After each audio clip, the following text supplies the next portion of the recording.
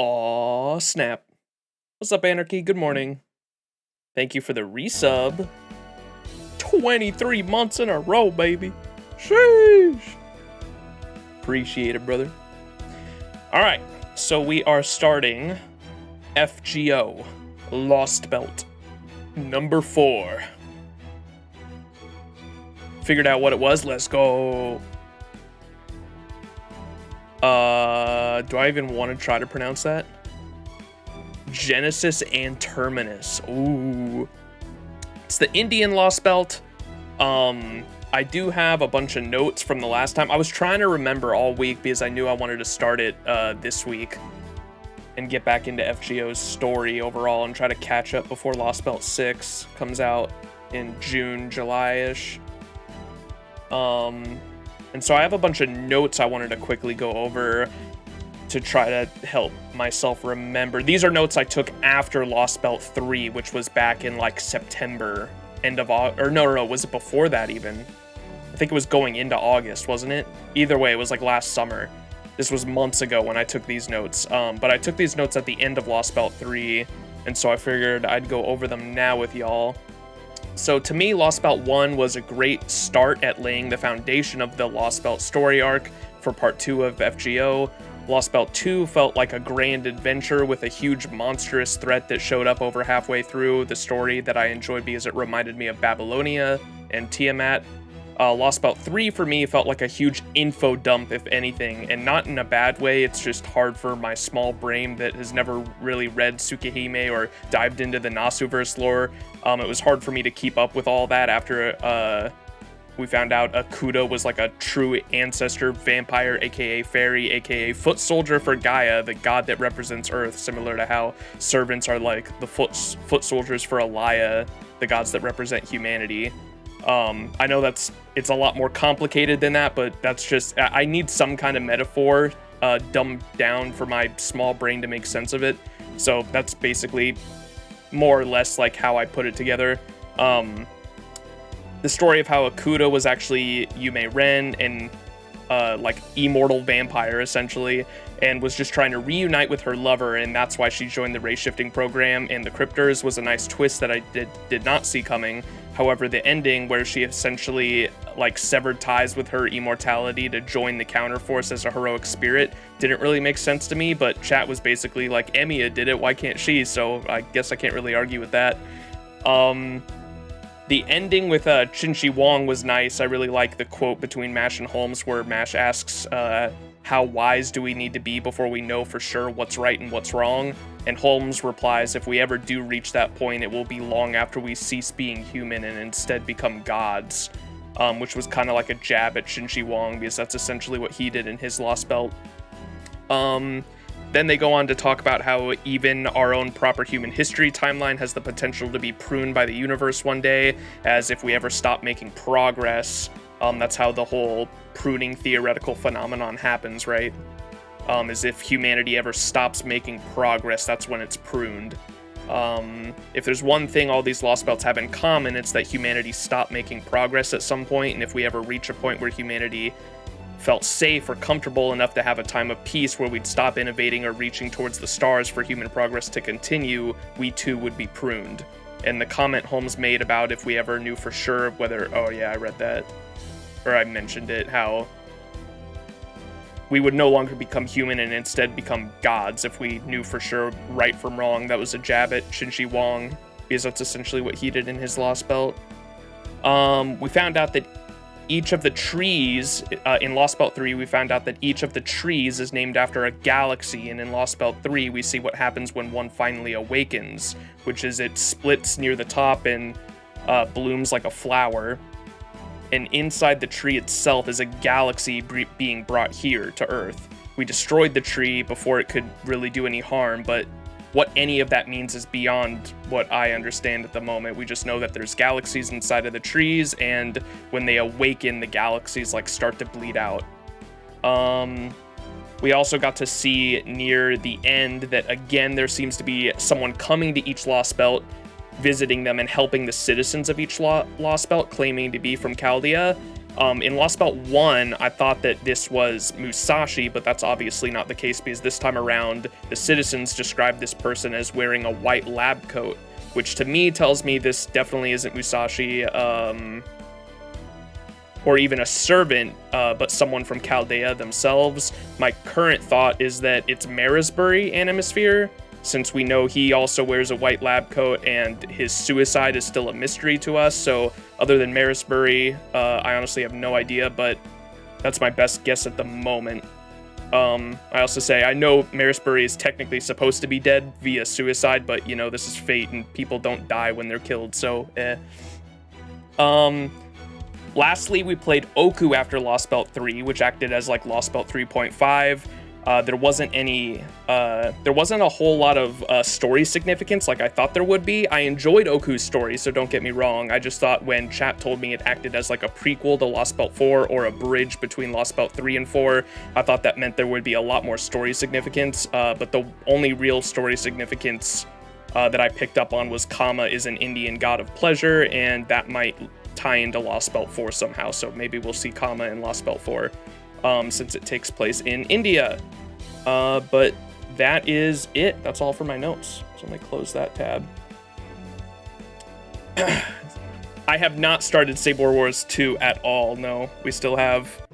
I will read it at some point, but I wanted to do the stories in like big chunks, and I'm assuming there's time gates like there is with every event, so I didn't want to get to the Saber Wars event until... later into the event, and we can like read the whole story like all at once or something like that.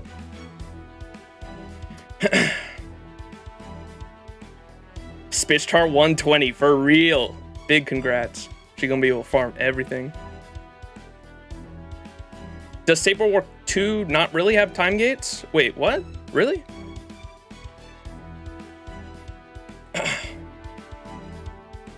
So I can do the whole thing in like one big stream?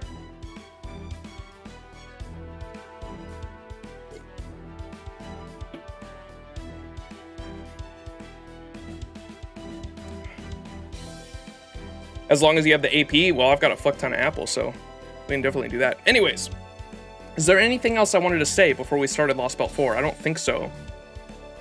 That was just a quick recap of all my notes after Lostbelt 3. I think we're good, though.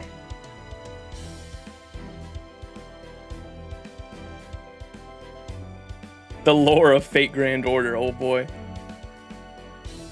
Just need to farm some event currency to progress. Oh, okay. Gotcha. Okay, well, maybe we'll do that this weekend then.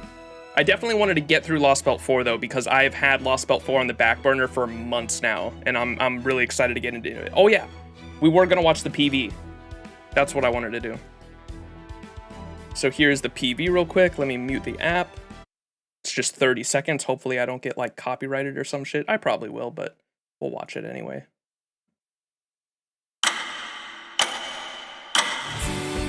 とってもいいことだと思うわ。それは繰り返す破壊と再生、崩壊と創造の神話、祈り満ちる苦音の世界に最後の神は君臨し続ける。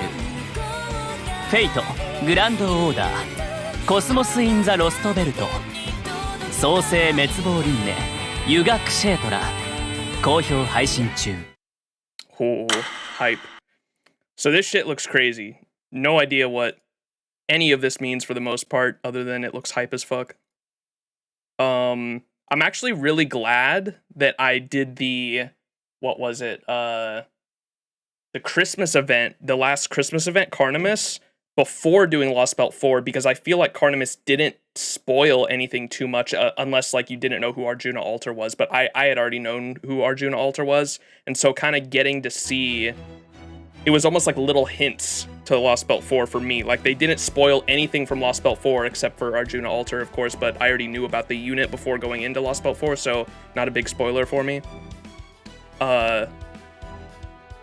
But there were like little bits and pieces, like how Arjuna Altar acted near the end of the Carnimus story, and the whole dynamic between normal Arjuna and Karna was cool to see, and so obviously at the end of the PV here you can see Arjuna Altar, and then There's Karna right there. So just seeing these two fucking in the same Lostbelt together has me really hyped. It's gonna be fucking good. Alright, there's the preview though. Without further ado, let's hop right into it. Trailers are evil? Is there just too much spoilers? I already had I think I know like a majority of the servants that are going to be in it. That's just spoiled for me just due to, you know, that's like even like Lostbelt 6 isn't out, but I already know a majority of the units that are going to be in it just because JP spoils it with the units itself. I don't know any context, but that's like the same thing here. I know the people that are going to be in here, but I don't know any context whatsoever. So without further ado, let's get into Lostbelt 4.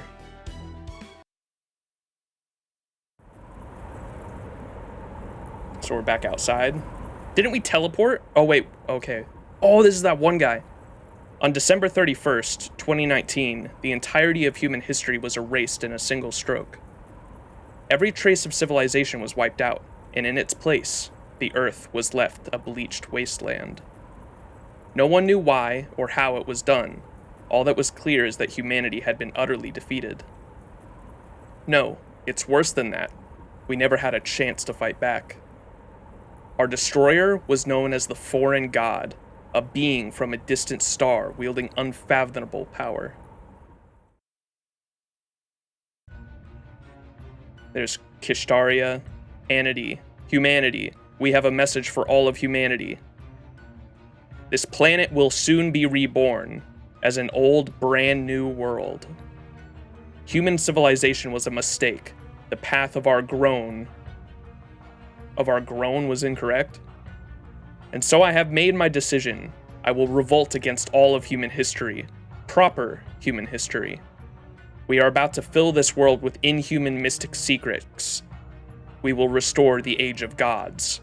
To that end, the gods have descended from a far-off galaxy, and in their wisdom, they have used 7 seeds to select new leaders. These leaders will remake this planet as they see fit, and the one who reigns supreme shall be given the right to renew the world itself.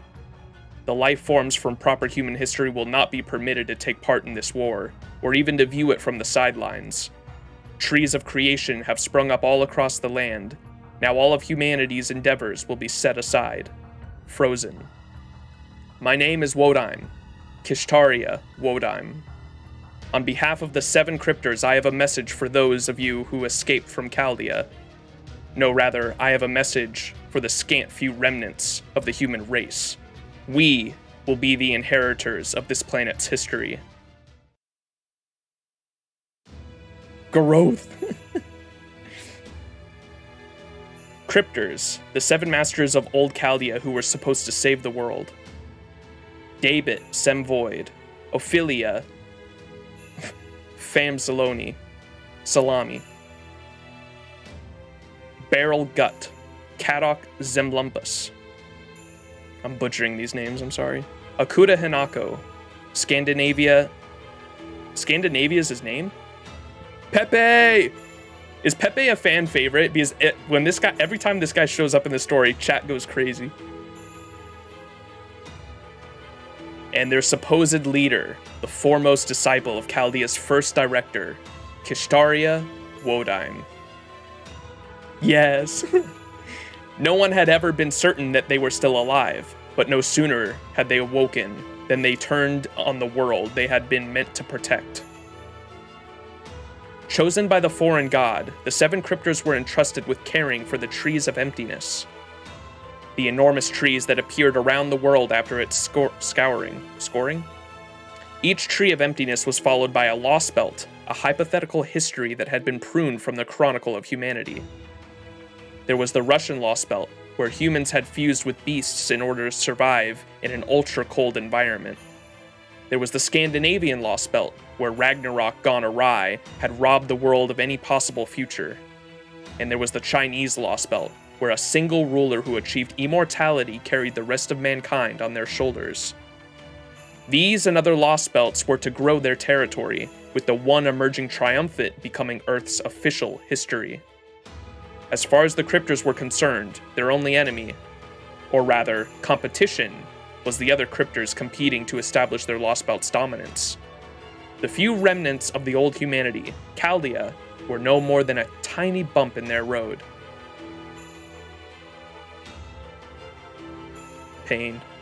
Before the world was wiped clean, the cryptors had mounted an attack on the Chaldea Security Organization's headquarters and destroyed them. Chaldea was frozen solid, and race-shifting, the only possible means by which humanity could have prevented the Great Reset, was lost. No! Pain.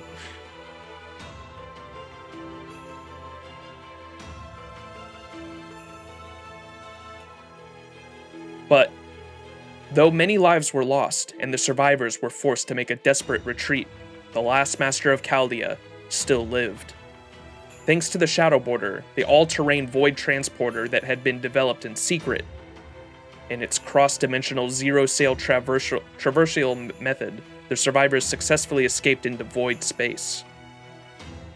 Having evaded the Great Reset, they emerged in the Russian Lostbelt a few months later in April of 2020. They went to defeat Kadok Zemlumpus, the cryptor assigned to the Russian Lostbelt, overthrow the Lostbelt's king, Ivan the Terrible, and cut down its Tree of Emptiness. Well, we didn't cut it down. Then, after another battle in Scandinavian Lostbelt, they arrived at the Wandering Sea, a workshop that was home to the only other survivors of humanity. Now, they have gained a new ally in is it Xion or Sion? Kishtari and Pepe are fan favorites. Kishtari is the fan favorite, I'd argue, but Pepe is a close second. Pepe.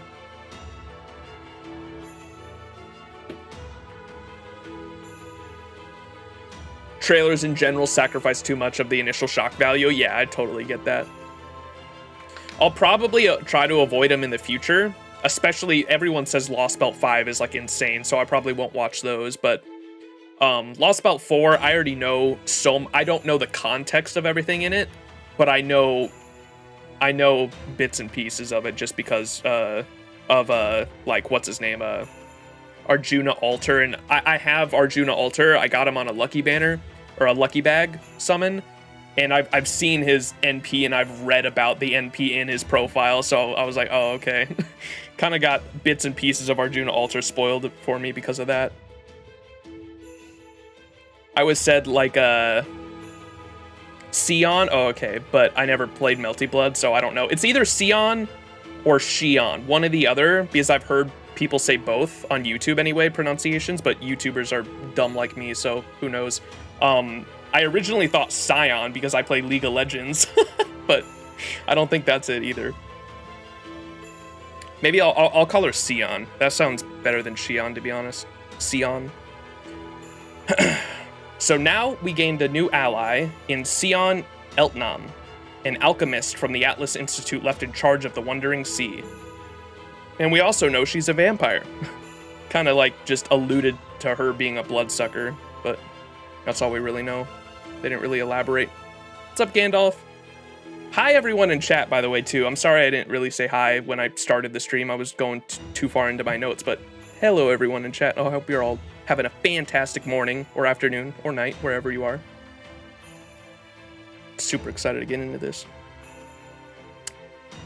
And we are now setting on our next step of our quest to defeat the cryptors and the foreign god. We still don't know what the foreign god is or like anything about it either, which is sketchy. We know the priestess, which I originally thought was the foreign god, but in the last Lostbelt, in the Chinese Lostbelt, Koyanskaya was in the prison cell, and it's called the Foreign Priestess, right? And it approached Koyanskaya in her prison cell, and Shinshi Wong was like saying Koyanskaya was like talking to the wall, and she was like, wow, you think you're so smart, but you can't even see the really important things that are right in front of you because the Foreign Priestess is just not visible to the or it is visible to the naked eye, but not like technology, because when the Foreign Priestess showed up in Lostbelt 1, they couldn't see her on the radar like at all. which was interesting. Or there was just nothing there. There was just like a black hole where there should be just data. So interesting, but we still know nothing about the foreign priestess other than it's just called the foreign priestess, and it is not, it's like an emissary for the foreign god is how I understand her, but that's it. Oh, was she the one telling us the recap? That's funny. Is this a bot?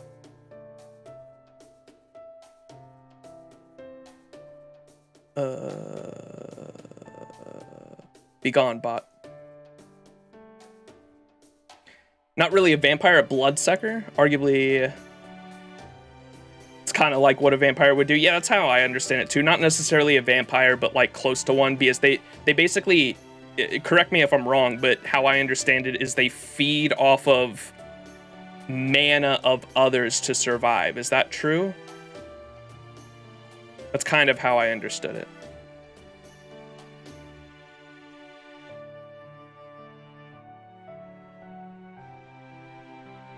Maybe. She straight up actually drinks blood? What? Is it not for the mana in the blood? That's kind of what I was thinking. Or she just actually needs blood. What weapon class should I go for? Wait, what? I don't know what you're talking about, Anarchy.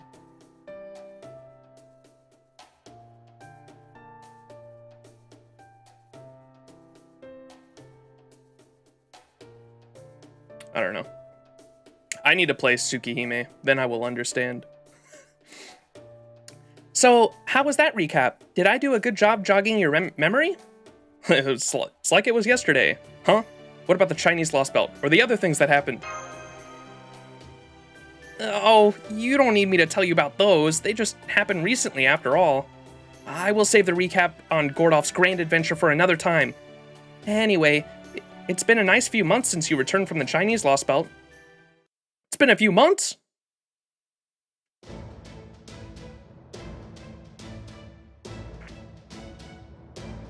Once you're all rested up, I'm going to have you head out to your next order, Lostbelt number 4, where you will investigate a strange Lostbelt that has been repeatedly expanding and contracting.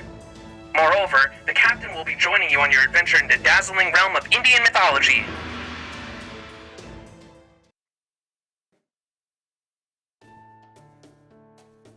What's up, Wilcon? How you doing? Hope your gacha has been kind recently. It's been all right. She's in Melty, not Tsukihime? Wait, what? Isn't Melty Blood just a fighting game? I thought Melty Blood was Tsukihime universe. I think Dead Apostles, MW2 camos. You're on the home stretch. Aw, shit. What's up, Samir? Dead Apostles can just eat human meat too, but I wouldn't know the remake changing their whole system. Oh, did it? What the fuck? That's annoying. I think that's what I've heard people say, that if a lot of people say that they don't want a Fate route anime by Ufotable, because if they did, they know that fucking Nasu would just get on the train of like remaking that entire route for the most part. Like he wouldn't want it to be made like the way it was if they ended up actually doing another Fate route adaptation. They just fucking change everything. What the fuck, Anarchy? They're laughing at each other. Melty is one of the possible sequels to Tsukihime. What? Okay. Wait, what's the story? Wait, Melty Blood is actually a story game? Is it? Because I thought Melty Blood was just a fighting game. Not much, man. Had to call off work because bad migraine. How are you? That sucks. I'm sorry. I'm doing fantastic though. Yes? What the frick? Okay, maybe I'll fucking... I was planning on getting Melty Blood at some point just because I'm... Saber. Because Saber's in it. But, shit, if there's story, I'll probably have to. But I want to I need to read Tsukihime, too. I got Witch of the Holy Night. I bought it. The physical version will be here at the end of January. I need to play that and then go on to Tsukihime. Melty Blood totally is a story game? Oh, shit. And also can't write anything that isn't a visual novel. He will make a new visual novel just for the anime, just for it to become an anime adaptation. Upgrading a PC finally a note? Hey, let's go. Tsukihime Remake has changed a bit of stuff from the 2 main routes. Type Lumina's story, but less serious than the other Melties. If it's not a visual novel, it's just a visual novel with gameplay glued on top of it. Yeah. All right. Of course, if I had known then it would take this long to get ready, I wouldn't have hyped it up as much. My original calculations had me modifying, convincing Captain a bit sooner than this. Hey, it wasn't your fault we all got caught up in the ordeal.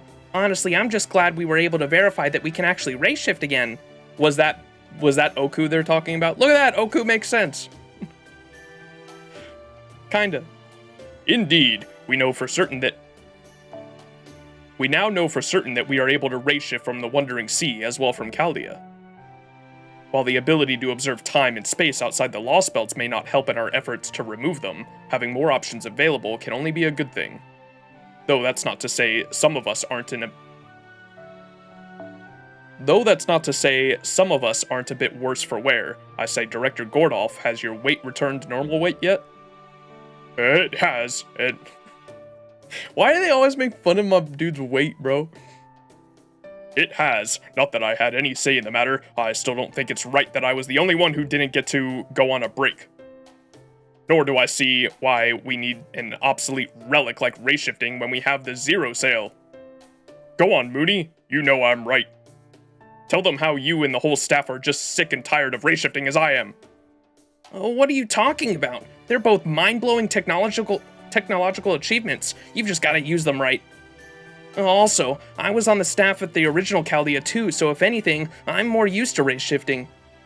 You agree with me, right, Max? Race shifting is way more fun than zero sailing, isn't it?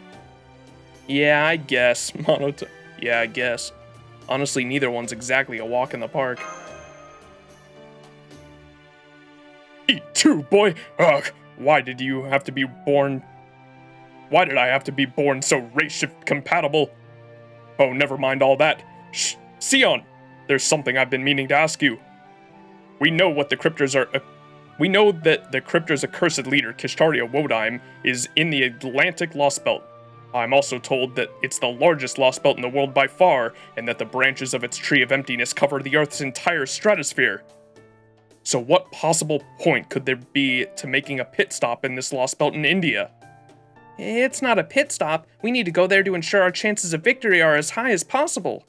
According to Trismegistus, am I saying that right? According to Trismegistus, the ocean occupies most of the Atlantic Lostbelt's territory. And we are not talking a modern-day ocean here. We are talking about one from the Age of Gods, filled to the brim with ether and demonic beasts. As things stand now, we have no way of crossing an ocean like that safely. If you were to enter the Atlantic Lostbelt now, you would just end up as so much seaweed. I see. Does that mean we can't get there in the border? I'm afraid not. Sion and I have been talking about it, and we both came to the conclusion that it's just not possible to make the border seaworthy while preserving its existing functionality. Just because it can sail in void space doesn't mean it can do the same in reality space. Each ocean requires a completely different means of traversal. And since the border is an all-terrain void transporter, we can't allocate that many resources only to make it capable of sailing on real water. I guess we could technically do it if we made the hole bigger, but if we did that, we wouldn't have nearly enough staff to run it. A vehicle that size would need at least 60 professionals to be operated. Can you guess what resource we are the lowest on right now? I guess that would mean human resources. Munir and the rest of the border staff are all doing their best, but... Right. So if you were going to acquire what we need in the Indian Lostbelt... Follow? So you want us to recruit more people there? No, nothing like that. We already know that you can't bring anything native to a Lostbelt outside of it, right? No, this is a simple matter of earthbound coordinates. India has everything we currently lack, so you're going to go there and get it all in one fell swoop. Is that not right, Captain? We are all done making adjustments and attachments over here. All you have to do now is personally activate the Aranax Phantasm in India and attach it. Yes, I'll go with them. It's been several months since I started helping out with the border's maintenance. It might be a slow sea turtle, but I can't help but have some affection for it after all this time. And I know the Phantasm needs to be activated very carefully with a precise ritual and only at a particular coordinates. I don't know if we can even use it in a Lostbelt or not, but we'll never know unless we try. That said, I'm the one who's going to decide what it becomes. That part is non-negotiable. And if I decide it's not going to work, I'm going to come back on my own. Got that, Sion? Sure, as your master, I'm okay with that, though I seriously doubt you are capable of being so heartless. What are you talking about?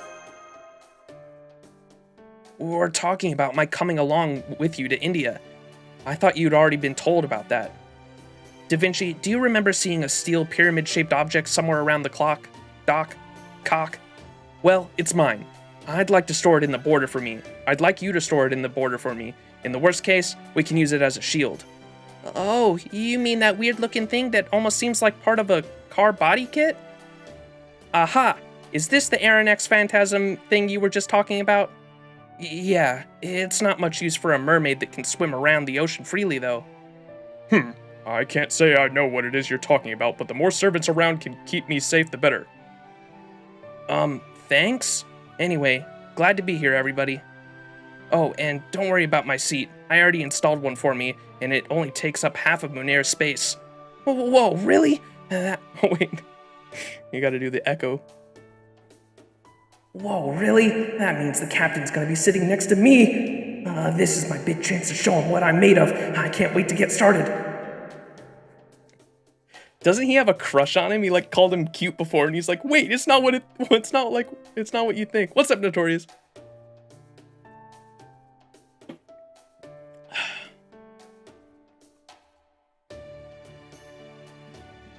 Yeah, I think the race shift, they were referencing Oku as well, since that took place in between these two Lostbelts.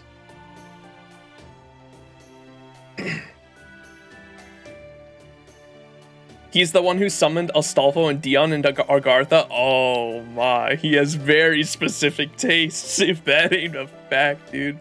My boy likes femboys, okay. Based. Alright. But is that our only objective in India? Does this mean we don't have to cut down its Tree of Emptiness? No, you will definitely be needing to eliminate the Indian Lostbelt while you're there. And given that it seems to be indirectly responsible for the recent race shift incident, the Indian Lostbelt.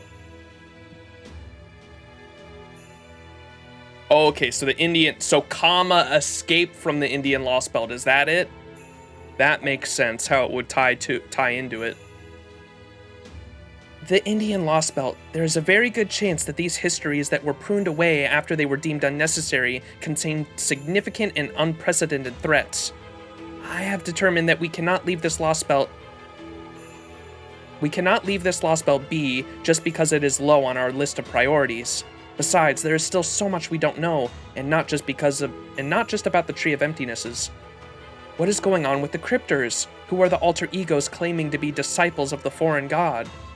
Every Lostbelt we investigate provides us with more data. Max, Mash, Da Vinci, Gordoff, Munair? As the one supervising the command room, and as someone personally wishing for your success, there is something I wish to say. You need to eliminate every Lostbelt. We have no choice but to fight, regardless of how painful that choice is. You need to eliminate them both to improve our chances of victory during the inevitable climactic confrontation, and to return human history to its proper place. Sion. My question at the moment in the story anyway is how do we even know that getting rid of all the Lostbelts will return proper human history? Because there's no guarantee that's even going to happen, right? At the moment anyway. Maybe we're just hoping something. We're just hoping like all we can do is fight, right? I guess.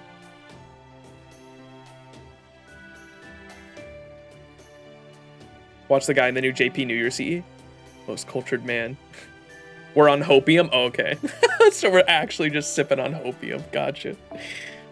Oh, whoops, scratch that. I should know better than to get overly serious before you have even headed out on a mission. I am sure we will run into more than enough trouble in the Lostbelts, so we should at least try to enjoy ourselves while we are at the base. Alright, that is it for now. Please make sure to review the particulars of the mission on your mobile devices. This order will commence at dawn. Be sure to get plenty of sleep and come to the dock by the time we agreed on. Got it. Roger that.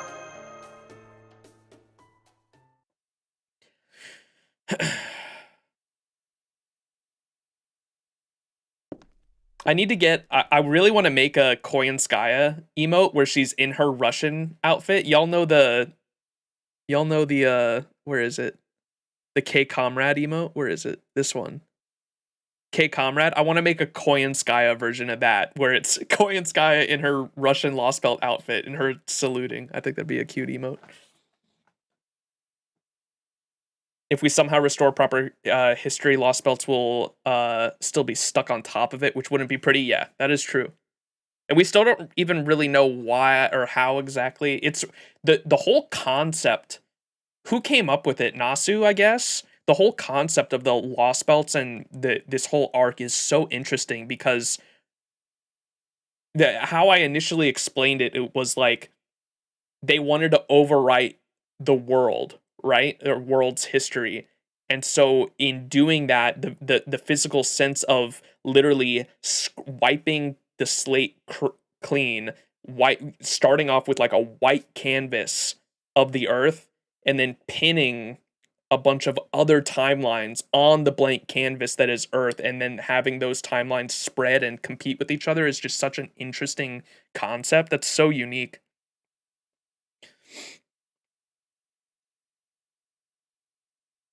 Hi neighbor, we are going to murder you because that may or may not bring you back to our world.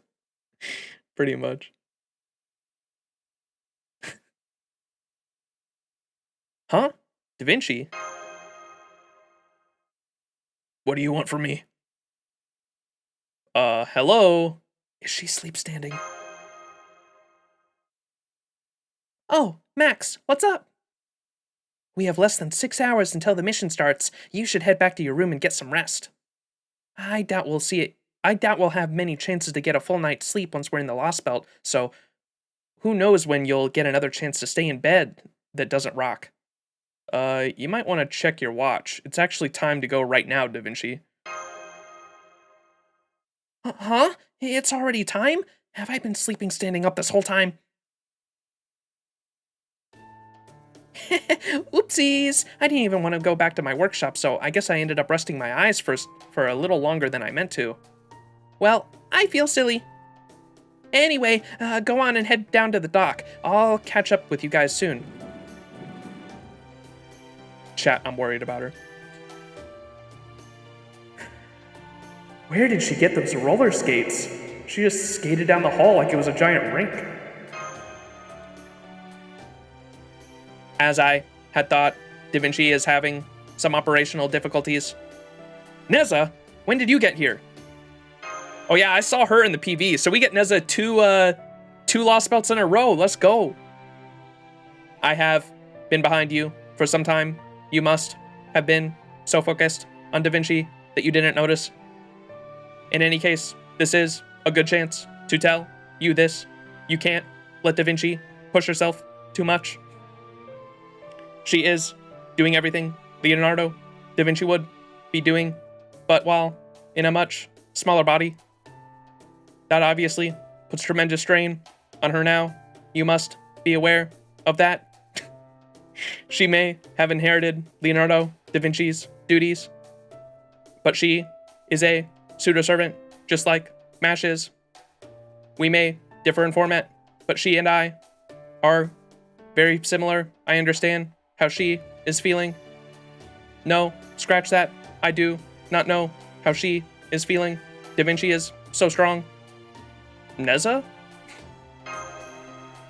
Oops, I overworked myself so hard I fell unconscious for 6 hours while standing. Right. I said too much. My apologies. So please, keep this between us. Promise? Oh no, dude. Last time something like this happened, it was in part 1 and they were foreshadowing like Mash dying, dude. Oh boy. I am coming along to the Indian Lostbelt. I hope we can continue to get along. Same here. Glad to have you with us again. Understood. I promise I will not let you down. That said, the jewel in my chest is acting up a bit. I don't think this is ever happened to me before. The Indian Lostbelt is a very bad place. Every part of my spirit origin is warning me not to go. Even so, every Lostbelt is dangerous. I am the crown Prince Neza. I must not back down from a challenge. If things go bad, I know you will help me. I'm sure I have nothing to worry about. Let's go. The others are waiting. God, that was a lot of Neza text. Usually she only talks for like a sentence or two. Oh man, sorry I'm late. I can't believe I took so long to get ready.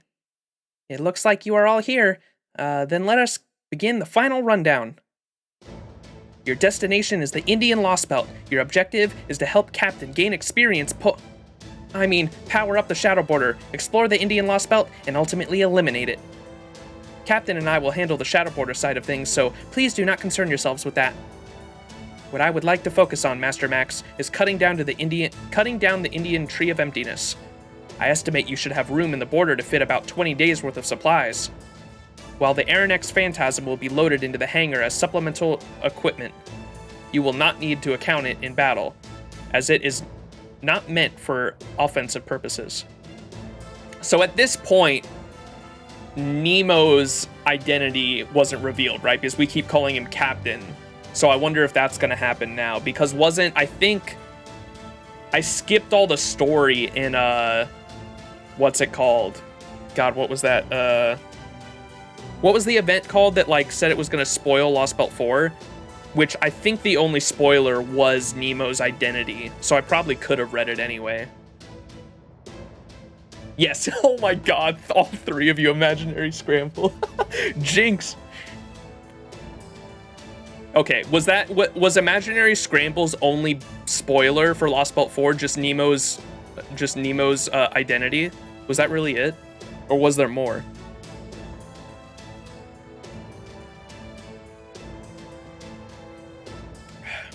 Because if that was it, I kind of feel bummed that I didn't read it. I probably could have. Because Van Gogh's story sounds interesting.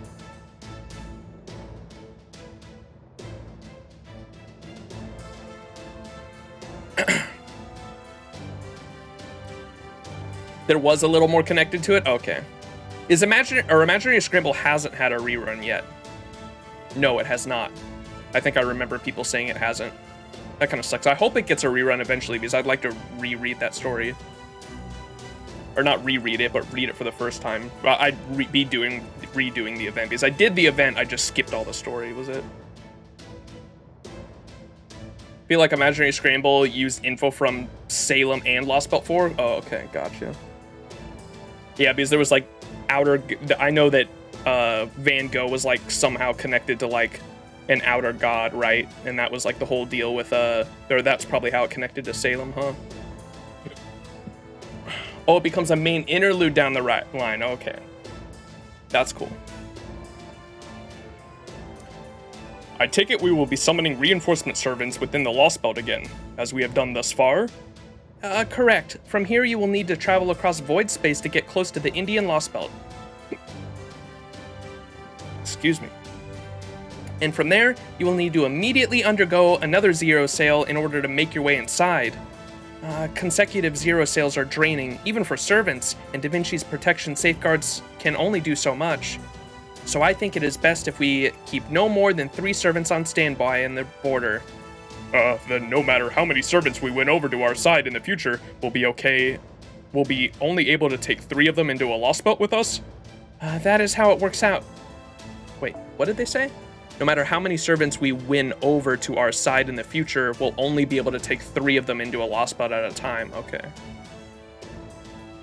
That is how it works. Whoops. That is how it works out, yes. I am not saying we can never send more than 3 if we really have to, but the servants summoned inside a Lostbelt are more powerful anyway. That makes sense. So when you get there, I would like you to secure a ley line and use Mash's holy relic to form contracts with the new heroic spirits, just as you have in the other Lostbelts. Alright then, as the Wandering Sea Command Room Supervisor, I have an order for those of you on the field team. As of this moment, Novum Chaldea will be transitioning to its first battle position. Field team, go ahead and board the border, starting with Master Max. Once I have confirmed all of your vitals are green, you will begin a zero sail, and officially commence Order Lostbelt number 4, along with its suborder, Horned Monster. Make sure you all give it everything you have, and I look forward to your safe return. Hell yeah. Where to set out?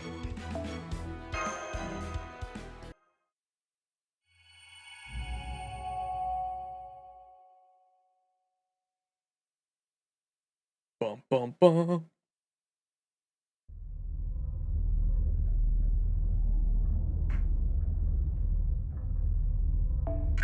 Activating Paper Moon, initiating planet navigational chart +- convergence, commencing Shadow Borders docking sequence into reality boundary. Proper human history resemblance C, Lostbelt death A. Firing existence verification tether into reality space, anchor point at heroic spirit. Virtual nautical chart confirmed. Zero sail complete, emerging into reality space.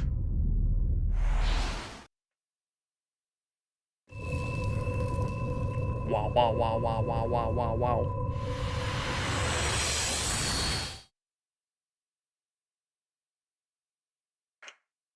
Reality space anchor secured. Reality verification complete. Establishing Shadow Border's existence within the Lostbelt. Zero sail return successful.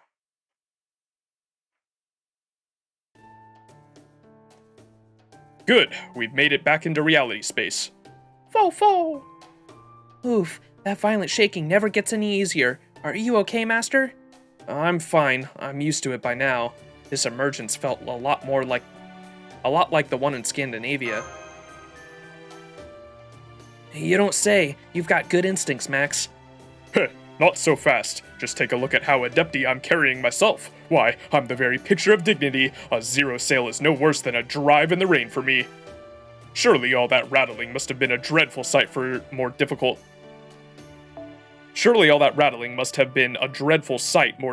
for a freshly summoned servant who's never left the lukewarm base of yours, no? I feel quite as powerless as a krill, one already in a whale's stomach at that. But never mind, so long as I am at sea, even the most violent upheaval is a gentle breeze to me. If anyone should be worried about getting seasick, it's you guys. This ship could and should be more comfortable. In particular, I'd like to add a bit more in the way of padding to my cushions. A good captain must always take care of his crew, after all. Had I known how uncomfortable these chairs were, I would have prioritized making improvements. Hey, I'm glad to work together to keep the border systems in good shape. But I'm not about to let you go tinkering with my tiny things like that on your own anytime soon.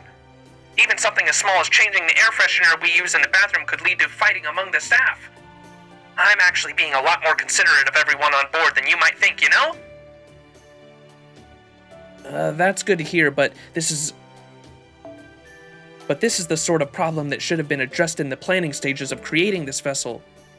You might have the most advanced vessel in the world, but it will do you little good if your crew is too low spirits to make proper use of it. I'd guess the previous Da Vinci had no idea how difficult a voyage at sea could be. Ouch! Well, you've got me there.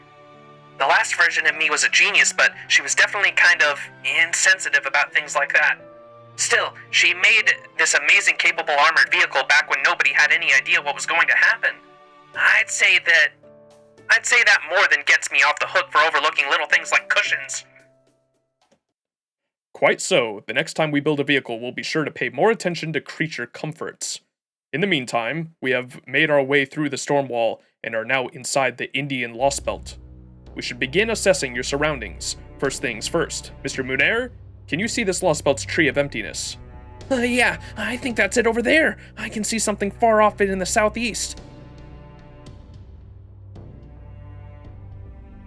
Oh shit, is it already alive? Because the last Lostbelt tree was the first one we saw that came alive.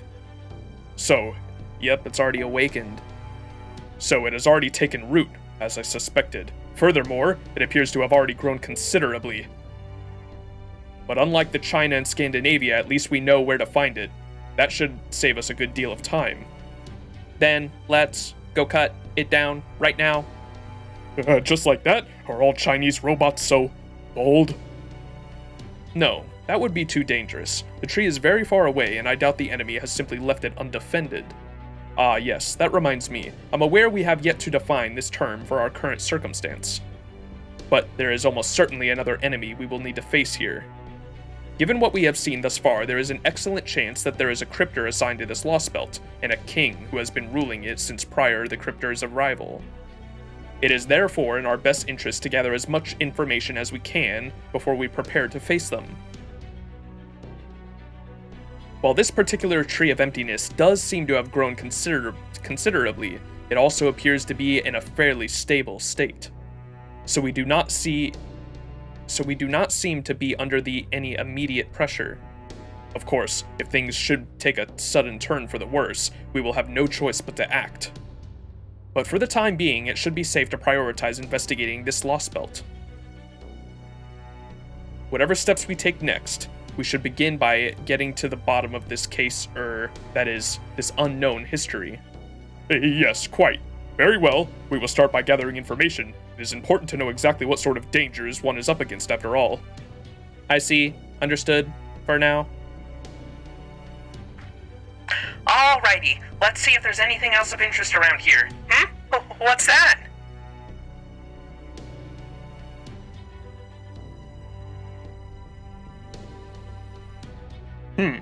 It would seem there is something else visible to the naked eye here. Something a fair distance from the Tree of Emptiness, in its own right.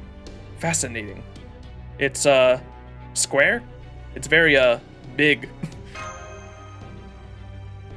Oh, what in the hell is that? Is it natural? Man-made? Hurry up and scan it, man! I'm working on it, come on! It's no use, I can't get a read on it with anything. It's like it's deflecting any attempts to scan it. I thought it might be some sort of magecraft-based structure, but if it doesn't show up on any magical energy scans, perhaps it isn't.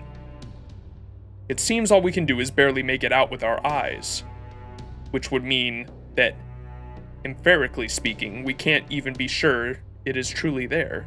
I suppose one possible explanation is that we are all just seeing things. You mean a mass hallucination? As in a vision from space? Warm hospitality? A frightening girl? My head.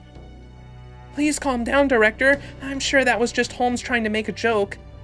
Fo. At any rate, the only thing we can say for sure is, at this point, we have no idea what's really going on. Though I do wonder if this may have anything to do with that mysterious girl we saw near Russia's Tree of Emptiness. Yeah. In the sense that we could also see her despite being unable to observe her with any instrumentation. Then again, I suppose she did technically appear as a sort of blank spot on our sensors, They're talking about the alien priestess. The one that I originally thought was the alien god, but it's not. It's like what did Koyanskaya said? Koyanskaya said she speaks for the alien god, but we haven't heard her speak at all, so maybe she speaks like telepathically to Koyanskaya? I have no idea. Regardless, we still have far too little information to work with, so there is nothing to be gained from drawing conclusions now. I guess we might be able to get some readings if we got in close. I can't say I'm thrilled about the idea of getting near that thing, but if you want to head over there and try... Don't be daft. Why would... Fucking Gordov, man. Gordov having comma PTSD? True. That's what he was talking about? Oh, okay. Where was that again? A vision from space, warm hospitality, a frightening girl. He was comma PTSD. Okay, I didn't pick up on that. That's great. Don't be daft. Why would we try to go inside that thing when we don't know the first thing about it? Why, if something were to happen to the border, or to me, mankind's last hopes would be dashed for good. No, our first order of business is to ensure our surroundings are safe, and then to ensure I'm safe. Isn't that right, technical and administrator advisors? I like how he always makes, like, safe decisions, but it's always just to save his own ass. He's extremely cautious, I'll give him that. Hey, you're not wrong. Lostbelts do have their own population, so we know there's got to be a town around here somewhere. I can't tell yet if there's one near that giant cube or anywhere else nearby. But wherever we find one, we shouldn't get too close to it in the border. Remember what happened in China? So, if we're prioritizing information and supplies, I think we should start looking for a campsite. Luckily, the environmental readings are all stable, so we can assume we're safe enough to focus on keeping a low profile. I'd really rather not use any camo function if we can help it, since it's a major resource hog. Now, where's a good, out-of-the-way place we should hide the border around here? Aha! That rocky mountain over there looks promising.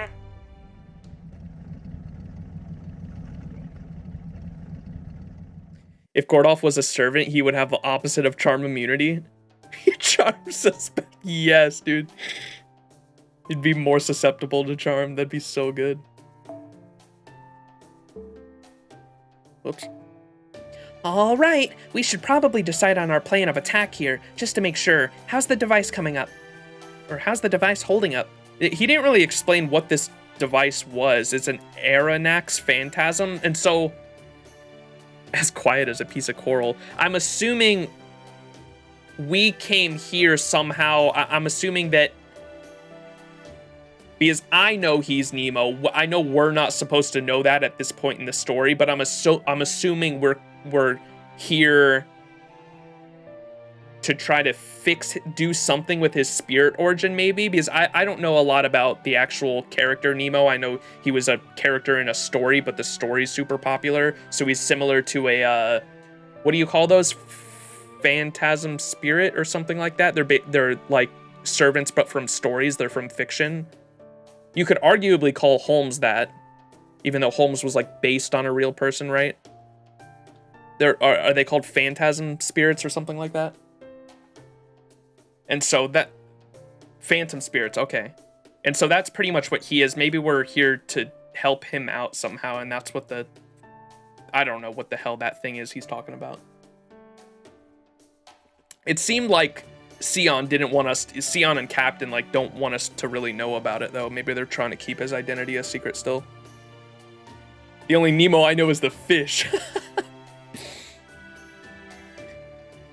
The Aranax phantasm is as quiet as a piece of coral. It's not about to wake up anytime soon. I was afraid of this. Even if we get the coordinates now, I won't be able to do the ritual to activate it as long as this Lostbelt's here. So we won't be able to fix your fancy new device or update the border until we get rid of this Lostbelt, huh? I thought that might be the case, but that doesn't make it any less sucky. Lucky? What did you... Whoops. It's not about being fictional as much as being from weak fiction, a combination of being recent and obscure, relatively speaking anyway. Gotcha.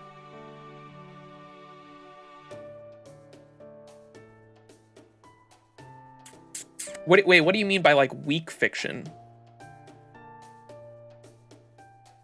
Like, weak as in, like, obscure, so, like, not a lot of facts around it?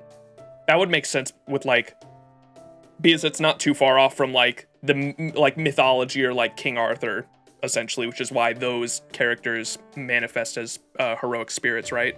In the same way. That makes sense. Oh, what did you expect? One can hardly hope to win first prize without taking part in the race. We will need to cut off this Lostbelt sooner or later, so if anything, this only helps us simplify the matters. Indeed. Now, as usual, my duty to defend the border, seeing as it's the last bastion of hope for mankind and all. Max and Mash, you two are on the field team. You will be working, well, in the field. Given that this will be the fourth Lostbelt you've investigated, you should be old hands at it by now. Understood. I'll do my best. I've never seen the Mysterious Island movie either. I just know who's the writer. I can't remember the writer, but it's the same person that wrote what's the other one? Journey to the Center of the Earth, I think, right?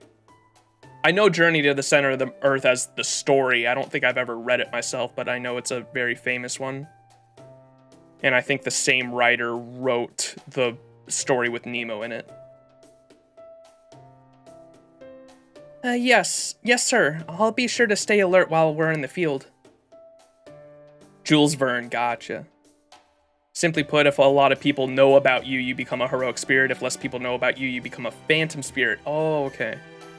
Just as an example, nursery rhyme exists, and she's literally a collection of stories. That makes sense. Gotcha. Like I said before, the environment...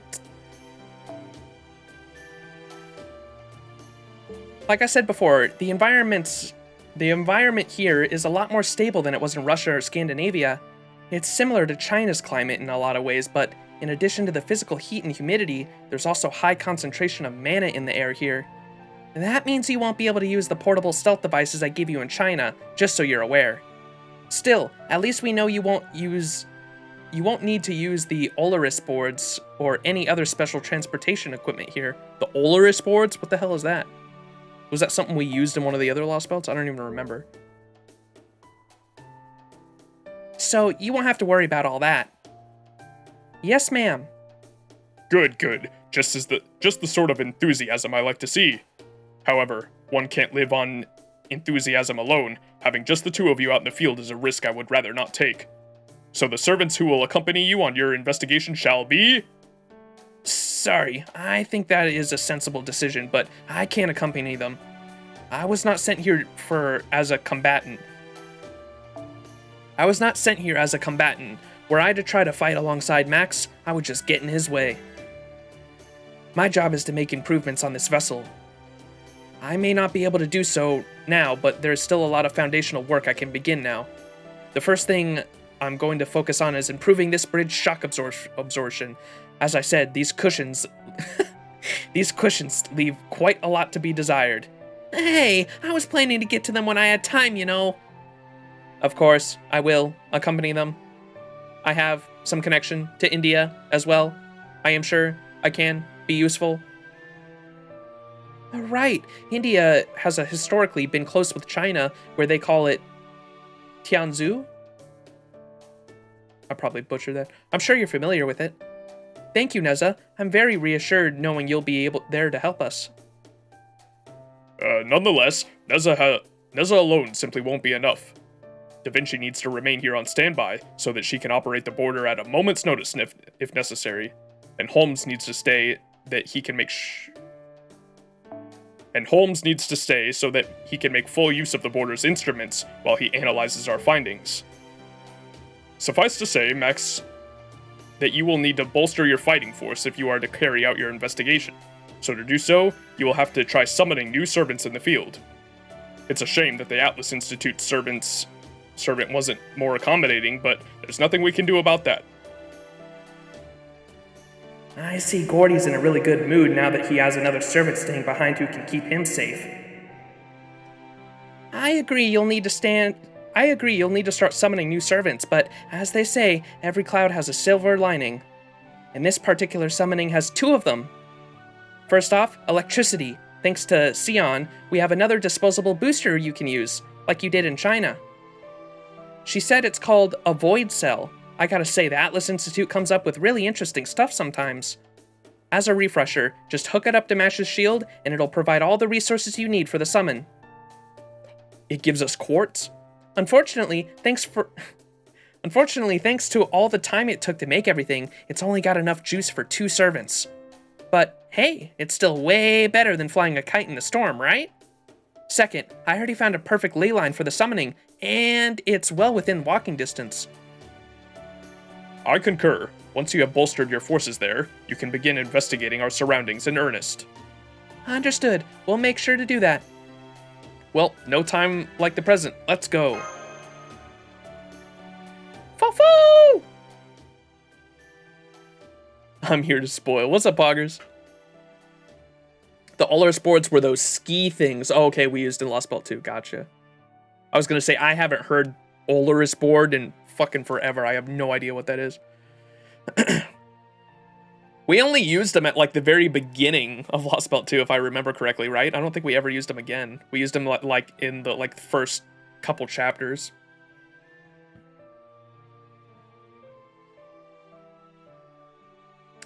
You sure you're okay with this, Gordy? Oh, what do you mean? Oh, you know, I just figured you'd want to say, "Hold it, I'm the director, and I give the orders around here," or something like that. Oh. Well, I will admit, I did come up with a few authoritative directives ahead of time. But I ultimately decided they weren't necessary, given how this Lostbelt seems fairly peaceful. And if there is no point in saying them, well, why waste my breath? It's only good sense. Of course there's a point to them. They're very important. Go on, Gordy, hurry up and say something. Well, if you insist, and if it's not too late. Hold it! You're forgetting something pivotal. Oh, what's that? Your commander's orders, of course! We can't start an operation without them! Go on now, line up, back straight, never mind the salute, just listen up. Max, as the captain of the Shadow Border and the directive of Chaldea, here are your orders.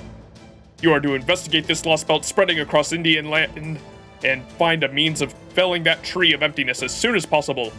In addition to eliminating this Lostbelt and protecting Earth from this invasion, you are also to secure a path that will enable us to further modify and evolve the Shadow Border. Yes, sir. We're on it.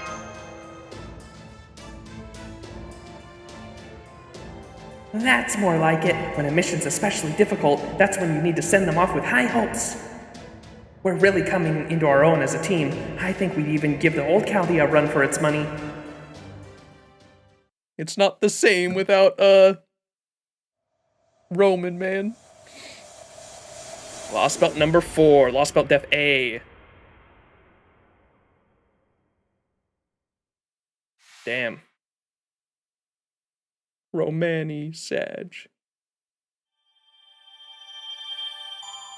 1 Saint Quartz, let's go. Here we are. This is what it looks like. Zoom out. Oh, look at the fucking tree. Dude, the fact that these things have galaxies in them fucking blows my mind. I don't even know what the fuck that means. I'm excited to find out. Don't get me wrong. I just, like what the fuck? A tree with a galaxy inside of it. Like, what? Excited to find out, though. Oh, and there's that thing. Oh, wait. It's a cube. They mentioned this when the cryptors were meeting, I think. Didn't one of the cryptors ask Pepe? They were like, and how are you handling that cube in your Lostbelt? This is definitely what they were talking about. What the fuck? Okay. Wow, it's very pretty. Here we go. Now, do you have Pocky for this FGO stream? I sure do. I haven't opened it yet. Pepe asked David about it. Oh, okay, he was asking him for like advice, right? The fucking airish emote. That's so cute.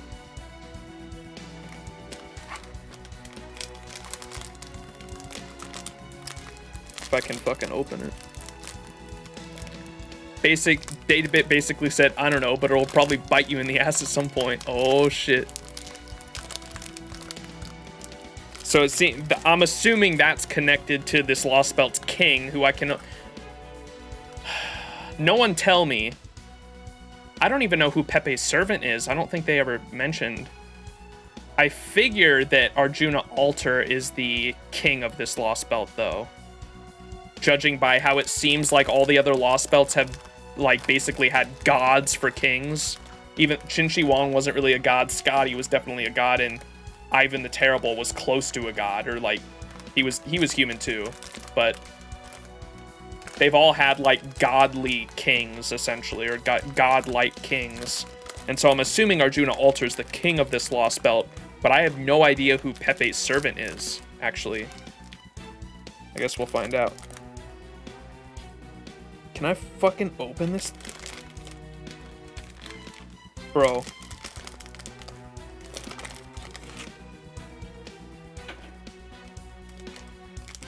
I'm gonna stab it.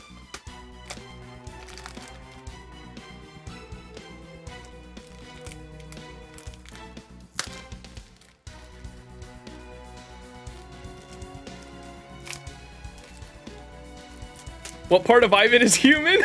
I meant that he was human.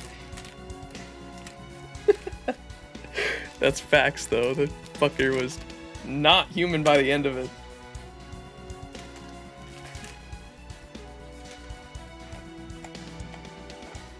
All right. Onward. Oh, shit. Level 76. Meeting hope in a lonely world.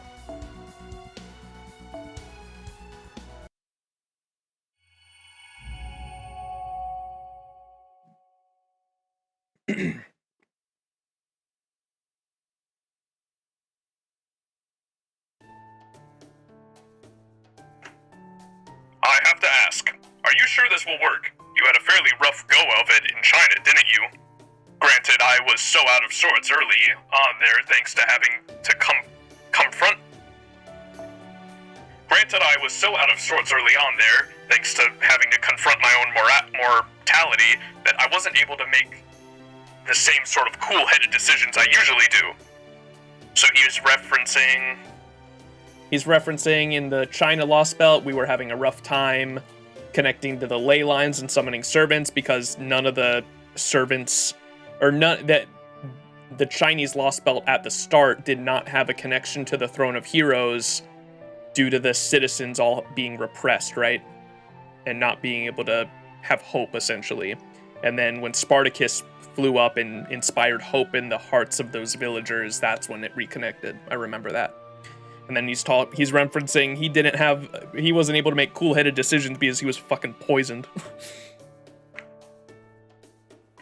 I actually don't quite remember what happened very well. Still, I do recall hearing something about being unable to summon servants there. You don't have to tell us. We're all fully aware. But I think we'll be okay. China was a unique situation, even for a Lostbelt. Still, for what it's worth, I don't think Max will have any trouble summoning capable servants here. Same. All we have to do now is give it a shot. Is everything ready, Mash? Yep, everything is in place for a summoning spell, and the connection to the Spirit Origin briefcase is stable. Running final checks, and done. Heroic Spirit Summoning System Fate, all systems green. Go ahead whenever you're ready, Master.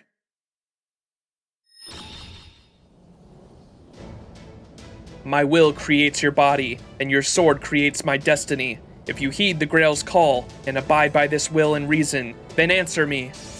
I hereby swear. I embody all that is good in the world. I shall defeat all that is evil in the world.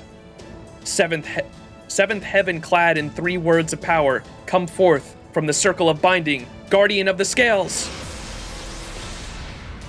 Yay! Rama! I haven't seen you since America.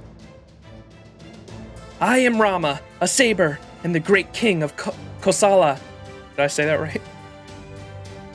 Hey, the boy!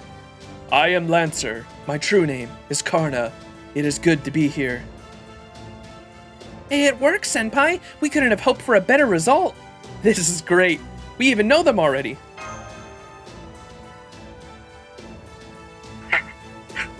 Whoa!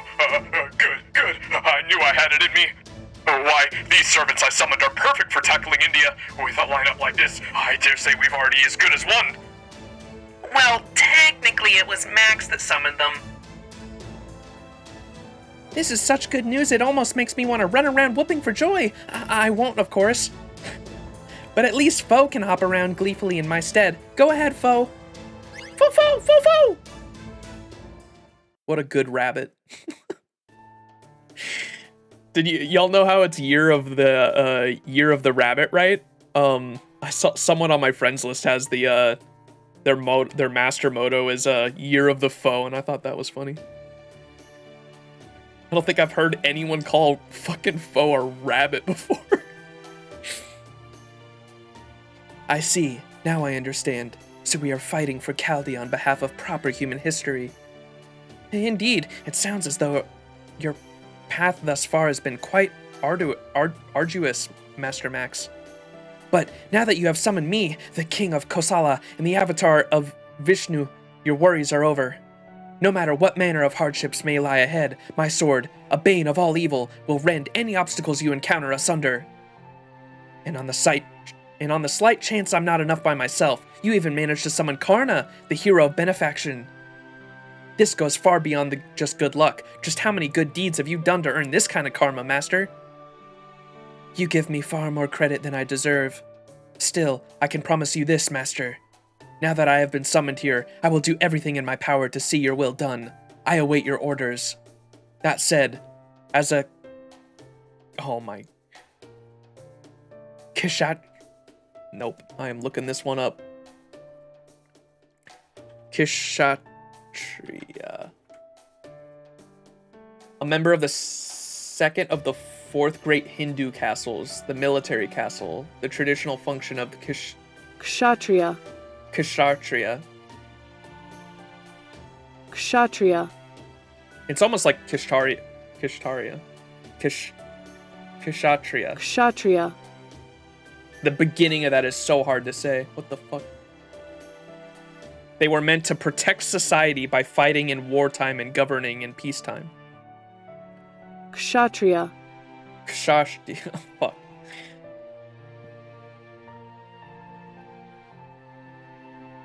Year of the Rabbit means lots of bunny girl art. Let's go. Rama doesn't know. We've done 3 good deeds indeed. Facts. He doesn't know. Clueless. That said, as a Kshatriya, I could ask for no greater honor than to fight alongside the king of Kosala. Truthfully, even I cannot deny that I feel fortune smiling upon us. How respectful of you, son of Surya. God of the sun, I will feel most reassured knowing you have my back. I'm gonna butcher so many words this Lostbelt, dude. You're really happy about this, huh, Mash? Oh, yes, although I'm also just relieved. Since I already know very well just how heroic and dependable they are. I'm so grateful they were the ones who chose to answer your call. Were they both from the American Lostbelt? We had Karna as well, huh? I think.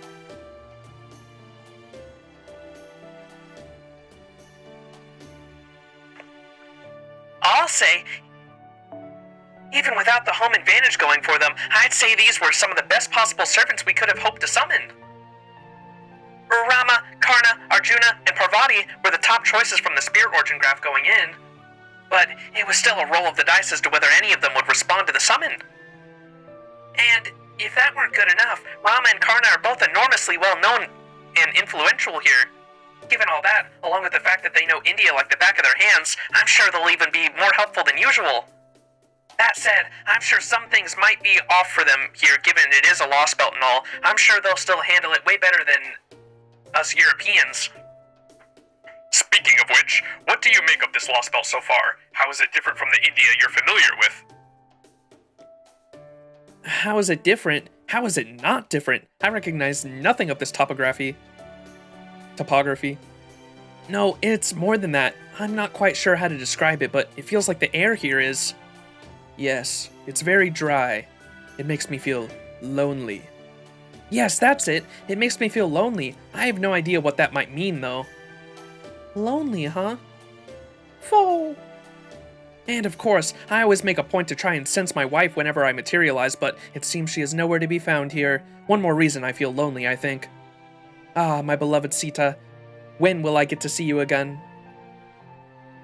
I don't sense anything familiar here either. Well, I suppose there is.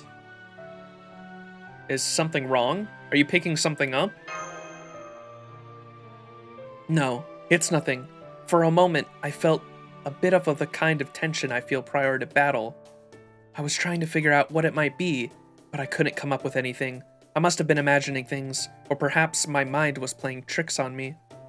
I'm sorry, I can't be clearer than that, Master. He's sensing Arjuna, huh? Very well then. What do you make of the mysterious cube off in that distance? To be honest, I have no idea. I've traveled to all manner of countries in my search for Sita, but I've never seen nor heard of anything like that. Nor have I. There's something about its shape that seems vaguely familiar. But I am sure that is not the kind of answer you are looking for. Not really, no. I could say it looks like a giant dice, or an enormous 3D puzzle, but that wouldn't do us any good. We want to know what it's made of, not what it looks like. If you proper human history servants don't know, then it's obviously something unique to this Lostbelt. In which case, the only way we'll find answers is by investigating it. You can start with our immediate surroundings, as I originally planned. Remember, the fate of the world hinges on us, so make sure you do your damn jobs. Hey, Master, I know he's your superior, but does he have to be so condescending? Does he know I'm a king? Sorry about that. He's a good guy at heart, I promise. Well, no matter. Given that I am a servant now, I can certainly overlook a transgression or two. He is definitely condescending, but also totally harmless. I recommend not dwelling on it. Fo. All right, why don't we get our investigation underway? We'll begin with the immediate vicinity, so just head in the direction we tell you to, and we should be all set. You might run into a wild animal or two along the way, but I'm sure you guys will be able to handle them just fine. Reason for battle. Rama is always so dramatic. Rama, oh, shut the fuck up, Manta. Begin this quest. 3 servants need to be set as starting members. Oh, what? Bullshit. Oh, only Mash? Alright, Mash, you're just gonna fucking... Yeah, let's give Mash Black Grail. Mash gonna NP straight out the gate.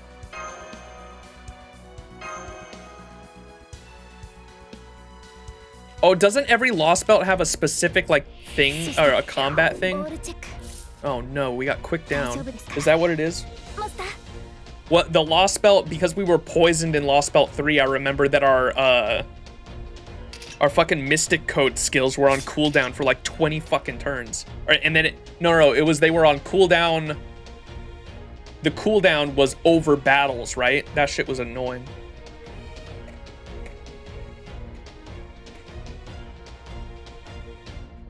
So if you used a master skill, it would have like a 50 cooldown and it would carry over to the next battle.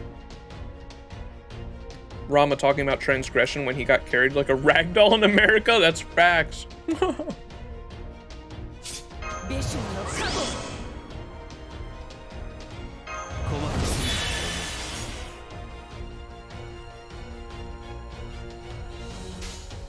Go, Mash, NP.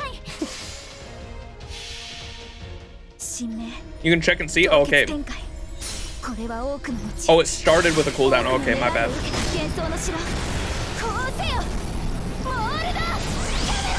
I still hate this Mash, man. I mean, some of the skills make sense, but some of them don't.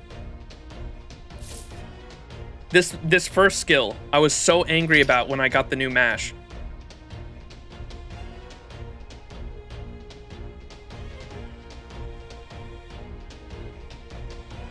Like, what? The other ones are alright. I definitely like the first Smash better. What was I gonna do?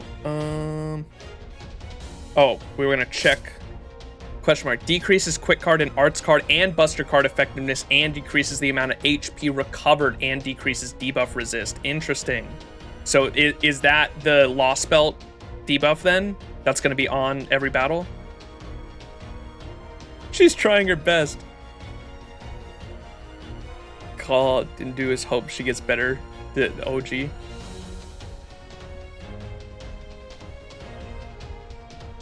Some class advantage. All right.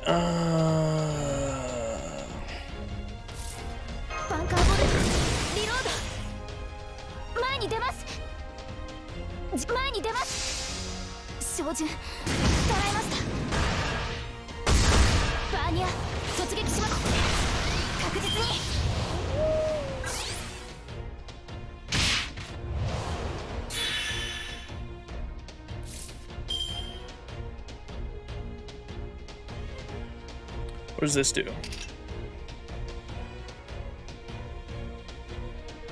NP seal. Okay, that might be useful.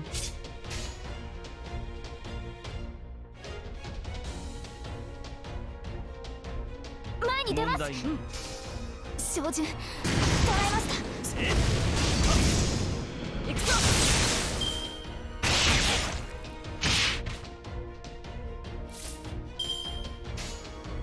ほう。悪く思い。問題に。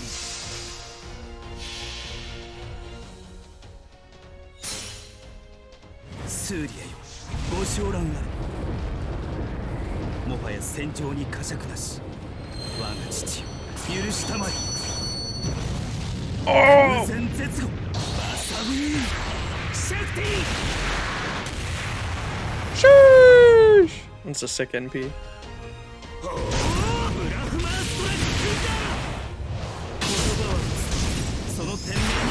Oh! It's just like Apocrypha.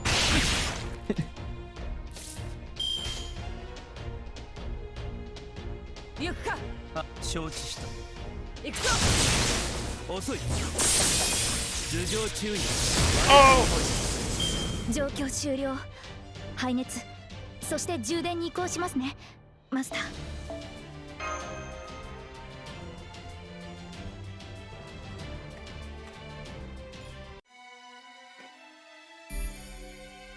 Lotus Plains.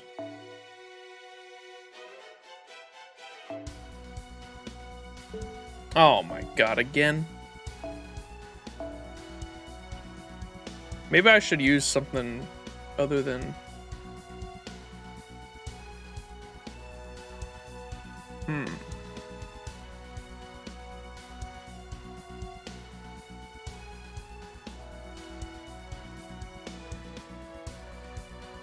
Or maybe not. It's probably fine. Karna's got some pretty cool animations. He does. We did it! We ended up running into some wild animals, but you all handled them no problem. That said... Foal? There's obviously something on your minds. You all look pretty puzzled. Indeed, now that I've had a quick warm-up, I can say for sure that there is something strange about this land. I agree, completely, but I can't figure out what it might be. Yes, compared to the one we know from proper human history, was it? It feels as though there is something unusual covering this entire world. Is it like the loneliness you mentioned before? Maybe, but not. It's nothing I can really put my finger on, nor can I put it into words. All I know for sure is that whatever it is preventing us from performing at our best. It doesn't mean we can't fight, but we definitely can't use 100% of our power. Okay, that's what the debuff is. Do you think it'll get better? Honestly, I don't know. Things might improve once we get used to it, but at this point, I just can't say. Nonetheless, I wouldn't pay too much heed. Even if we can't use all of our power, we still have more than enough to carry out your commands. So don't worry about us, Master. All you need to worry about is telling us what to do. Now then, it looks like we have more hungry beasts to deal with. Let's take care of them quickly so we can continue our investigation of our surroundings. Yay, reason for battle. You're a fan of 2030 on Ortnax Smash yourself? Okay, maybe I should put that on next. Yeah, it's probably nice for the other servants too, huh?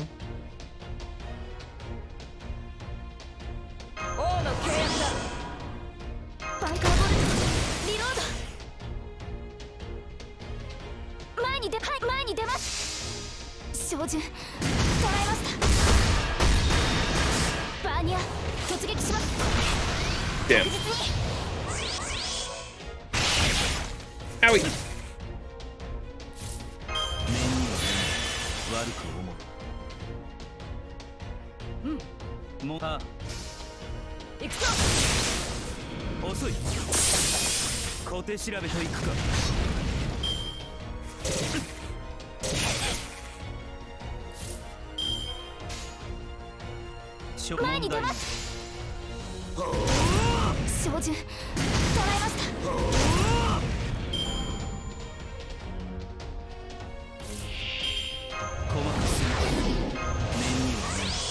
悪く思う。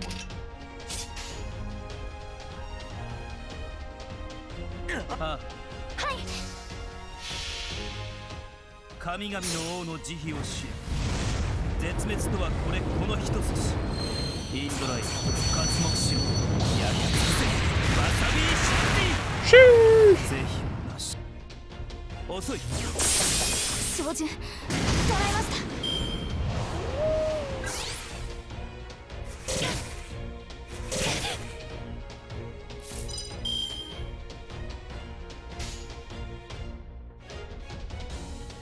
いいだろう。オルテナウスギジリ神明凍結展開。これは多くの道、多くの願いを受けた幻想の城。こうせよモールドキャメロット。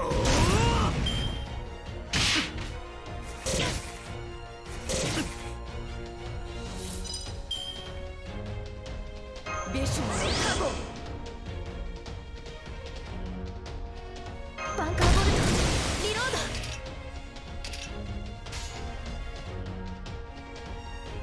ド。時短。あ、前に出ます。行くぞ。照準捉えました。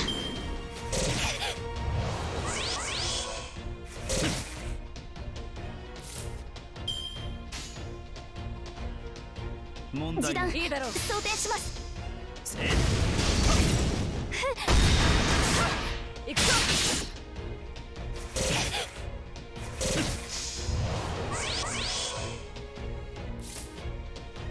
王の契約だ。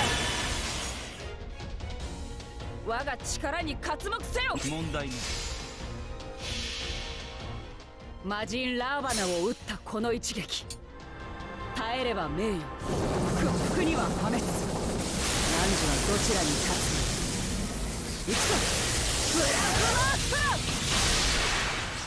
ロ。 Hell yeah. 損害想定内です。なんとかなりました、先輩。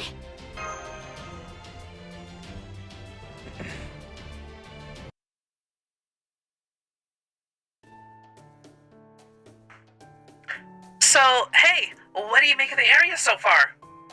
We've been able to get a handle on it to some degree on our end, but I'd still like to hear your thoughts on it now that you've experienced it for yourselves. Well, I can see a lot of placid bodies of water around here. They're all covered in lotus flowers, and it's very pretty. And there's also plenty of dry land, so we haven't had any problems walking around. Basically, it's surprisingly normal. It's almost strangely peaceful. Well, of course water is essential for living things to survive. It looks like there are large rivers here too, so it would seem it's just environmentally stable as China was. Oh? This signal, is that? Just as I suspected, a world with a pleasant climate is bound to have people, which also means it's bound to have towns. I just picked up on what appears to be one such town in the direction you're heading. I'll send you the coordinates now. Be sure to approach it with the utmost caution.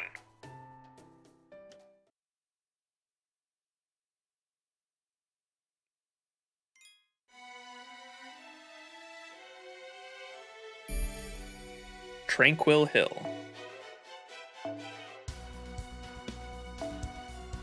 Can I fucking... Okay, finally, I can use my own servants. Let me... let me start 3-turning again, bro.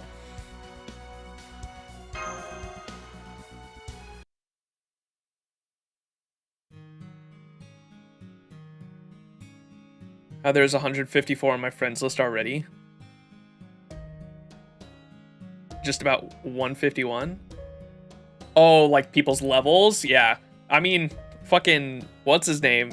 That guy's a mad lad. Toho Sniper? Toho Sniper hit 160 during the Christmas Lotto event.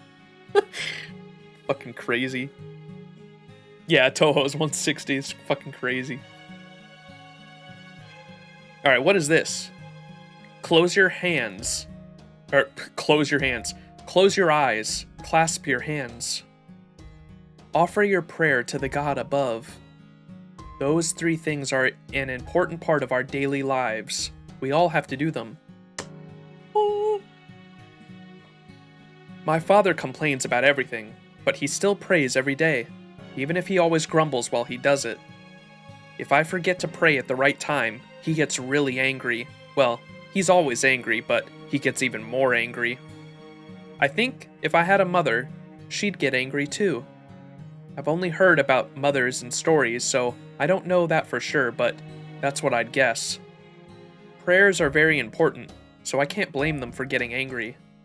That's true for routine prayers, and prayers just for the sake of praying. Praying is an essential part of our lives. We pray, and we pray, and we hope that our God hears us. We live our lives the best we can. We try hard to be good people. So please, O great God above, please guide us to the next Yuga. I don't know what that is. I kind of want to see what Yuga is, though. Is that some Indian mythology stuff?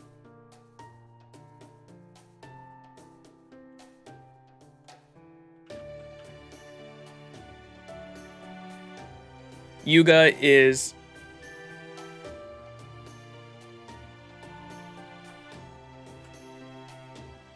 an age of time. Oh, okay. In Hinduism. Gotcha. Oh, they'll explain. Gotcha.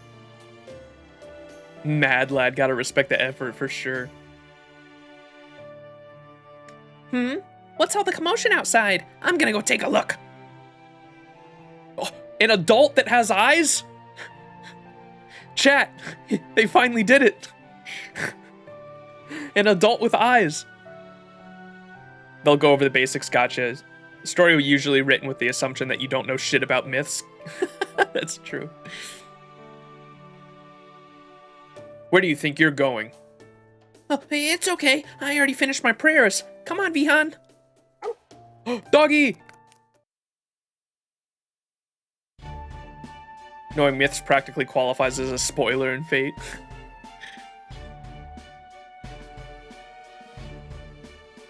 Once we confirmed the town was safe to approach, we decided to take a closer look, as there was only so much we could learn from off in a distance. That said, this is not what I was expecting. Hey look, it's the background. This is the background here is what I have for the background of the stream too. That said, this is not what I was expecting.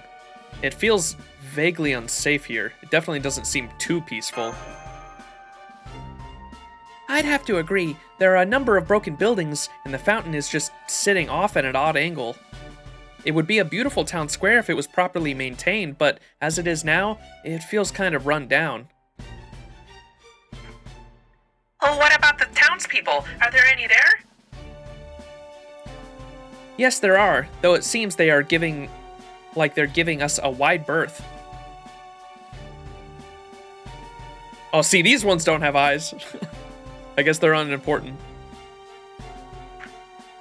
I don't see any furry-eared beasts like we did in Russia, and it doesn't look like the ages are skewed like in Scandinavia.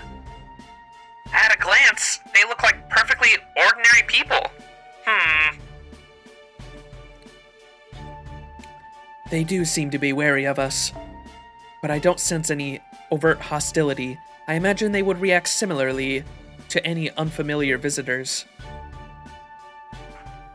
It would seem they're sizing us up just as we're sizing them up. In that case, it's best we don't give them any unnecessary cause for suspicion. We'll refrain from calling you for a time being, so please use that time to focus on gathering as much information as you can. Understood. All right, here goes. There's a girl looking at us very intently. That doggo is adorable. Fo?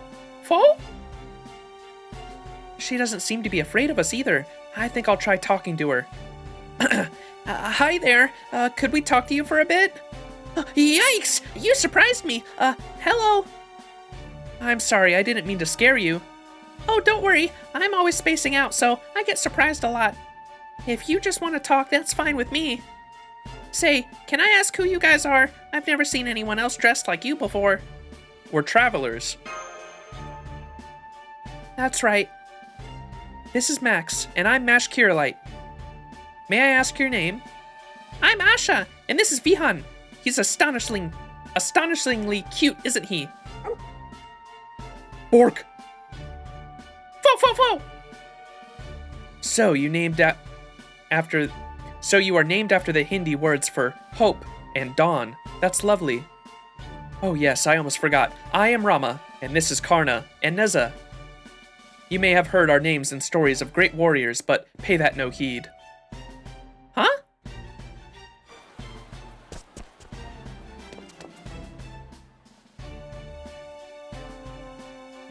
Is it my imagination, or do the people here seem afraid of something now?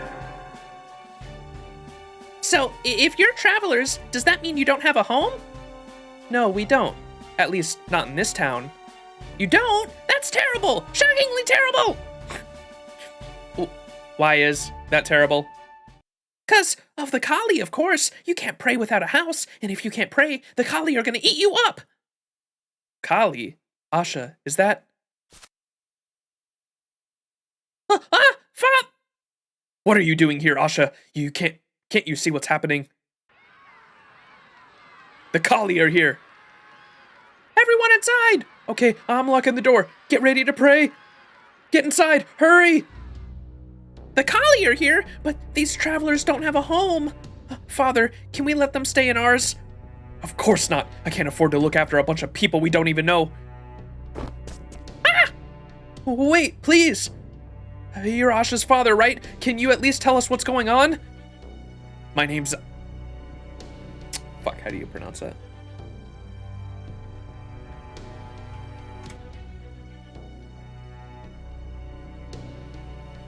Ajay.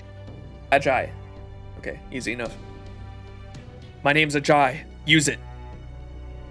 And I've got my hands full taking care of just Ulo. Sorry, but you're all on your own. On our own with what? What? Were you born yesterday or something? With the Kali, of course. All we can do is lock ourselves up in our homes and pray to God not to discard us. So that we don't become faithless, worthless people doomed to end up as nothing more than Kali food. Go on, travelers! You've got to hurry and find a place to hide and pray. I'm sure you already know this, but the Kali... Be quiet, Asha. We can't afford to pray for them as well as us. Master, all the other people are gone. It looks like we're the only ones still outside. They must have all gone back into their homes. Now what should we do? I know Asha told us to hide, but... Get back, Master! Ah! What is that thing? A mama gator! Someone get a shovel! Is that the Kali?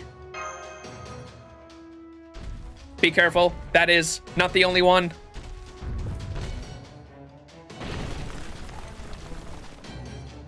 They're attacking everything in sight. Is this why the town is in such poor shape? Kali. That is the devil's name. That must be one unique to Indian mythology, rather than the one defined by the Holy Church. I don't know how you Westerners categorize them, but we have always called them devils. I do get the sense that they're not the same devils we know, but whatever they are clearly bent on causing destruction. No king can sit idly and watch destruction. These creatures will make worthy foes for my indestructible blade. My body still feels odd, but the effects are negligible. We should have no serious issues. Agreed. I'm not about to let that stop me from helping. Give us your orders, Master. We'll handle these things. Got it. Let's fight. Right, my Ortnax is holding steady at better than expected readings. I'm good to go too. Armored Shielder, moving out. How come the dog gets sound effects but foe does not? True. Damn, what the fuck? I'm getting fucking, what were the things from Babylonia called? Why can I not remember what they're called? The weird fucking things from Babylonia.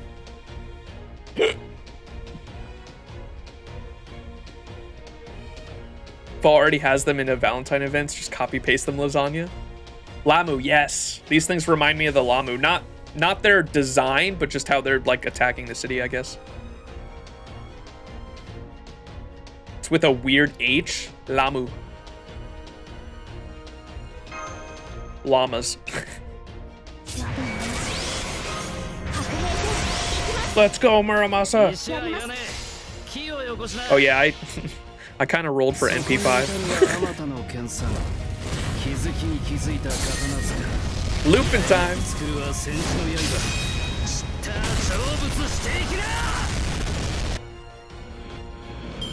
Let's fucking go. I love that cat emote. It's so fucking good. He's not as good of a looper as I fucking wish he was. For like Summer Musashi is disgustingly good, but he's fucking fun. I'll say that. He's probably better at like certain challenge quests than Musashi for sure too. Due to the fucking Pierce invincibility shit is crazy. It's such a busted skill.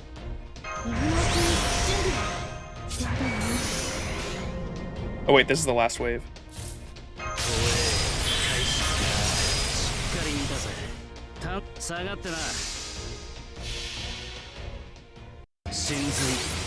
And the NP, man, it's so fucking good. That's why he has a battery. That's true too. Even with the battery though, I was like struggling to loop on certain nodes. I tried Black Grail too. I was going back and forth and what's it called? God, what's it called? MLB. I have a level 100 MLB Kaleidoscope and a level 100 MLB Black Grail, and I was going back and forth between the two, and Kaleidoscope was definitely the play, I think. Like, I was struggling to loop with Black Grail. 2K4? No, I was not using 2004. I probably should. I was trying to... I've been trying to level this one. I'm trying to level all of my Mystic Codes to level 10 because like most of them are at level 1 still.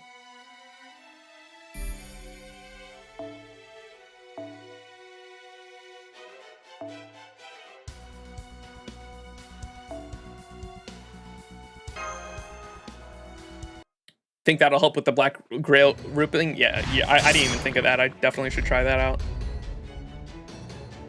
There are more than I expected. This could be troublesome.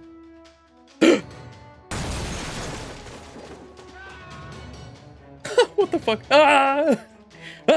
Stay back! Get away from me! Please, please, dear God, save me! Yeah, these definitely reminded me of the Lamu attack. It's my fault. I was one step too late. These people have no weapons in which to defend themselves. If their homes are destroyed, there's nothing they can do to avoid being eaten. This is horrific. I've been focusing on the Kali going after the more fragile houses, but there seems to be no end to them. It's becoming a problem. I could wipe them all out once with my noble phantasm, but that would also end up destroying the very people and homes we are trying to protect. Then that's definitely not an option. We'll just have to do the best we can by taking them out one at a time. Agreed. This is truly a race against time. Every second counts when eliminating these monsters. Good grief. When I decided to stay out of sight so as not to interfere with your information gathering, I never expected you would end up suddenly fighting such an intense battle. It would seem I'll need to run all the instruments at full power so as not to miss any data. So much for my break, huh? Hold it, there's something else heading your way. Many somethings, I should say, and all distinctly different from the creatures you're currently fighting. Gasp! What the fuck is that? Oh, what are these white beasts? Are they hostile too? No, look! They're attacking the Kali! Resistance! So, they're on our side? Not necessarily. I'm not sure if they eat people or if they hunt Kali and simply mistook us for them. But they're coming after us too. Then I guess there's no point in wondering how these new creatures might affect the situation. We'll just have to follow Karna's lead and put everything we have into fighting back. We can't let harm come to anyone else. Please give us your orders, Master. What the heck? If you're really having a hard time looping, we can always use the NP gain CE. Yeah, the kaleidoscope seems like I was doing fine for the most part. I was just having mainly trouble Black Grail looping. And like at some points on like higher end nodes with the enemy that has like 200k HP, I'd have to face card too. I definitely still need to do more testing with him. I'd love to put some grails into him, but I'm focusing on 120ing Jolter for the moment.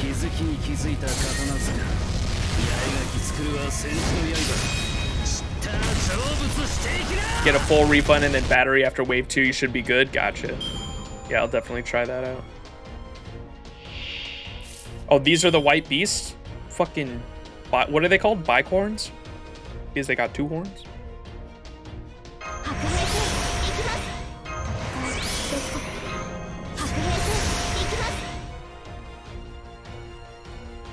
Oh, I got no cards.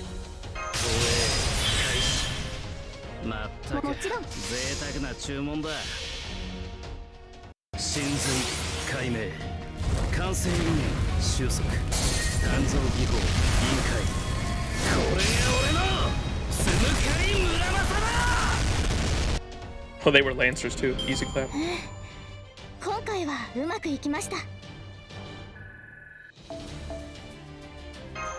And ripped off one of their horns. Keeping that for later.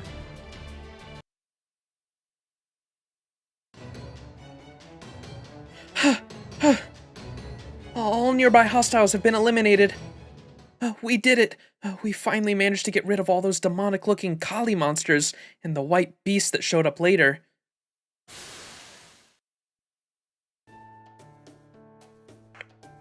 As I suspected, it would seem. Those white beasts and the Kali are mortal enemies, given how viciously they attacked one another. Indeed. Indeed. Nor did the white beasts attempt to destroy any part of the town. It was thanks to them that we were able to fend off the Kali. Though, we did have to eliminate them as well, given that they also tried to attack us.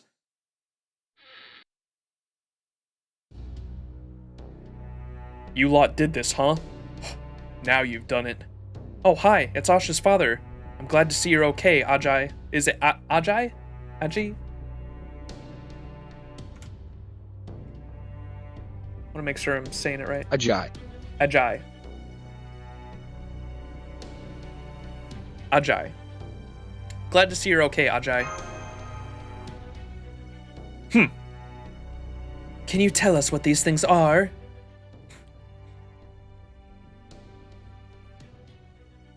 At first, I figured these guys were from the other side of the mountain, since they don't pray. But I guess they really are just a bunch of Ulu who don't know anything about the Kali. Yeah, either way, I don't want any part of this trouble. What is there to tell you? If you lot know what's good for you, you'll get the hell out of here as soon as... Mister, are you guys okay? You are. That's astonishing. I'm so glad you're all right. I'm glad you're all right too, Asha. What a relief seeing you're not hurt. Yeah, I'm okay, but Vihan's, well... No! They will pay! I see. He's dragging his leg. Poor thing. Yeah, he got it caught under the cabinet that fell down when our house started shaking. I'm sorry, Vihan. Aw. Oh. God, is there any value in a dog that can't run? What happened? The Kali are dead? And the sacred beasts? Hello, who are you? Another adult with eyes!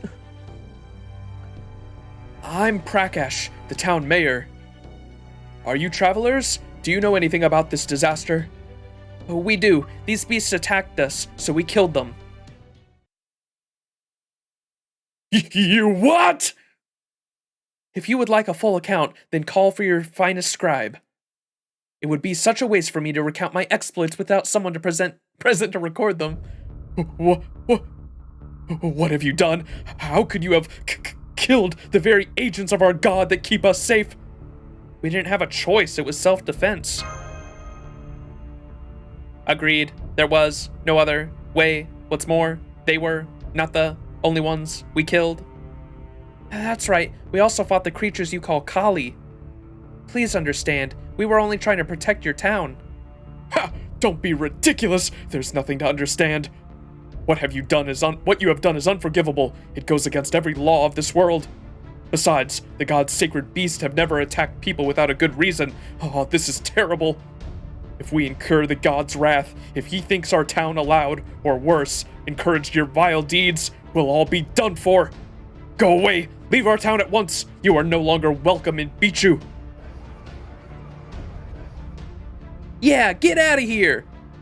You damn heretics! You'll get us all killed! Oh no, could they be those people I've been hearing rumors about lately? Does this mean we're going to suffer divine punishment? PTSD to Camelot. Well, this is unexpected. They look like they might start throwing stones at any moment. What would you have us do, Master? Well, let's get out of here for now. Retreat. Way too dank. What's up, Clayman?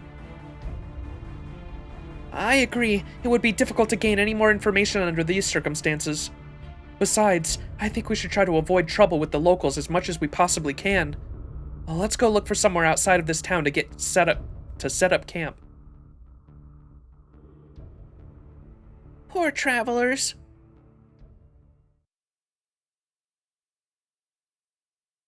God, they always gotta fucking put the kids in the Lostbelt. That fucking makes me feel terrible knowing she's gonna get fucking pruned away by the end of this shit. We're about calling it now. We're gonna get a CE of her.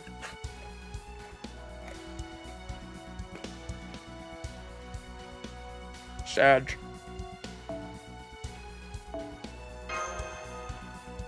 Those damn kids, Madge.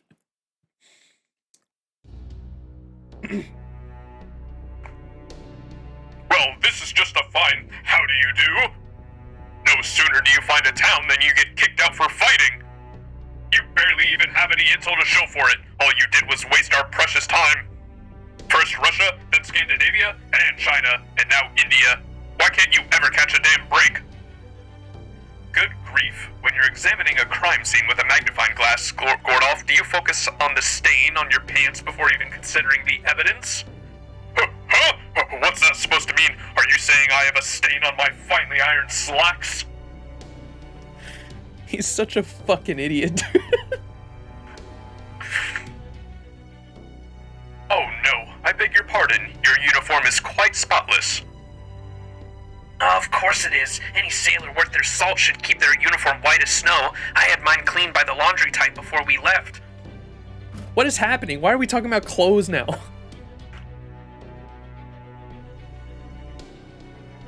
Laundry type, I do recall seeing a weird-looking captain running around the base before. Holmes, do you mean that if we hope to find anything that might lead us to what we are seeking, we should be prepared to suffer a few setbacks at first? Precisely. If you're too focused on your expense ledger, you'll miss the evidence that's right in front of you, my dear Watson. Oh, understood. I'll make sure to keep that in mind.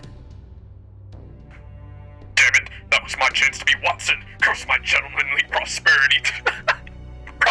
Propensity? A gentlemanly propensity to be accurately aware of my appearance. I knew that, of course. I was just, playing devil's advocate. A nervous, high-strung devil's advocate. It was, just a cunning ploy to elicit that reaction from Holmes. Yes, that's it. Foe. Anyway, we need to find a good place nearby where we can pitch up camp, right? In that case, why don't you try asking the little bunny hiding in the tall grass behind you for a recommendation? Good idea. In that case, please don't hide in there, Asha. Can you come out where we can see you? Yikes! You surprised me! Since we're already surprising her, I might as well introduce myself. I'm sure she can handle it. Hi there, Asha. My name is Da Vinci. I'm a friend of Max's. I'm not actually there right now. I'm just using something called a transmission to send my voice over the air. There's also a detective here who might pop in every now and then, but don't mind him. He's harmless. Oh, we also have a commander who's obviously really bad with kids. But I'm having him sit this one out, whether he likes it or not. Oh wow, it's just one surprise after another. You travelers really can do amazing things, can't you? The other townspeople were eager to see us leave. Why did you come after us? That's just like Karna to get straight to the point. I was curious about that too, but still. Oh, well, I wanted to give you these to thank you for saving us. Oh, bananas! Thanks! Oh, these are fine bananas indeed. Doesn't Rama eat a banana when he's doing one of his skills? You know, I used to feast on the bananas that the Hanuman would pick for me all the time. They were the jewels of the heavens, so delectable a single bite could make your cheeks melt away in pleasure. But I can tell that these bananas are surely every bit their equal. I thank you from the bottom of my heart for this gift, Asha. Hanuma? You know, Hanuman, the monkey god? One of the closest allies? One of my closest allies? What's that? You've never heard of him? Poor Hanuman. I guess even picking up and carrying a whole mountain wasn't enough to make you famous. You're in no position to be laughing at Lakshmana. Hold on. I sincerely doubt the answer could be no, but let me ask you something just to make sure. Have you ever heard the name Rama before? Huh? What?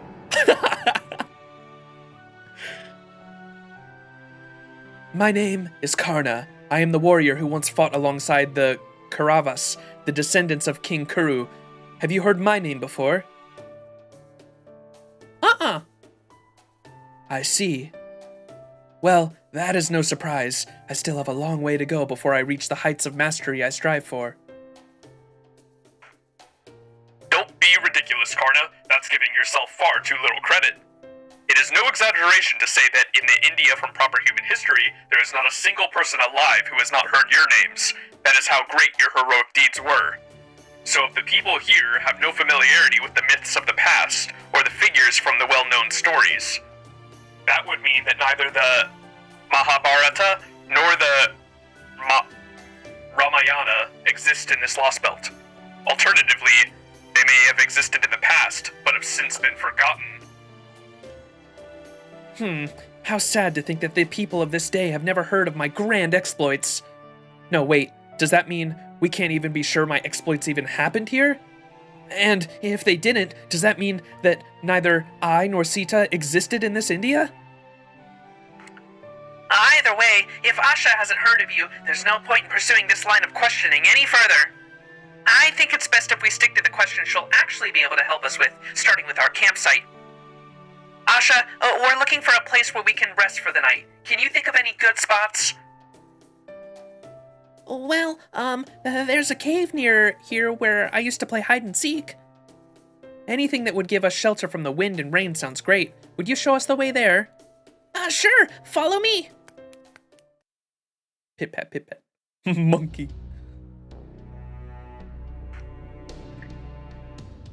And on the way, we can ask about the really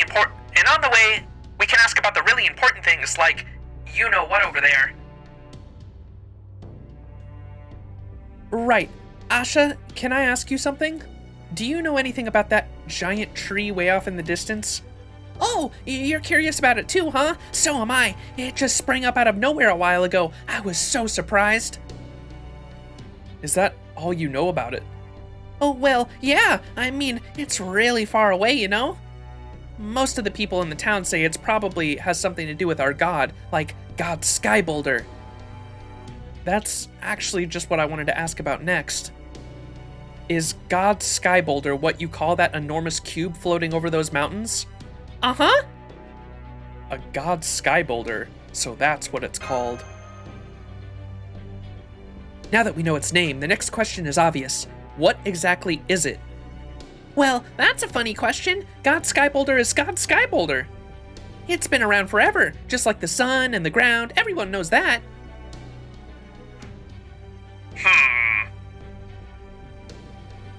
I don't know what else to say. God Sky Boulder is God Sky Boulder, just like the sun is the sun. I'm positive my father would say the same thing. Then why is it called God Sky Boulder? Not that I can imagine how humans could have made such a thing. I think it's because our God made it? Or maybe it's because he lives there. Sorry, I really don't know. Nobody ever goes near it. Oh, and why is that? Speaking for myself, I find it an enormously compelling object of interest. Most mysterious indeed. It is without a doubt worth investigating. Well, I just know it's got something to do with our God, so people are supposed to stay away. Besides, they also say there are lots of Kali around there trying to kill our God. It's not just me, my father, my aunt, nobody in Bichu ever goes anywhere near it. Oh yeah, we have to ask you about the Kali too. From what we saw, I'm guessing their attacks happen pretty regularly, but... Oh wow, you mean the Kali never come to your town, travelers? That's so surprising. You must be from somewhere really far away, especially if you can't even see God's Sky Boulder from there. But yeah, of course the Kali show up a lot whenever Yuga's about to end. And since tomorrow's Kali Yuga, I bet there'll be way more tomorrow than there were today. Huh? What are you talking about? You mean you don't know? I thought everybody knew lots of Kali show up on Kali Yuga, since it's the last Yuga and all. That's why everybody always locks their doors even tighter and prays even harder than they did for Dvapara Yuga today. Question: what will happen when tomorrow is over? You mean you travelers don't even know that? That's really surprising. I'm pretty sure everybody knows that, even Vihan. I mean, it's something as natural as the sun giving us daylight, you know? Let's just say we're from somewhere really far off the beaten path.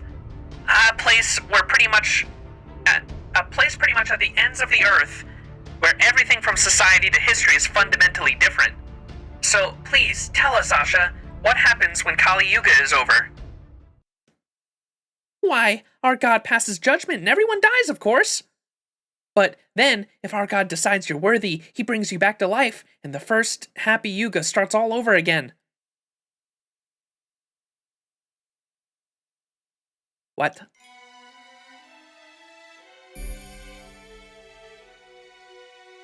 What? What? Everyone dies? What?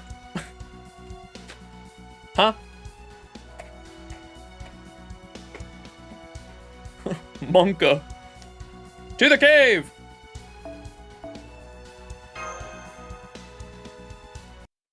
Dun dun dun. Nom nom nom. Banana foo! Foo foo! Man, these bananas really are that good, but I'm glad we found a good campsite, but... Haha, Banana Sprite, let's go! That's so fucking adorable. Munch, munch, munch. Let me just make sure I have these Yugas straight, Asha. In this world, the first Yuga lasts for 4 days, the second lasts for 3, the third lasts for 2. They didn't really explain what Yuga is. Is that just like... Oh, this is what I looked up earlier. It's just an age of time, okay.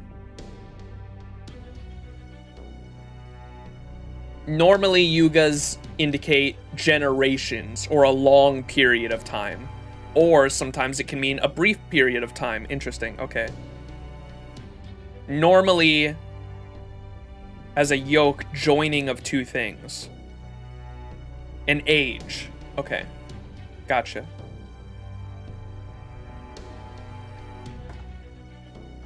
Rule 34? Oh no.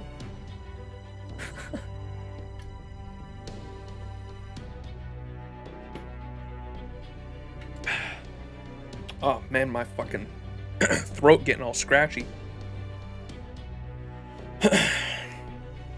In this world, the first Yuga lasts for 4 days, the second lasts for 3, the third lasts for 2, and the final one, Kali Yuga, comes on the final day.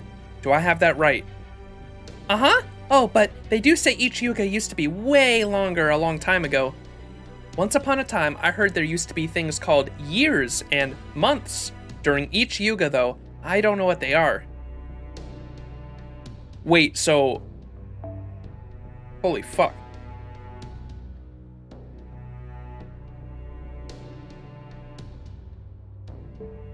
So, she's only been alive for fucking 4 days? Am I getting that right?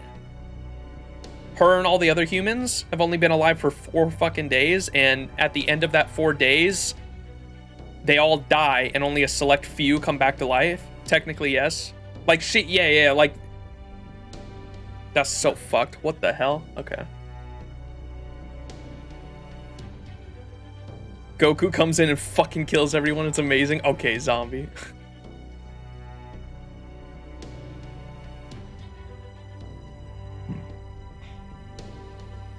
Hey, what's up, Gold? How you doing? Everyone go check out Gold if you haven't. 69, baby. Let's fucking go. The king. When you say it like that, it sounds like nobody in this world is legal. I know, but they come back to life after... They come back to life, and only the worthy are brought back to life, essentially. But that happens every fucking 4 days, it sounds like, which is insane. Been busy with life and whatnot, I feel that. It's just that she got murdered a couple hundred times in the process. Yeah. Okay, what the fuck? This is fucked. Maybe that's why my father always says it's a lot harder to keep track of things like the anniversaries now. I wonder if he remembers that my 4,000th day of being alive is coming up soon. 4,000th day of being alive? Then, when Kali Yuga is over, you said a god will then pass judgment? Killing everyone and bringing them back to life, right? An actual god? I guess it's certainly not impossible, especially with what we saw in Scandinavia, but still. So this judgment is just a normal part of your life here? Uh-huh. As long as you pray, everything stays the same, just like how the sun rises when it's morning. It would seem our shared perceptions of normality are fundamentally misaligned. This could be quite difficult. After all, it only makes sense that someone who perceives such abnormalities to be entirely mundane would find them unremarkable. Well, I'll just have to take each difference one at a time. Let's start with something simple. In this case, I think it's got to be defining exactly what a Yuga is. Yugas might Hey, we looked this up. Yugas might be a pretty well-known concept, but it's still important to make sure we're all on the same page. Plus, talking about it might help us figure out what the differences are between our concept and Asha's concept. So, first off, does everyone here know what Yugas are in our world? I don't, so I was hoping you can fill me in. I do, but I'd like you to go over them anyway.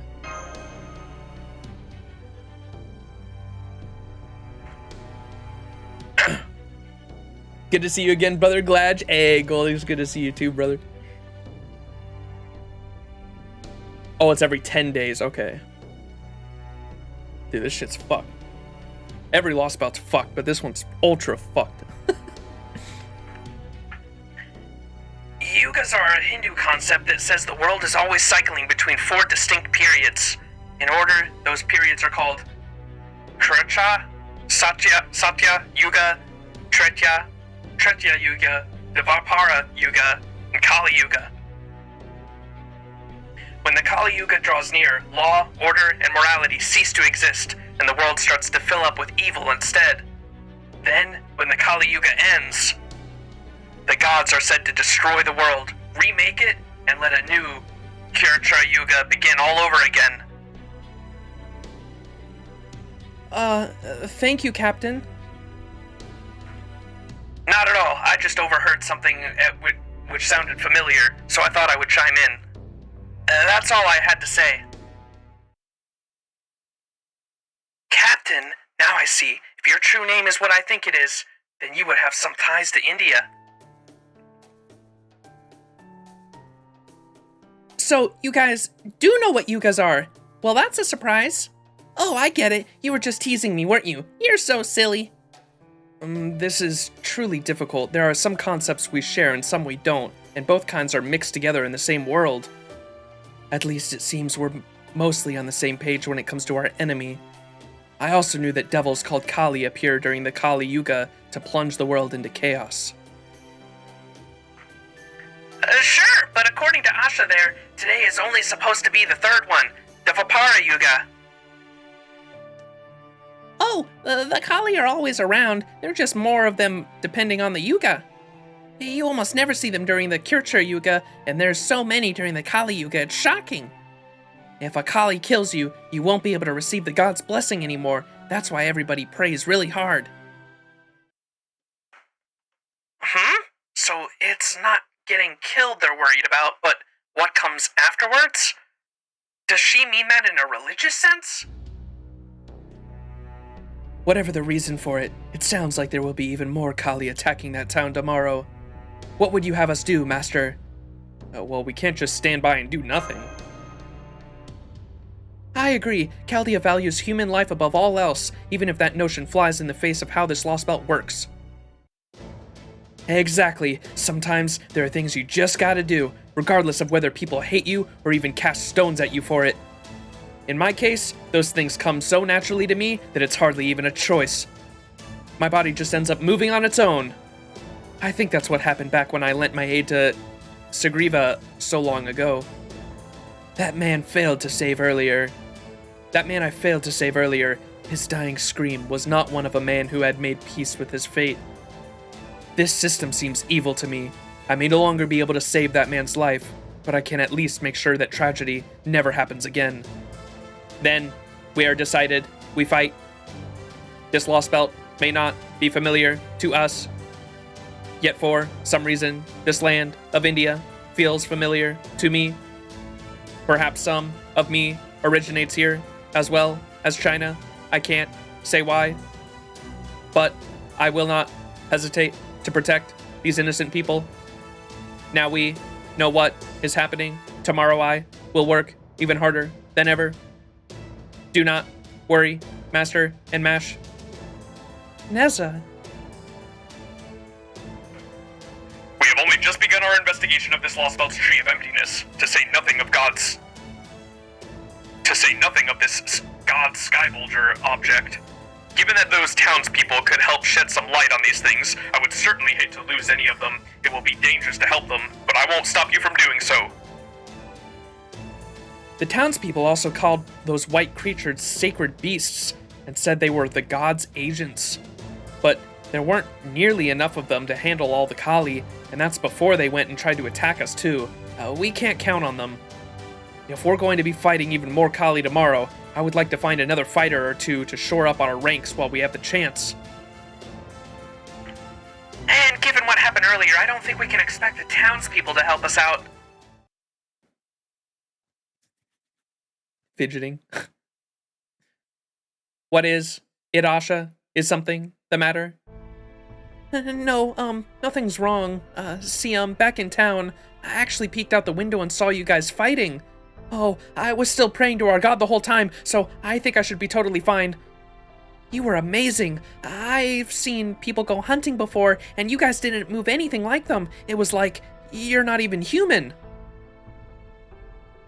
Then I saw you talking to the other people far away after I followed you, and got surprised all over again. So, I was just wondering, are you guys maybe gods, but not the god? Gods who aren't the god? That's an interesting way to put it. Oh, well, there's only one god and obviously... there's only one god and you're obviously not him, right? That's all I meant. I hope I didn't say anything weird. Only one god, but Indians' pantheon is known for being one of the largest in all of mythology. I guess I did say something weird. I'm sorry.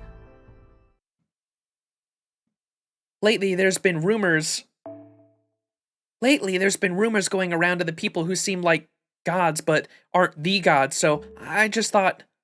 As a matter of fact, Rama here is practically a god. As a matter of fact, Karna here practically is a god. That is not true, Master. I am merely the son of Surya, god of the sun. I am certainly no god myself. I knew it! I've never heard of any god by that name before, but that's still amazing. I'm shocked! If Asha thought we were the beings she's heard rumors about, that would of course mean people are talking about other beings like us. It sure does, and whoever it is... Whoops. It sure does, and whoever it is, they're very likely to be a servant. I knew there had to be at least one in this Lostbelt. Well, yeah, like I said, Pepe has to have a servant. We have no idea who that is.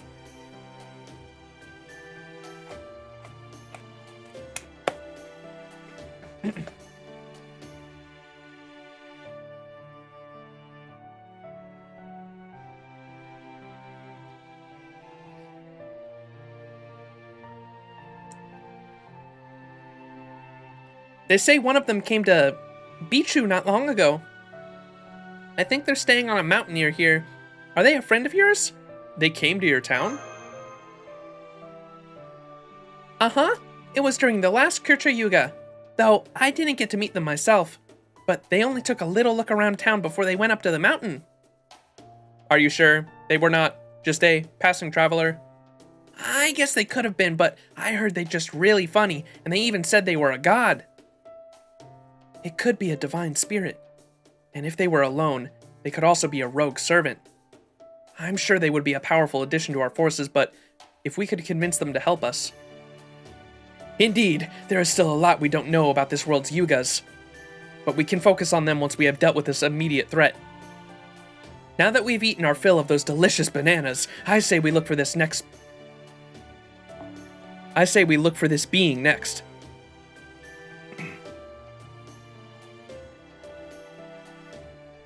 I'm sorry, I wish I could show you the way, but I need to get home before I get in trouble. That's okay. If you can just tell us where to look, I'm sure we can find this place ourselves. I'm actually more worried about you, Asha. I know your town isn't too far from here, but I still don't like the idea of making you walk home by yourself. I'll be fine. The Kali only just showed up, and I can always count on Vihan to... oh, right. I didn't bring him with me, because he got injured. But it's okay. I can be at home in no time as long as I run all the way here. Run all the way there. Master. Psst, Karna. Could you see that she gets home safely without her noticing? Would you mind quietly making sure she gets back safe? Very well. You have my word that no harm will come to her.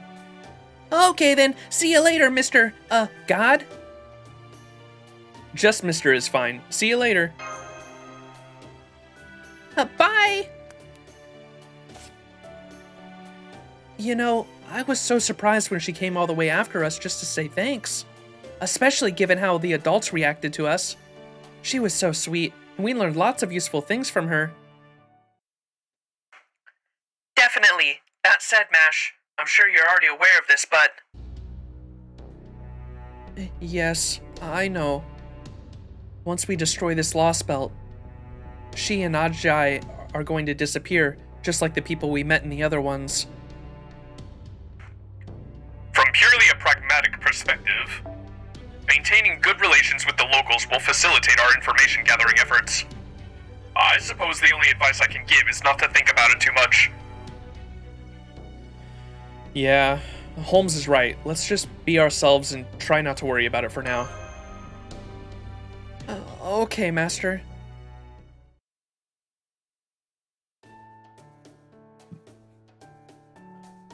I did as you instructed, Master. Asha walked straight back to town and is now safe and sound in her home. Thanks, Karna. I appreciate it. I kept an eye out for Kali on the way there and back, but didn't see a single one. However, I can't say for certain whether that is because they had just attacked, as Asha said, or if it was merely a coincidence. Unfortunately, there... Whoops. Unfortunately, there is still a great deal we do not know about these things. Well, it won't be long before we face them again, and that gives us all the more reason to bolster our forces. So, let us be off this mountain where the god lives. I wonder what sort of god they are. Certainly would have... remember you. Hey! Hi, Maxim Champ. Thank you, Sked, for the 17 months. How you doing? Welcome back. Thank you, thank you. I wonder what sort of god they are. It would certainly be nice if it turns out to be one we know, just to save time. Of course, I'm hoping that it will be Sita. She's the avatar of Lakshmi, so she could easily have ended up being treated as a god in her own right. I hope you will be reunited with her as well, but there is no guarantee the certain servant will even be an Indian god. They are just likely to turn out to be a god from the west, or some other region altogether. The odds of our encountering a familiar face are really quite slim. Just try not to get your hopes up too high. Amazing cup of noodles gonna be ready in a sec. Aw, snap, let's go, baby. Whoa, what the hell? Look at that. It's the first time because they added the cum cubes. The first two were just things that have always been there, I think, right? The material and the quartz. Then they added cum cubes, and then the XP card is brand new. So you get fucking ton of shit. Nice.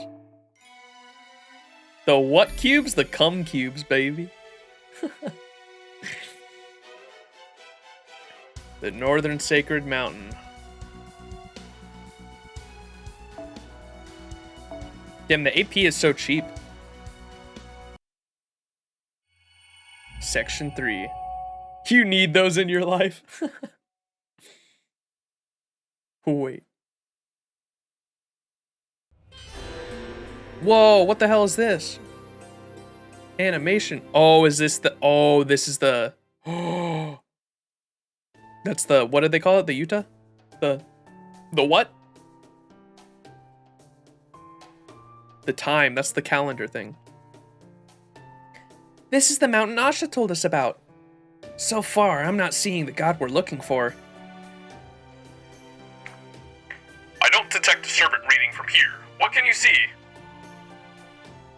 I think I can sense something akin to a divine aura, but it's too faint to be certain. I sense it too. At least we would seem to be on the right track. Let's keep looking around. Hey! Is anyone here? Sita! It's me, Rama! Is anyone here? Hello! Is anyone there?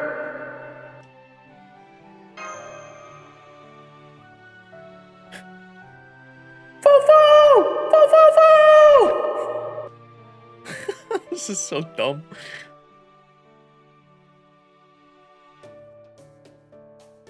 Ugh, this is getting us nowhere. We should split up and cover more ground. That is very true. I can fly by using my windfire wheels. I will search from the skies above. Iron Man. Please don't go off too far, Neza. We don't know what else might be here. Do you think she'll be okay? Don't worry, she's a metited hero in her own right. I'm sure she'll be fine. She said it herself. She's somewhat similar to us in certain ways. I do agree that her tendency to rush headlong towards her goals with a single-minded earnestness has the potential to cause trouble, but I also doubt there are a few who can keep up with her sheer airborne maneuverability. Besides, it seems we have our own things to worry about. Yeah, it figures there'd be a monster or two hanging around the mountain where the god lives. Think you guys can take these things out quickly so you can get back to looking for them, please? Yay.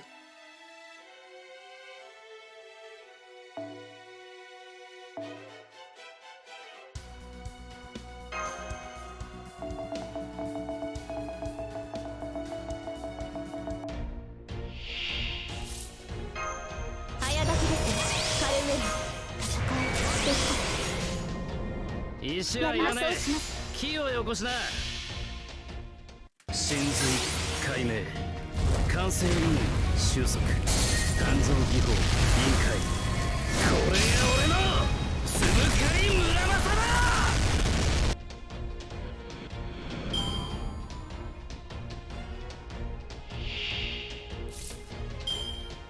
早立ちですよ。カルエナ、右の奥に準備。白兵戦、行きます。投影開始。いいなあ。 You can't be eating Pocky and not share. Here you go, chat. Here, chat. Grab Pocky. Here you go.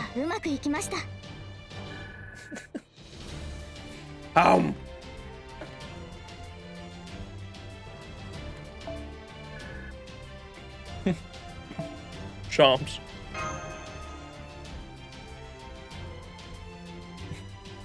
I got you.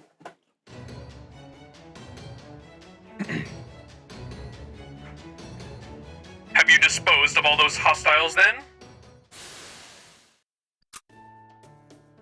Yes, it was no problem. I don't think the Ortnax has ever been in better shape. It's so much more stable now than it was before we came to the Wandering Sea. Not only does it have properly outfitted equipment now, but having both Da Vinci and Sion fine-tune it is like... this one proverb I heard long ago, giving an ogre a heavy weapon? Something's not right. I knew it. I think it sounded strange as soon as the words left my mouth. Kintoki's the one... Oh, man.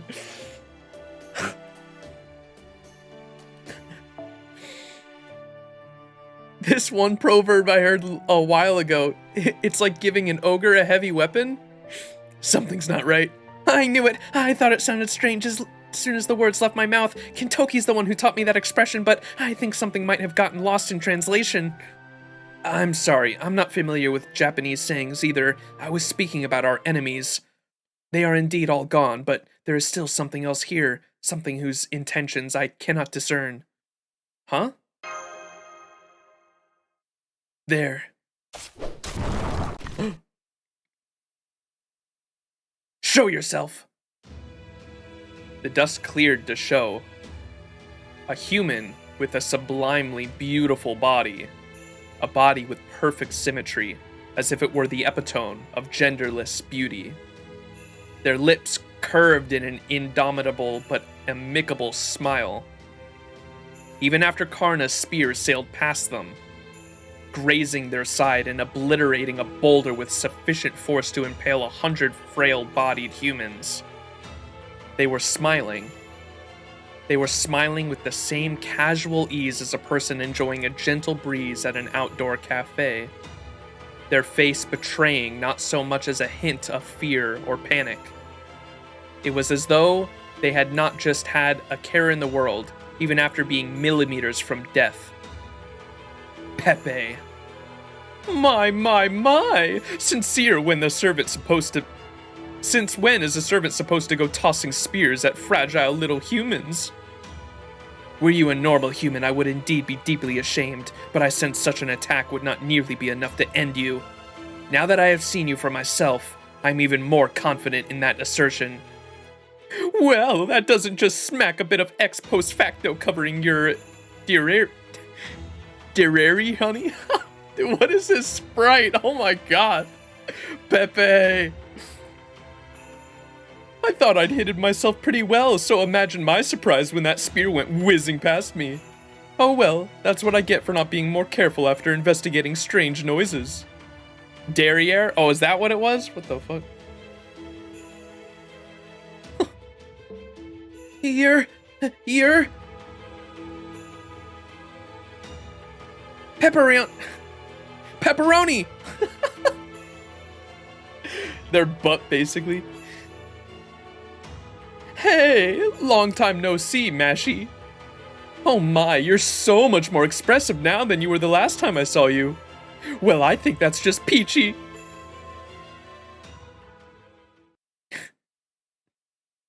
The derriere, baby. Oh, now we have the clock up here, too.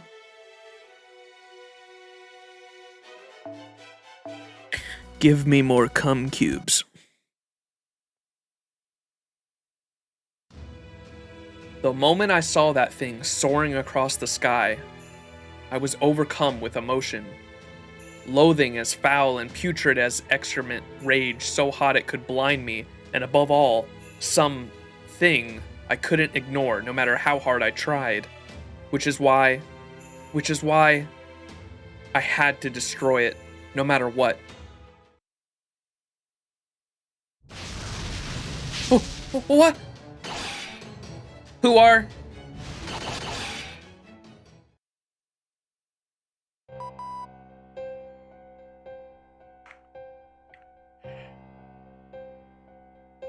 Scandinavia pepperoni.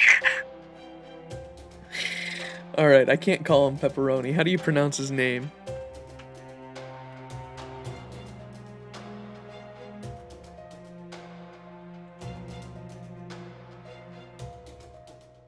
Pepperoncino. Pepperoncino. Okay, easy enough. Pepperoncino. Scandinavia pepperoncino. You're one of the cryptors. Absolutely, and you must be Chaldea's new director. As for you, why, you must be Mashy's Master Max. That's right. Oh my, how forthcoming of you. I like that.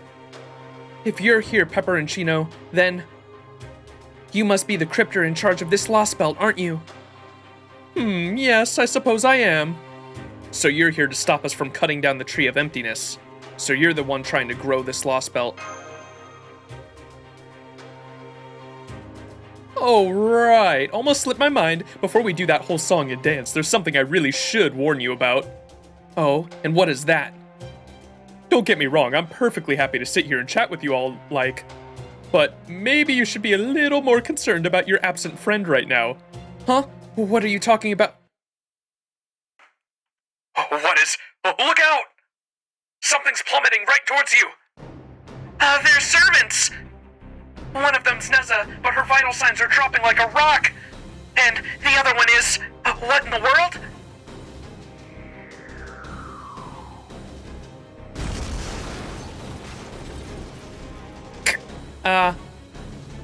Neza! Master, it's Neza! Her body is...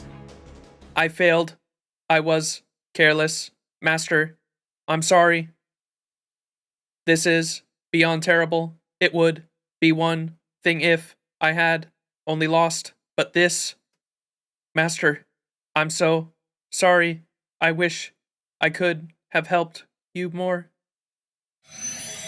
Neza, no!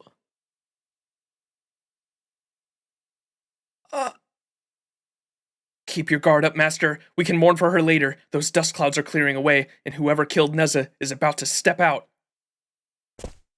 What the? Huh? Neza? I'm afraid not. Yes, that is Neza, but she is not the one we know. I will be direct. The Neza you know is gone. Her spirit origin has completely vanished. The Neza before you now is the one that was summoned. The Neza before you now is not the one summoned at the Wandering Sea, nor the one once present at Chaldea. I suspect that that servant there is a different side of Neza, an enemy who serves this Lostbelt. Report. Individual exercise complete. Hereby returning to my duty as a divine general. Eliminating foreign elements. Commencing operation. I have a report to make. That tall man is gone. I didn't even see him leave. That's concerning too, but we don't have time to go looking for him now. I don't know if this Neza is his servant or not, but her intentions couldn't be more hostile. We'll have to focus on dealing with her first. Did I do that? Here she comes, Master and Mash. I know how you feel right now, but you need to get your heads in the game. Right. Disengaging Ortnax limiters, preparing for full-powered anti-servant combat. Monka. What's up, Pango? Thank you for the follow, Pango. Appreciate it. How you doing?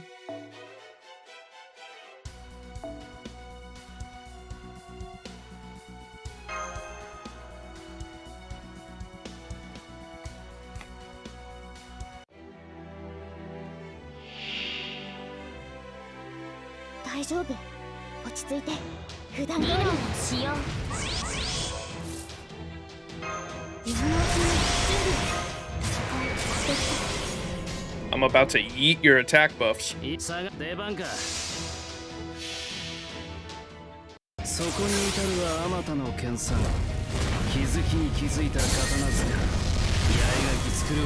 Doing good. How's Lostbelt 4 going? Interesting so far. I like it a lot. Still trying to figure shit out for the most part. I'm pretty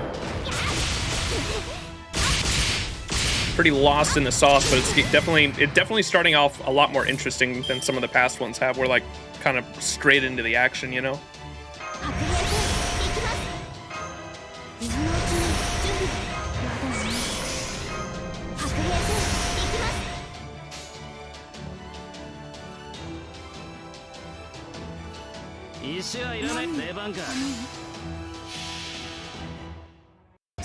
Noise, yeah. There's so much hype in this NP. I love it so much.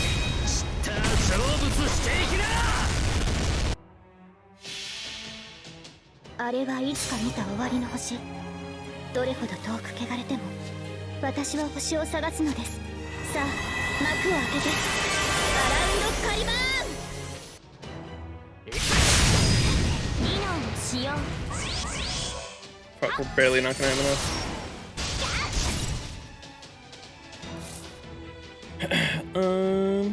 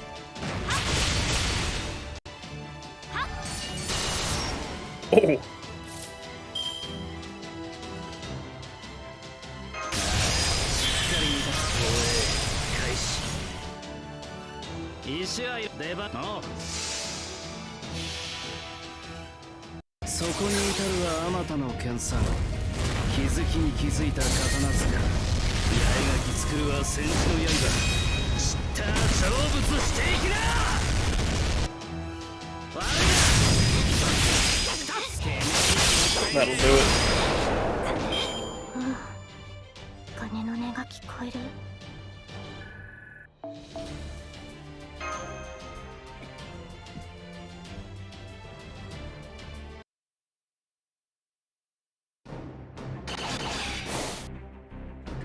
She's strong. Battle is proceeding smoothly. Victory is at hand. You might be a little more talkative than Arneza, but you don't understand your situation at all. Denied. There is nothing wrong with my analytical capabilities. Huh?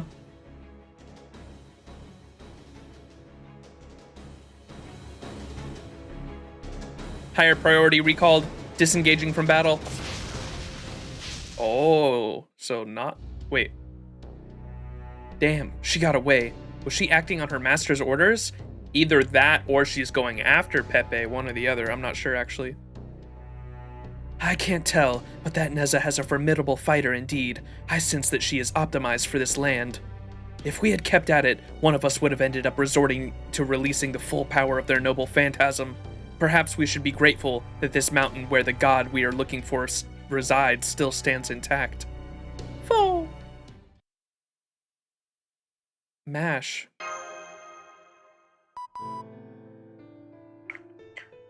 I know what's going on. It's a lot like the tides. No matter how much you plead or how much you pray, there are some things you can't stop. And you just have to accept them. I got to know Neza pretty decently myself after I met her in the Wandering Sea. It's true that I was interested in how much her mechanical body was made with sage arts, but I also felt like we were similar somehow.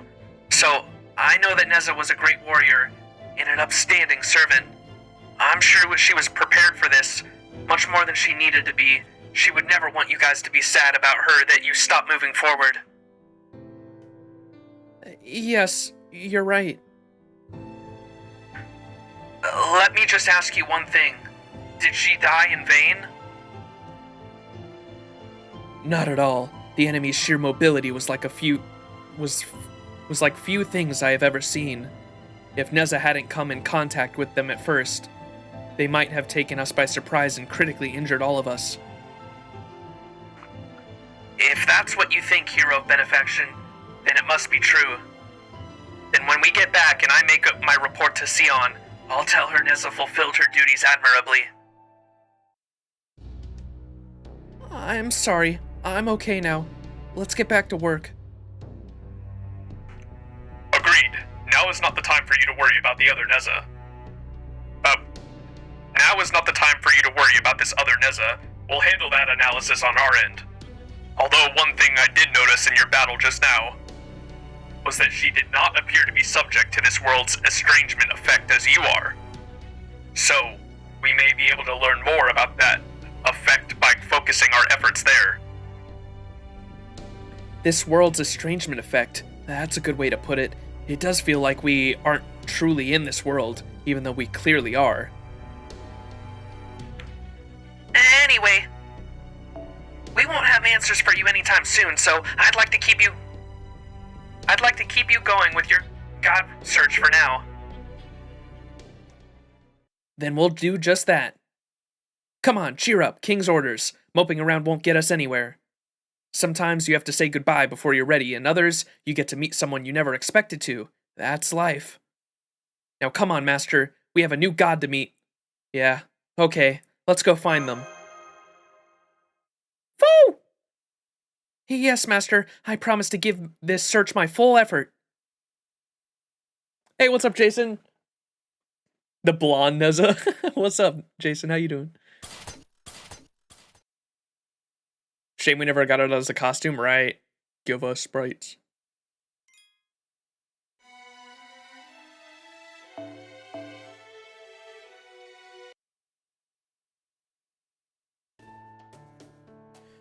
All that aside.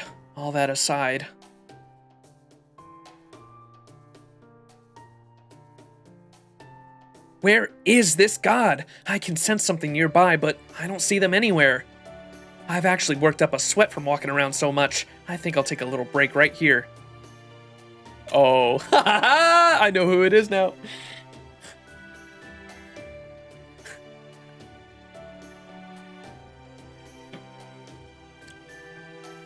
Aha! This rock should make a fine seat. There we go.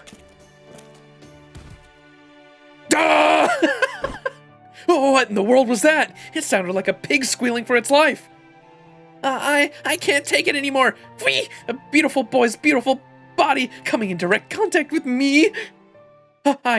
Never mind that. Testing. How dare you, humans, bow your heads before me. You are in the presence of a god. Leave here at once if you value your lives. Do that, and I promise your family will live in health and your business will prosper. What the? Did this rock just talk? Foo! Special translation. All right, kill it with fire. What was that? What a cheeky little animal you are, daring to challenge a god. Yes, I can understand you. Know why? 'Cause I'm a god. Very well then, if it's a fight you want, it's a fight you shall have. Now leave all your money behind as an offering. Oh, my bad. It's supposed to be an echoing effect? I could have just used this then. Very well then, if it is a fight you want, it's a fight you shall have.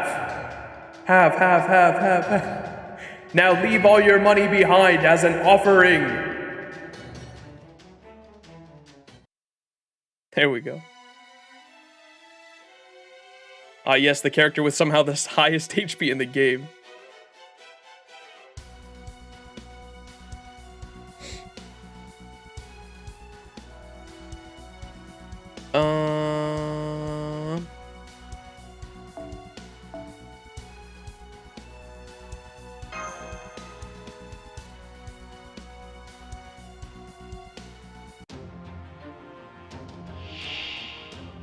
Oh god, a 3D model. まだ未熟者ですが頑張ります。戦いですか。今のうちに準備を。鍛造無限のごとくってな。やります。 How's Lostbelt 4 treating me? Good so far. I enjoy it. 収束。鍛造技法臨界。これが俺のスムカイ村正だ。ここで A mysterious divine elephant statue. I love it. Ah!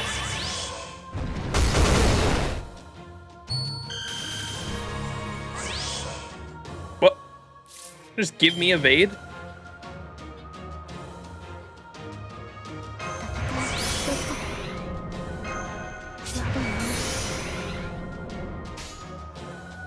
出番か。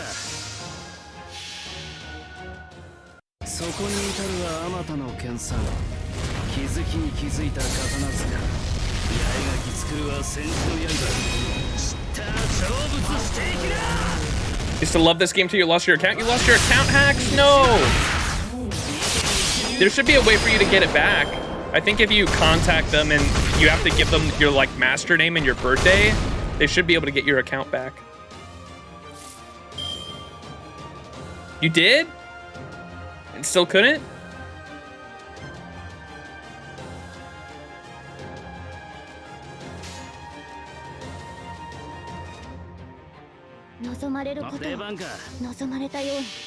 Damn. That fucking sucks. I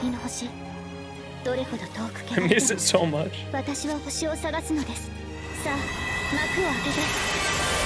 Oh, proof of purchases is a good one too, yeah.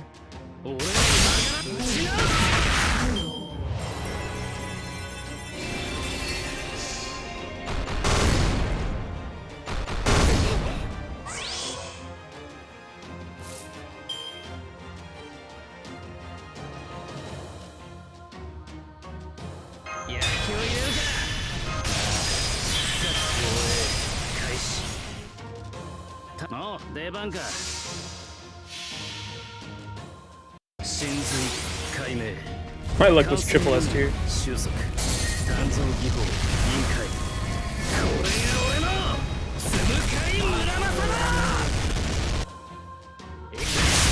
And servants on it? Oh, okay. Yeah, that makes more sense.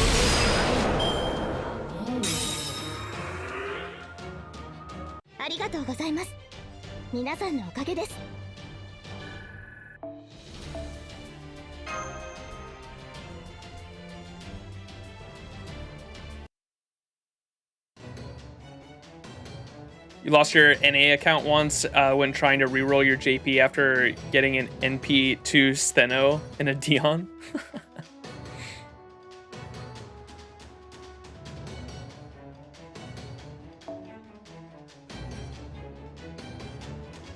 Worship me, praise me, spoil me, run to the convenience store and get me more ice cream so I can concentrate on grinding. Hey, Karna, this divine aura, it can't be what I think it is, can it? Don't move, Rama. This won't take long. Huh? What? Hey, watch it! Do you have any idea what a close shave that was? Your spearhead was just a few centimeters away from making a yucky shish kebab out of my flab.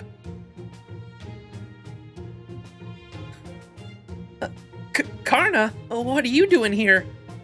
I was just about to ask you that. What are you doing here? Fool?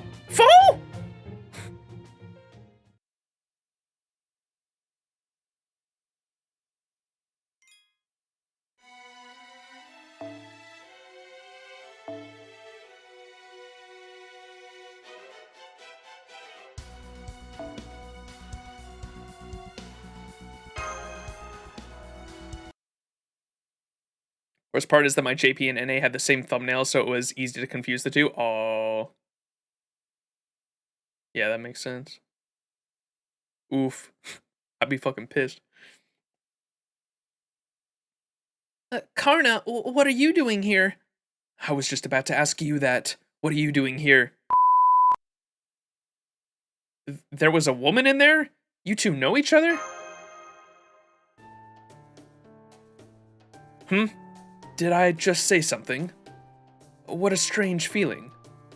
I have no idea what I said. I was just about to ask you that. Or I have no idea why I said I was just about to ask you that, or what it was I wanted to say afterwards.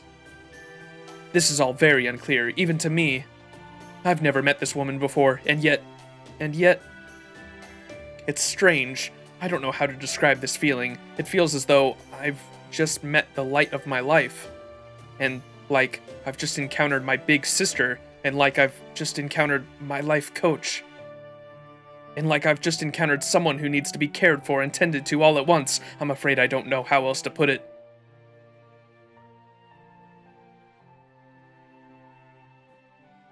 Ah, so that's what's going on. I guess that makes sense since Karna's not a god. So he just vaguely remembers his former masters from other worlds. Oh well, can't help that now. Besides, nobody has to know as long as I keep my mouth shut.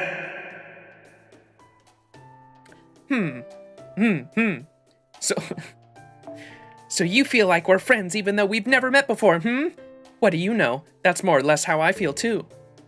What do you know? That's more or less how I feel too. I get the feeling a lot of stuff's happened, but I can't seem to remember any of it clearly. Hey, doesn't this remind you of one of those RPGs where the protag's got amnesia and a tortured past? I wonder when we'll get to the cutscene where I awaken my hidden power, now that I'm waking up is really all that... Not that waking up is really all that high on my to-do list, really. Personally, I prefer to hang out in the starter village and wait for someone else to defeat the final boss. I see you're, a very unique person. Wait, there is one thing I know for sure. You're human, but then, how are you cloaked in that divine aura? Oh, that? Sorry, Karna, you got it all wrong. I guess not even your vaunted sight managed to see all the way to the truth of the matter this time. Me, human, perish the thought. I'll have you know I'm one of the best known and most popular gods in the whole world. Just call me Ganesha.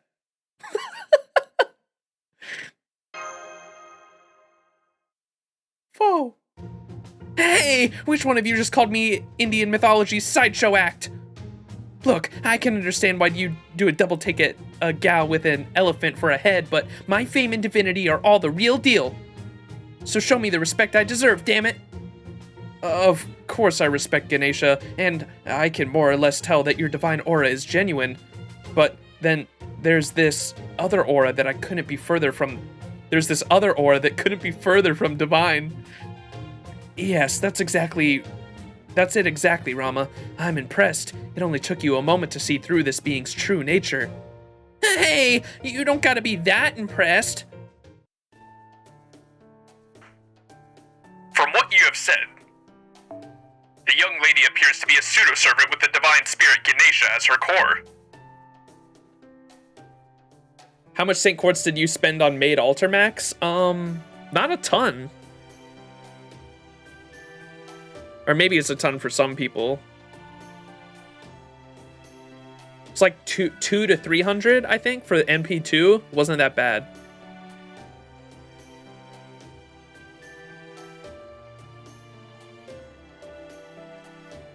Who idea was the beeps? Mine.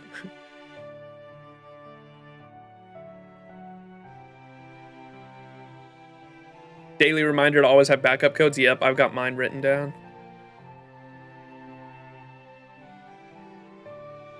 Memorized your friend code by heart at this point? Oh, shit.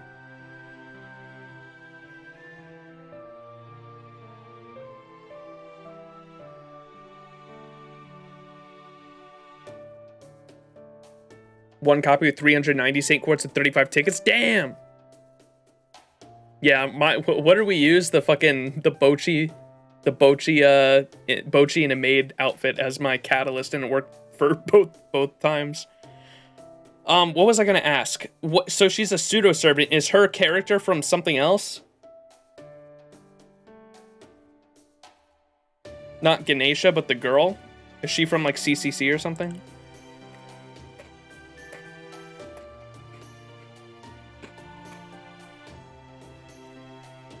Muramasa took a lot more Saint Quartz. Not that... We got NP2 really quick, actually. NP2 we got in like 200 Saint Quartz, but off stream I went for NP5 and took a lot more.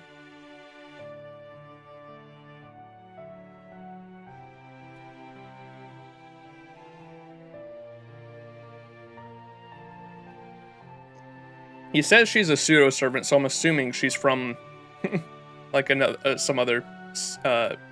She's from the extra series. Oh, okay.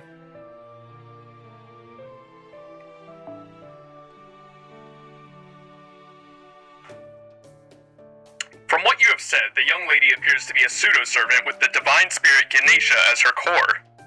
Ganesha is known for many things, including wisdom, wealth, prosperity, fortune, business, and the removal of obstacles. Truly fascinating. Chaldea had its fair share of divine spirit servants of all kinds, but this one looks much more like its vessel than the spirit inhabiting it. Think Zwang... Oh, how do you say it?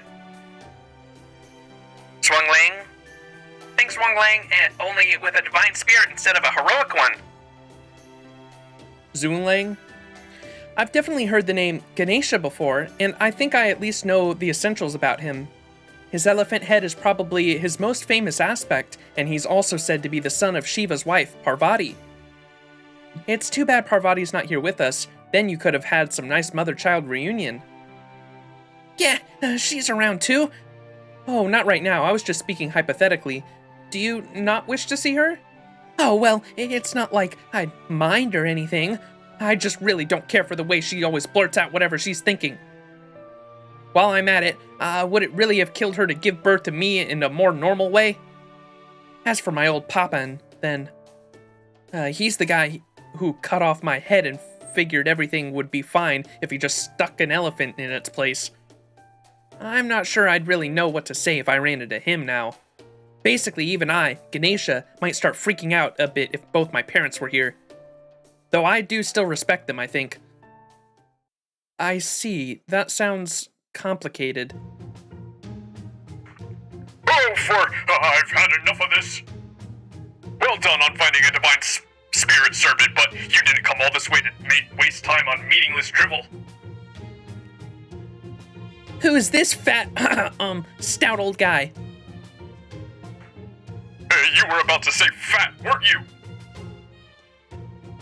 Well, I'm a god, so I figured I'd show some mercy and not diss you at our first meeting. Is that so? Well, how bloody kind of you. Frankly, you're the last one here who should be commenting on my physique. Does this mean you now have a friend with whom you can discuss fitness? This may be cause for celebration. What are you talking about? I don't want to celebrate anything like that. At any rate, this man is something like the supervisor of my current master, Max. Damn right I am. I'm not just some noble with a bit of extra girth. I'm the leader of this entire operation. You're a rogue servant, are you not? Then be a good lass and help us out. What? You want to make me work? Hard pass. Ninja vanish. She went back inside that statue. Oh, we need all the help we can get to keep the nearby village safe. Especially now that we've just lost one of our most capable allies.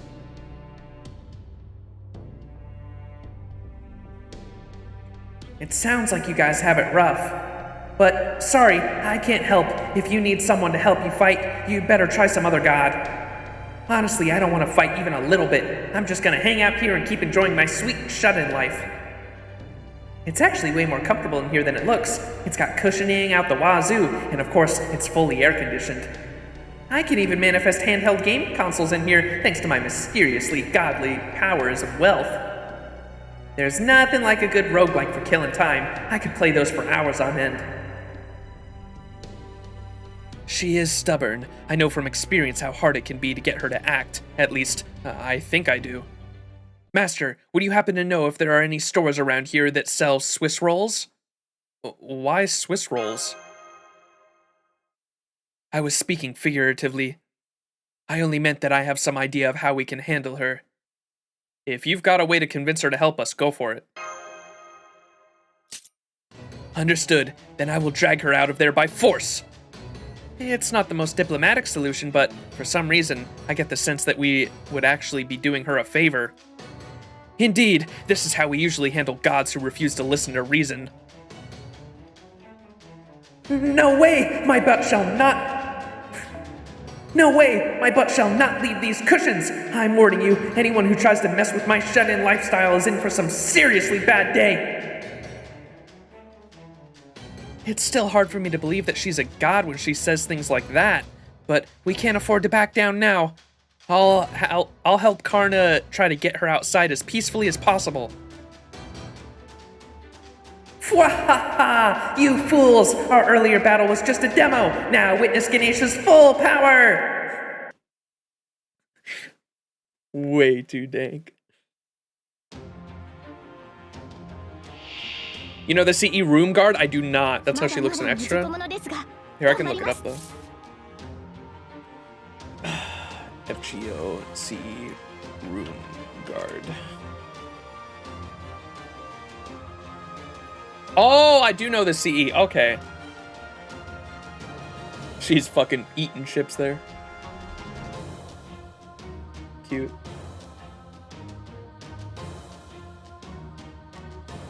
Ganesha is Karna's master from Fate Extra. Okay.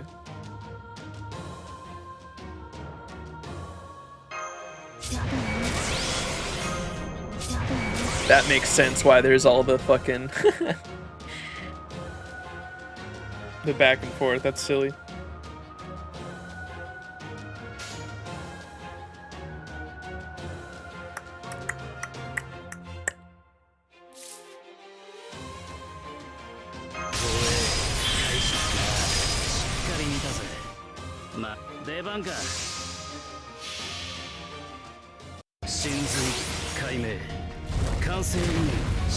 Not rolling for Space Ishtar? You're not, or are you asking if I am?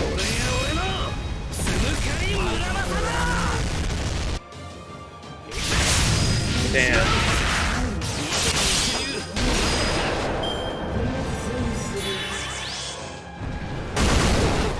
Owie.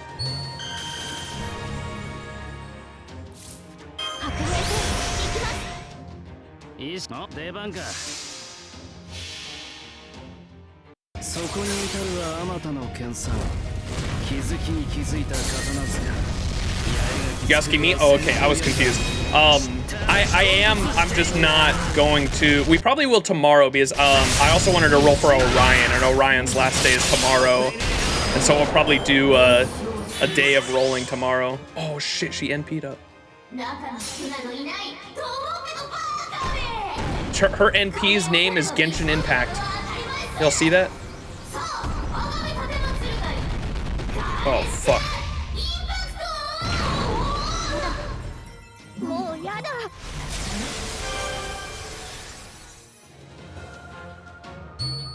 Okay, Adam. Oh! Holy fuck. I was like, it actually didn't do that much damage.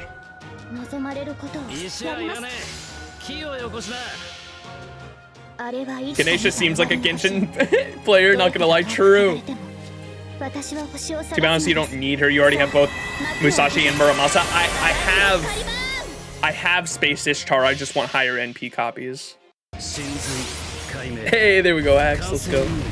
Hyman. Emergency boom.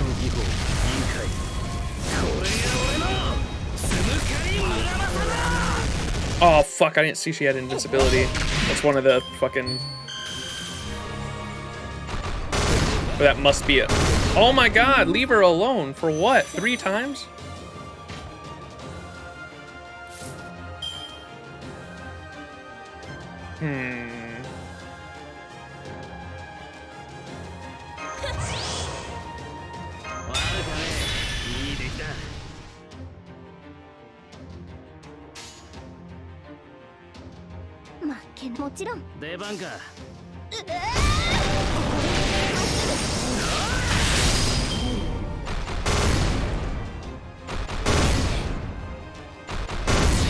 And for what, dude? Fuck off. Angry Mango!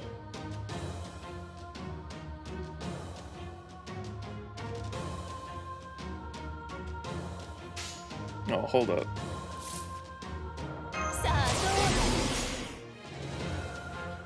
Oh, she resists that though. I'm gonna do it anyway.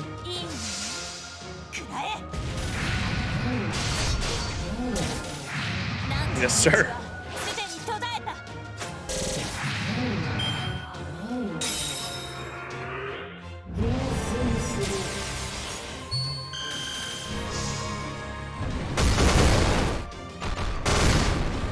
Jesus.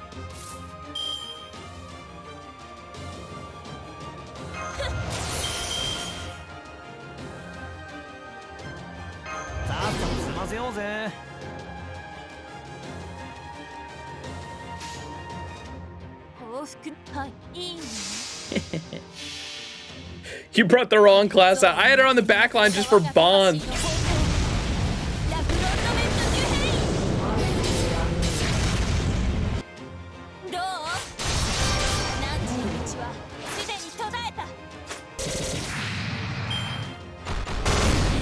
Oh my god. Benches are completely countered by moon cancers.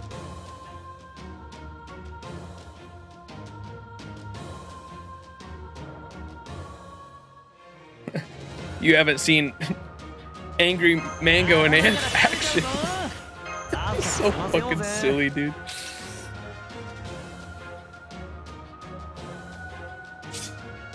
We might as well fucking use this on her.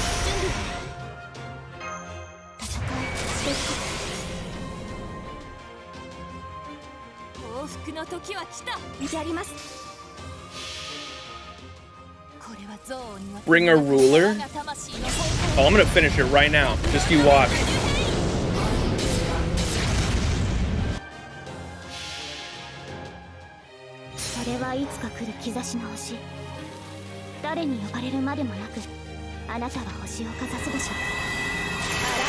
Right, moon cancer is once every leap year. Unlucky that now is the time.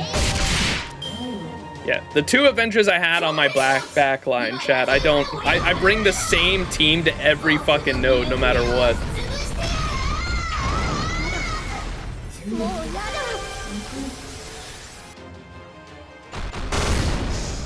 Checking class advantage, what's that?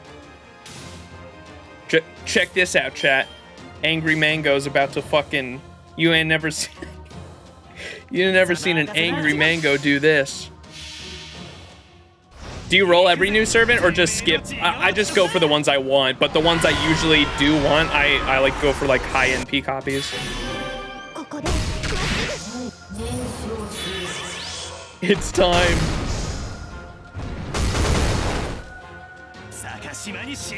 Go Angry Mango. Oh, you see that?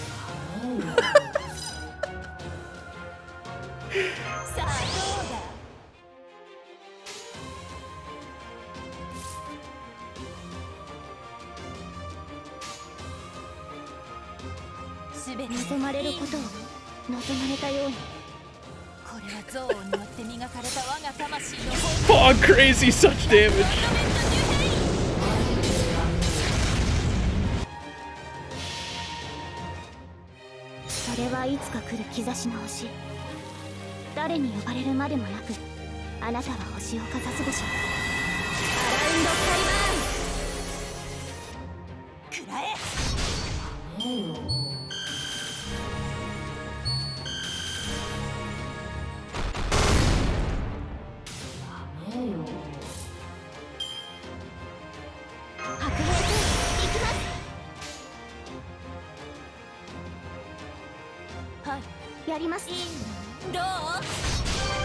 I can't believe Angra's NP did so much damage, instantly broke the bar and dealt 100k to the second bar in a single hit. It's fucking crazy, I know. He's honestly broken. Like, they need, like, I know they don't nerf servants in FGO, but they need to nerf Angry Mango, man. He's a little too crazy.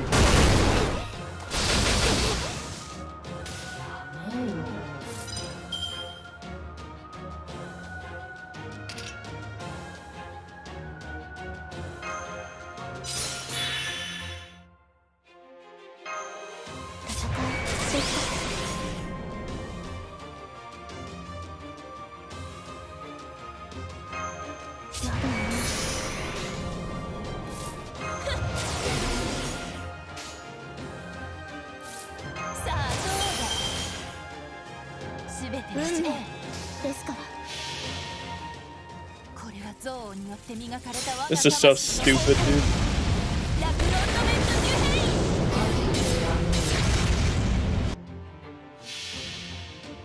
That's why his skill upgrade is locked behind Bond 10. It's to prevent people from becoming too powerful. Very true. I'm on my way there. I think I'm on Bond 9 with him right now. That's why he was on my back line, was literally I'm just trying to get him to Bond 10. I don't want to flex or anything, but I do have an MP2. The fuck was that? I don't even know what that was. Is that part of his NP? I've never seen that happen. What was that? What? Oh man. All right, Mash is here. It's his third skill. He dies after a certain amount of turns. He's just, I mean, I guess that's the only way they can really balance him, right? Because if he's on the field for too long, like, you're just gonna win no matter what, right? So you kind of, it just has to, right?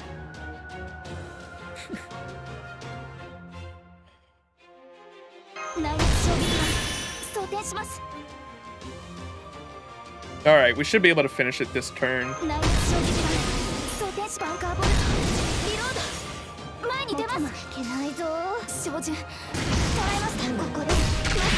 Oh, maybe? Nope, never mind. Oh, it's because of the fucking... the nerf.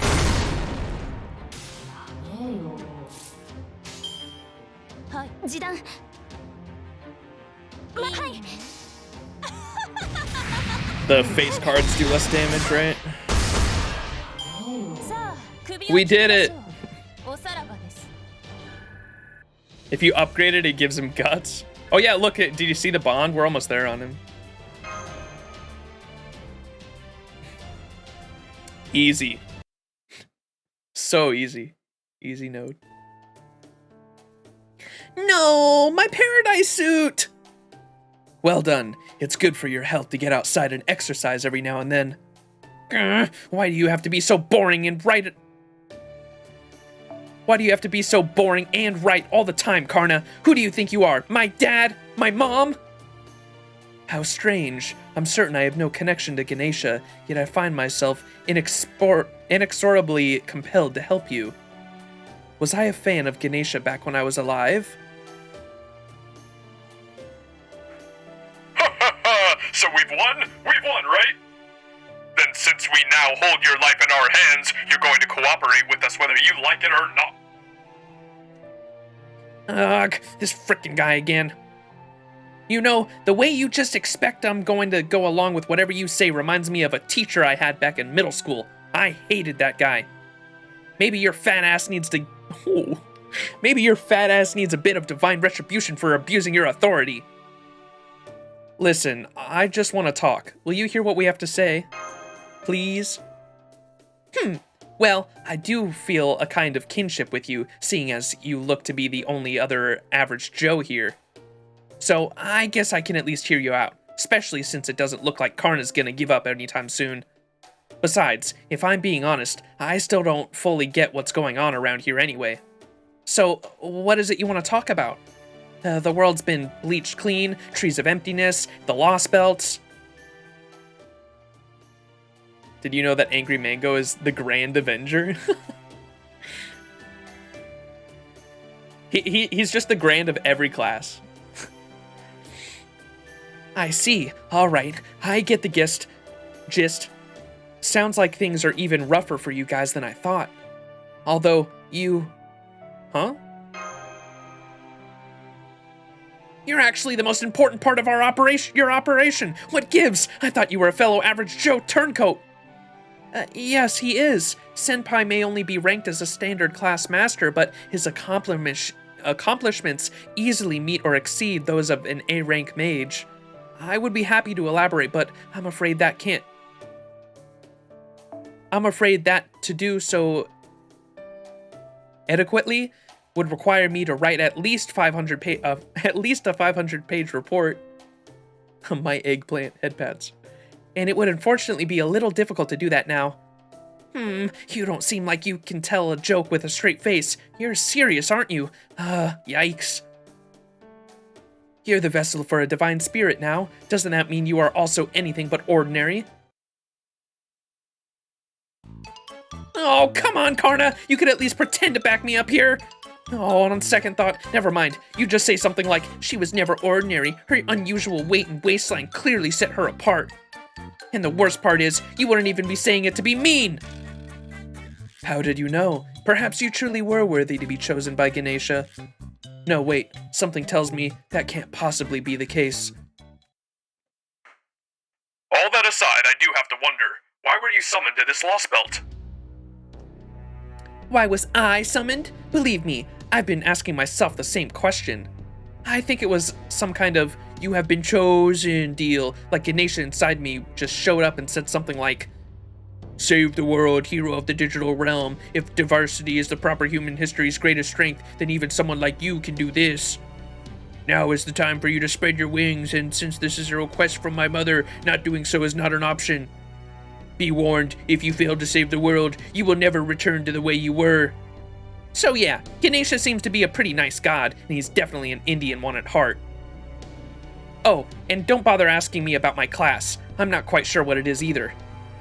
I think that might be because Ganesha found me through some sort of devilish intermediary or something. Yeah, I don't know what to make of this extra class either. But we can worry about that later. At any rate, it seems pretty clear that the counterforce summoned her here automatically. So, it seems like a safe bet that she'll end up joining our side. Oh, but why'd Ganesha choose me of all people? I'm just an unemployed shunnin with excess padding. If it were up to me, I'd be demanding an explanation from him and requesting he choose someone else immediately. Of course, I guess that's kind of moot now that I'm Ganesha. I think it comes down to compatibility. You may be an ordinary person, but you are an ordinary person with some exceptional qualities. I may not remember why I know that, but I do know that for certain. There you go saying things like that with a straight face again. Fo. That goes for you too, Max. I'm not good with words, so I can't explain it well, but you have many exceptional qualities. Exceptional qualities. You may not be a great warrior or a powerful mage, but you are a great master. Thanks? Come on, you're gonna make me blush. Anywho, even if I don't like it, I figured out that I'm here. Now that I'm here, there must be something I'm meant to do. So I took a look around and happened upon that town, but it couldn't have been more idyllic? I don't know what that word is. We're talking, this is what world peace looks like, peaceful. Even a shut-in like me couldn't help but admire the fields and flowers and find this world beautiful. So I figured there was nothing for me to do after all, and Ganesha must have messed up and sent me to the right place at the wrong time or something. So I came back, and I've been enjoying my lazy, neat life ever since. The end. Well, if you got a problem with that, then bring it on. Tell me, how long ago were you summoned? When did you pay the town a visit? I'd say about 5 days ago on both counts. Okay, so according to what Asha told us, that would be back during the first Yuga, Kurta Yuga. Were the buildings broken back then? No, it was a perfectly neat little town. Not so much as a brick out of place. Then, the destruction we saw must have all happened over the last 5 days, thanks to the Kali. That was incredibly careless of you, Ganesha. If you had only stayed there, you would have every chance to fulfill your divine duties and save the townspeople. Hey, what did you expect? There wasn't a single thing wrong with the place back then. What's done is done. There's no point in dwelling on the past. Right now, we need to worry about tomorrow. We just lost a friend of ours a short while ago. I miss her terribly, but I'll never forget how determined she was to keep fighting. So I feel like we need to carry on in her stead and keep moving forward. Which is why we need your help. Will you please join us, Ganesha? I didn't even think gods were real before, and now I am one. It's still hard to believe this is happening. Part of me is convinced it's all just one big mistake. But it does look like I've got a quest to save the world now. And if there's a branch where a town gets attacked open now, I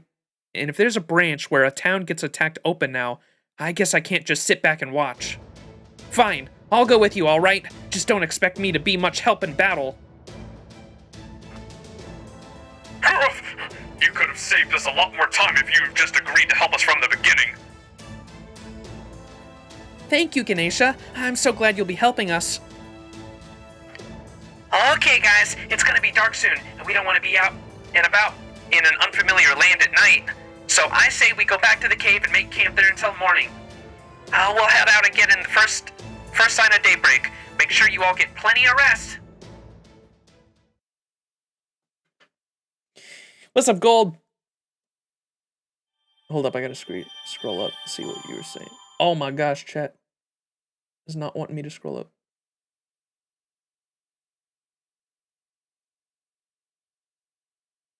The grandest of grands. She doesn't have time to explain what she doesn't have time to explain. Oh no, it's Destiny all over again. You really like the folding screen? Hey, right? Thank you. And I put a light behind it too. Might have to take some inspiration. Do it. It was really cheap. I bought it on Amazon and it was like $30, I think. The lighting as well. People shy.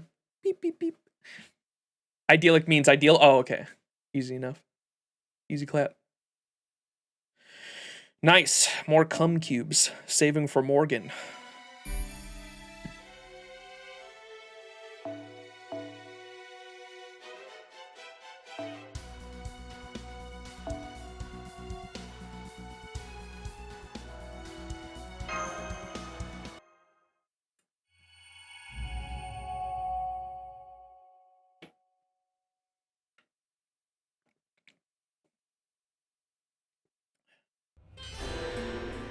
Uh-oh. Monka, what does that mean?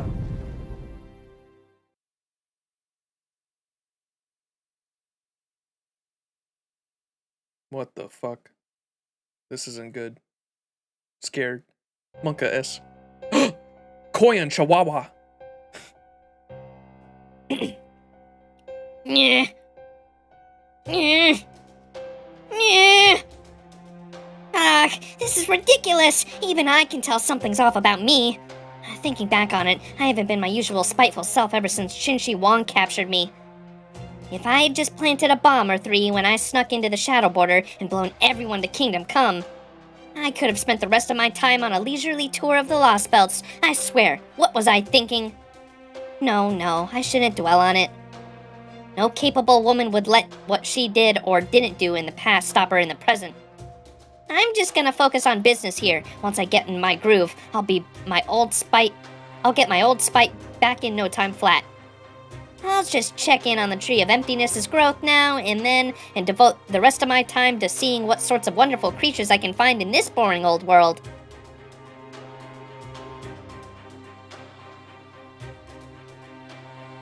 That's another thing I forgot to mention. In Lostbelt 3, we found out that Koyanskaya is like collecting all the animals from every Lostbelt, which is interesting. And she like unleashed them. Remember they had the NFF services like tattooed on them. So she's like collecting all the animals from different Lostbelts and like making her own personal army or some shit. Monka. Still, Kali, huh? This works out nicely for me. They're just the sort of thing that makes abandoning a Lostbelt worthwhile. China's regime was so ridiculously strict and thorough about getting rid of anything it didn't like that there was nothing left for me to have fun with. But here I can get back to my roots and really mess with everything humans love. Chaldea just adores that sort of thing. This world is very hospitable to human life, but also extremely strict about the virtue and goodness. If a human strays from the path even once, their god's law won't even let them reincarnate anymore. Ah, that's what I love about boring, single-minded gods. They're as cruel and merciless as they come. Still, I don't much care for this world's god, or that shitty monk and his creepy-ass grin. So I think I can spare some time to mess with them while I take care of business. Maybe I'll take one of those blissfully ignorant humans and wrench the smile from their face just a tiny bit. Why, I'd bet that is exactly what some people actually want. And walking the line between supply and demand is an important service in its own right. She's got to catch them all. She's a Pokemon trainer. Straight up. Hey, what's up, Casey? How you doing? So you're always on the lookout for this Cedar person, huh? Yes, I am. If you happen to see her anywhere, please let me know right away. You don't know what she looks like. Not a problem. If you ever see the greatest woman in the world, one so beautiful and graceful with inner strength that could move mountains, and think she would be perfect as my wife, you'll know you found Sita. I see. I still like the whole hot Shota King thing you've got going on, but knowing you've already got a cannon ship makes it a lot harder to fantasize about you. I'm sure someone wouldn't let it... Dude, do we have any stories where Ganesha and, Osakabe Hime are together? Because Jesus Christ, having two otakus in the same room in this game might be too much. I'm sure some people wouldn't let that hold them back, but somehow, I'm not really into that. Oh well, guess I'll just have to keep my fantasies to a minimum and enjoy gazing on some hot Rama flesh in the real life. I'm not sure what you're talking about. Some kind of protective spell? In that case, I will gladly accept it. Don't be a self-inserter, be base like Ganesha, and don't be cringe.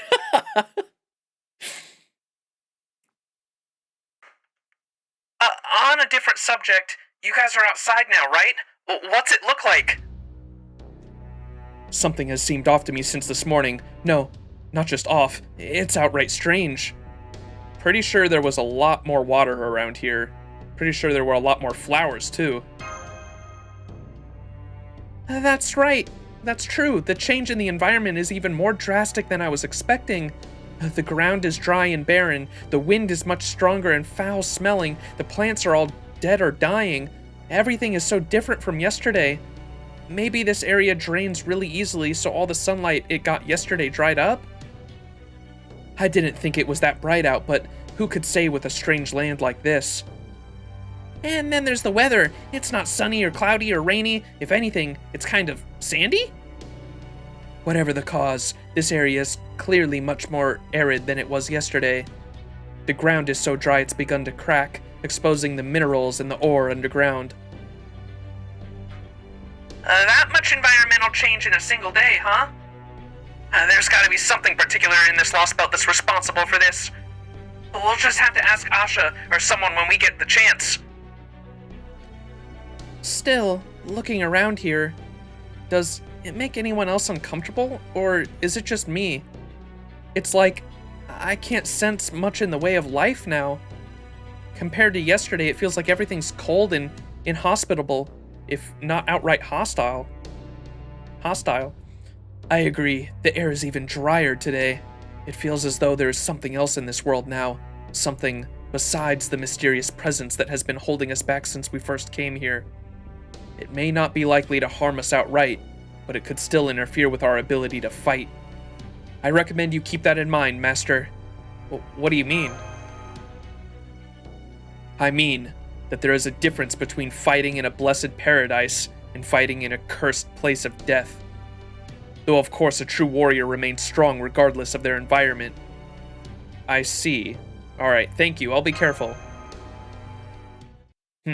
It seems we now have a good chance to put that to the test. It's a pack of wild beasts! We can't have them following us into town. Let's take care of them now. It may be colder and drier today, but that also means we won't have to worry about our footing, since there isn't much more mud. Mash, always look on the bright side, Kirillite, heading out! She's so cute. That's my Kohai.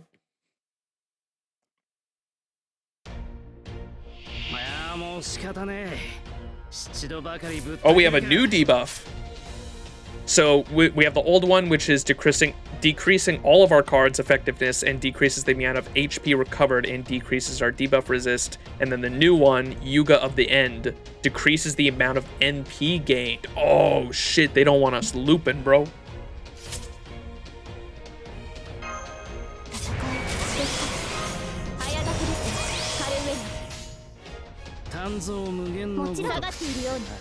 That debuff won't be a problem at all once Coin Sky comes out. You just fucking force everything.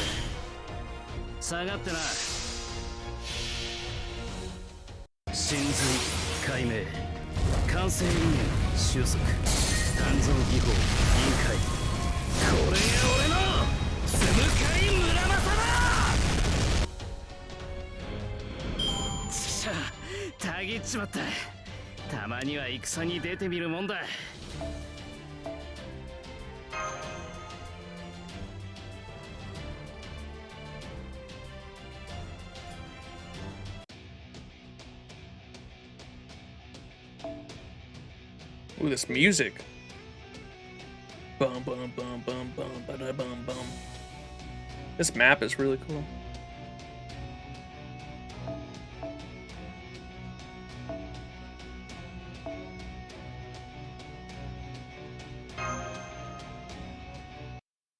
The music shifts in Lost Belt 4 are crazy. Be on the lookout. Oh shit, okay. I guess I guess I am a little heavier today than I was yesterday, though it might just be that I ate too much breakfast. Something wrong? No, I was just thinking how strange it was to be fighting alongside you, or rather, Ganesha. What, you mean in a bad way? Not at all. I feel oddly elevated. I'm very proud, no, happy for you. Heh, gotcha. Though it's oddly painful that I don't know why I feel that way. Part of me is compelled to talk to you, and part of me is compelled to stay away. I'm certain I know you somehow, but for some reason I can't remember anything specific. What is Fate Extra, so I get some more context?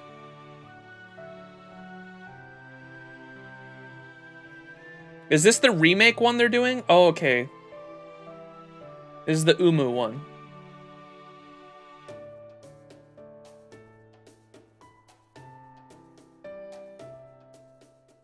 Is this the one they're remaking?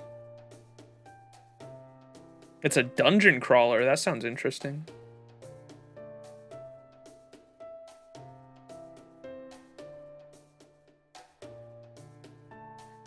These two were Master and Servant. Pretty sure, yeah, that's what chat was telling me. In Fate Extra. That's why I was looking it up. Is Fate Extra the one they're remaking? I think she's specifically from Extra CCC. Yeah, because there's multiple. I don't fucking know either. This moon shit, the moon lore, as soon as you start talking about the moon with me, dude, you fucking lost me. I've heard I tried to watch the anime one time. I watched like the first 2 episodes and I was fucking lost.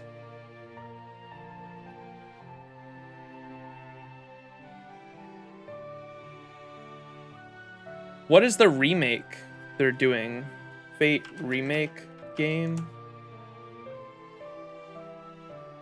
Extra record. So it is a remake of the first game, I think. Fate Extra.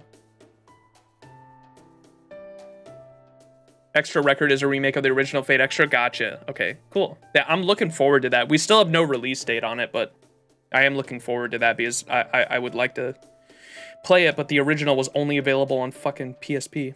Hopefully it's available on PC. I saw the Musashi game is going to be available on Steam. I'm excited for that.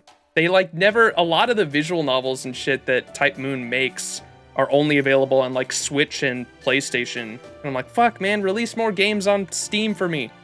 Samurai Remnant and Mihoyo should hold over. Hell yeah. Mihoyo, yeah, I bought for PlayStation, and that's coming in January, or end of January. And then, yeah, Samurai Remnant, we still don't have a release date for that, I don't think, but I did at least see that on the bottom at the end of the trailer it said Steam. It is coming to Steam. so I'll be able to play that on PC. I'm certain I know you somehow, but for some reason I can't remember anything specific. Is something wrong? No, nothing's wrong. I was just thinking the same thing. I know, Ganesha, there are rules and etiquette about that sort of thing. Even if it was all a big mistake, I'm still a divine vessel now. I'm not gonna try to weasel out of this. Besides, that would just make things harder for Karna. Yeah, okay, I really wish I could tell him the truth, but I won't. Besides, I feel pretty lucky just getting to fight on the same team as him. Oh, by the way, since I was technically sent here to save the world, let me just make sure I've got this straight. You said we've basically got 3 enemies to deal with in this Lostbelt, right? One of them's the Tree of Emptiness. If we cut this down, the whole Lostbelt goes away. Another's the king sort of the being at the center, a king sort, a being at the center of the Lostbelt. They keep the Tree of Emptiness safe, probably? And the last is the Cryptor, a master who wants the Lostbelt to grow bigger instead of going away. Yeah, pretty much. There's also the foreign god's disciples, but otherwise, yeah.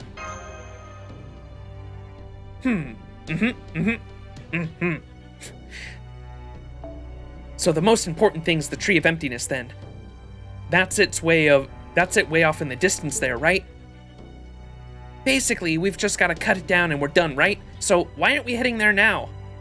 Every Lostbelt king we've faced so far has been incredibly powerful, and if we get close to that Tree of Emptiness, I'm sure we'll run into the one here too. We may be able to see the tree from here, but it's so far off in danger. It's way too dangerous to approach now. We need to at least gather more information first. Oh yeah, I almost forgot. What do you make of that giant floating cube over there? A local we talked to called it the God Sky Boulder. Oh, that? I was just wondering what its deal was too, but I got absolutely nothing. I don't have a better word for it than mysterious. It just feels like something impossibly out of my reach. Kind of like unlocking an analysis skill on my skill tree. It's not just that boulder. We still know next to nothing about this entire world. Yeah, it's definitely not her fault, but I don't feel great about having Asha be our sole source of information either. We still need to talk to all sorts of people to find out anything we can about the King, the Tree of Emptiness, and the God Sky Boulder. That's another reason why it's worth taking the time to defend that town. Make sense, Gordy? Why are you looking at me? I didn't say a word, but if you're going to do this, then make sure you do it well. There will be no secret hero nonsense on my watch. I want you to put these people so far in your debt, they'll be begging you to let them help.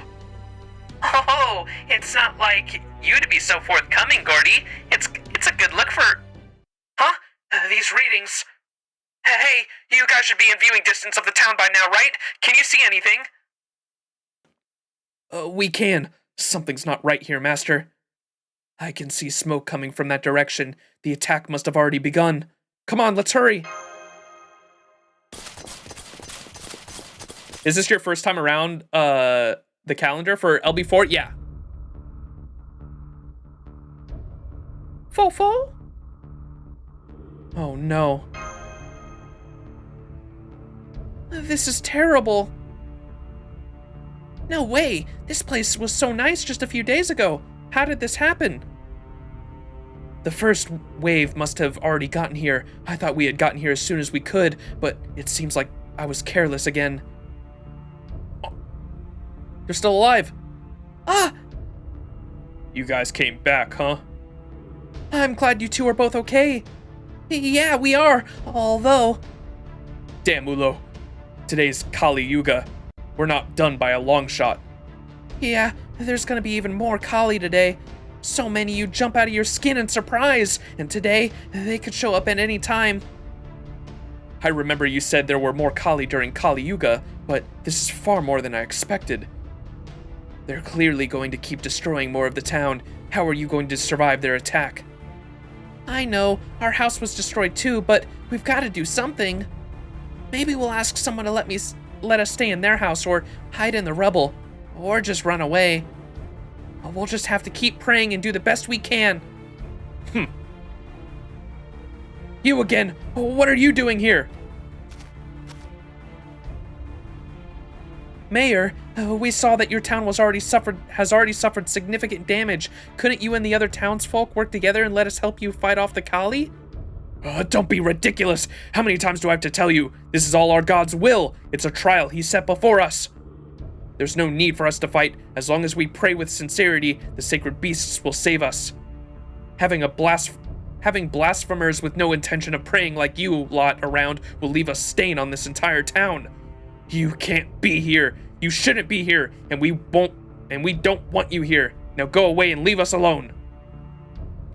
Which god are you talking about? What do you mean, which god? God is God. There's only been one god ever since he made this world during the first Yuga long ago.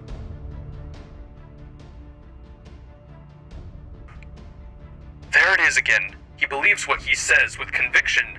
At first I thought this town just happened to practice monotheism. But does this mean there really is only a single god in this world? Could they be this Lostbelt's?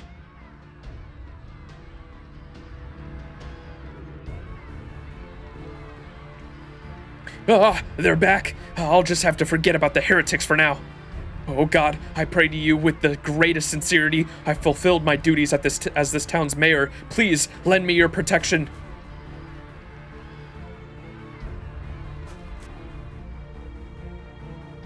Oh, Auntie!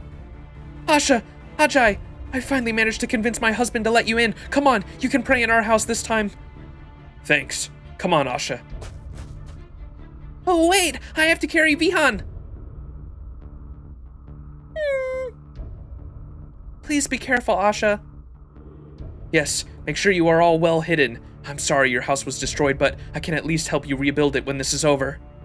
In fact, I can even have the animals in the nearby woods come and help with but a single call to action. Thanks, but that's okay. This Yuga's cycle is almost over. Huh? You guys be careful too. Things are worse here than I thought. This looks like one of those post-nuclear apocalyptic RPGs or something. It's even worse because I know what it was supposed to look like. Unfortunately, if we don't fight back now, the destruction will only get worse. Look, they're here. So those are the Kali. Yep, they definitely look like Indian demons. Not that I have any idea what Indian demons look like. Are you even sure you're an Indian god? There are even more of them now than there were yesterday. I'm counting on you, child of Parvati. Whoa, don't do that. Fending off wild beasts is one thing, but I have zero confidence when it comes to fighting actual demons. When you get right down to it, I'm just a shut-in who's never had a job in her life. There's no way I can live up to expectations like that.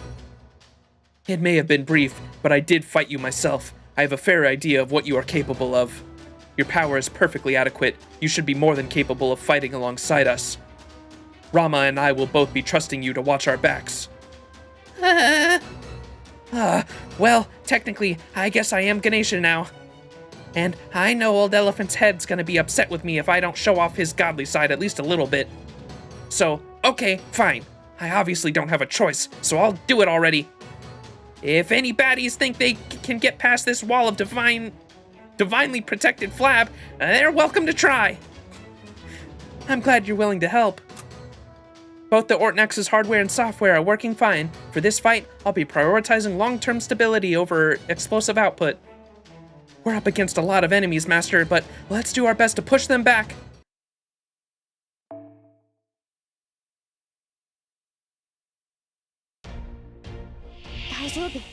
It's happening. .jpg. Monka. Funnily enough, charisma that goes about B is basically mind control. Pretty sure that's what Rama meant. Wait, when? I don't even see.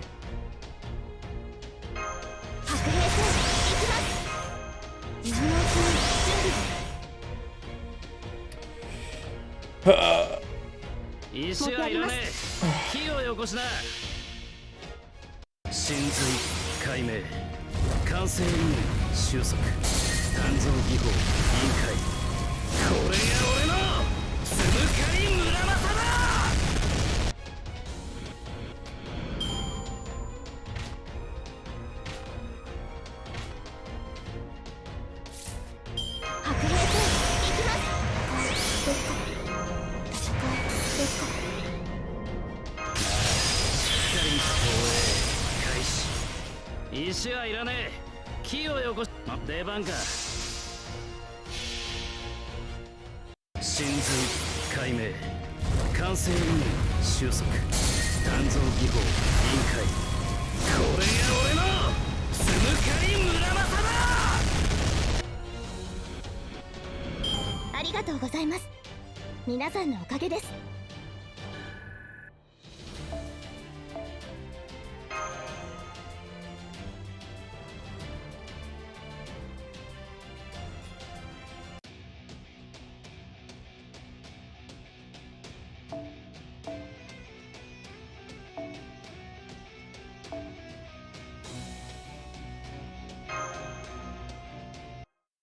Damn, we've already been live for fucking almost 4 hours. Gah! There's so many of them! This is exhausting! Can I take a break now? Foo! What's that? Why do I have all these excess energy stores? Read fat. If I'm not going to use them? Okay, I'll hang in there a little bit longer. Now that those creatures have shown up too, things are about to get even busier for us. So the sacred beasts are now here as well. Well, we'll just have to try and get them to focus on the Kali as much as possible. If any of them come after us, we'll have no choice but to take them out.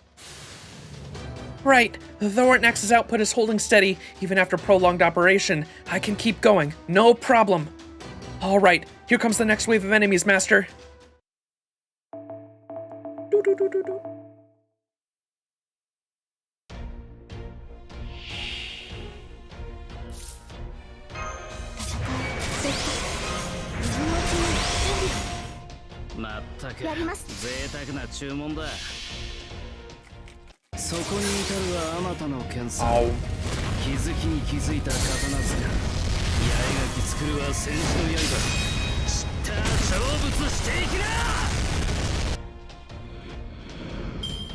Would you ever do a servant waifu tier list for content? We could.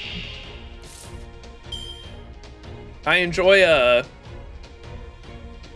mists that I watch every now and then. I saw earlier today, I tuned into his stream and saw he was doing a feet one.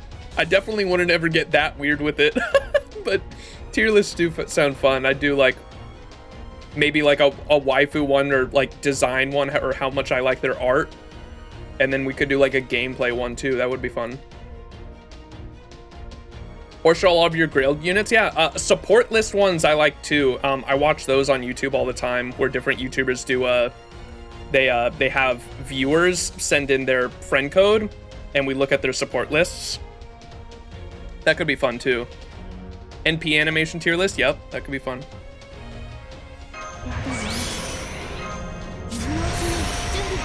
Yeah, the NP there's some, oh my god, Jalter needs a new one so bad, man. Who else? Vlad needs I can't believe Vlad hasn't had an animation update yet. Vlad needs one bad, Jalter needs one bad.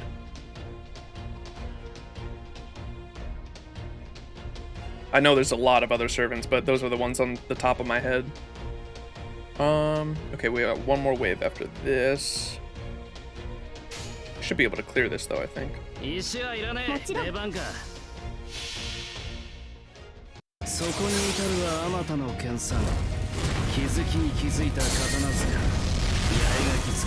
Both the John sisters need it, but Lasagna hasn't updated any servants in a year. Interesting.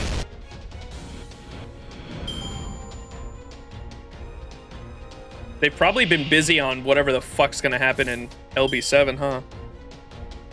I've been trying so hard to stay spoiler free on shit. Fucking so many. When you look up a lot of FGO content on YouTube, some of it just floods into your recommended, and every time I see it, I have to be like, okay, don't recommend this channel, don't recommend this channel. I have to fucking click on all of them and try to make sure I'm staying clear of all the LB7 shit that's popping up.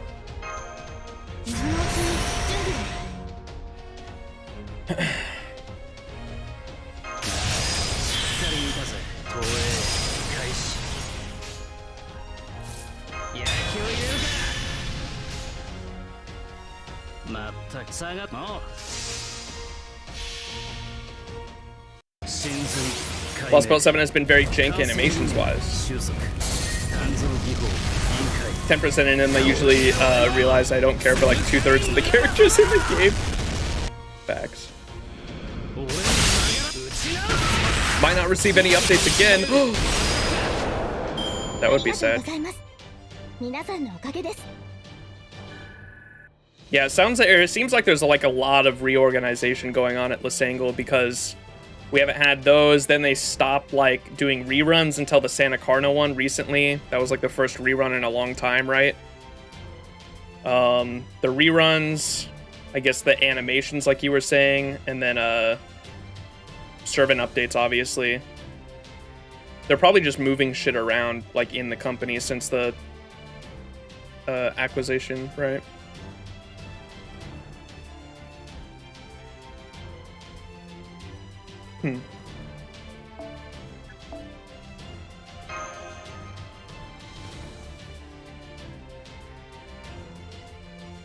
They actually made a statement about reruns, that they aren't doing them much anymore. Yeah, I remember that. I think people were worried that they were just never going to do reruns again, but then we got the Santa Carna one, right? Because apparently no one plays them. That's true. I mean, if you've already done an event, I can imagine, or I can understand not wanting to do it. Ended up with a bunch of dead months. Oh, okay, gotcha. Most free-to-plays got rare prisms, yeah.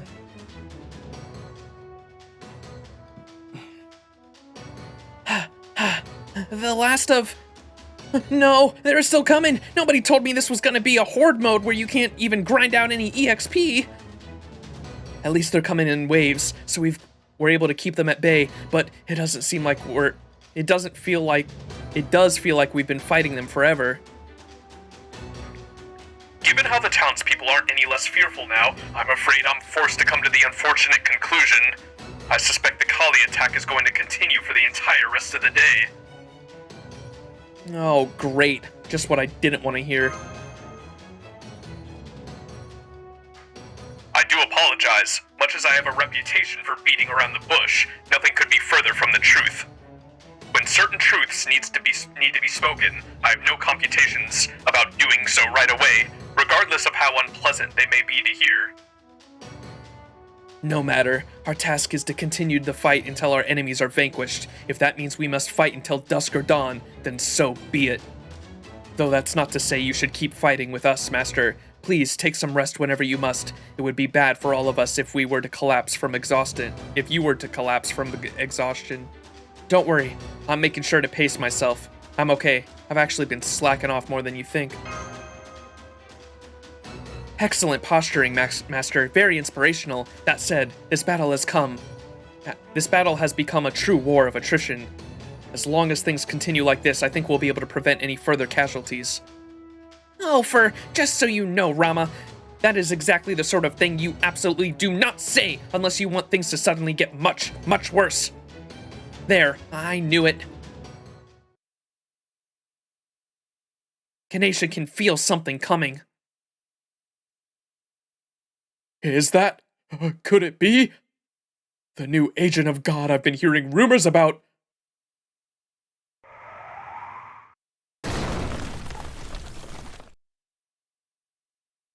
That's... It's not the other Neza. It's a new servant we haven't even seen before. Be careful, guys. The hell? I knew I sensed an unfamiliar divine aura around here, but I sure as hell wasn't expecting this. Oh shit, what's his name? I remember his name from the Santa Carna event, but I fucking forgot it already. I did like a really scratchy, angry voice. Ka.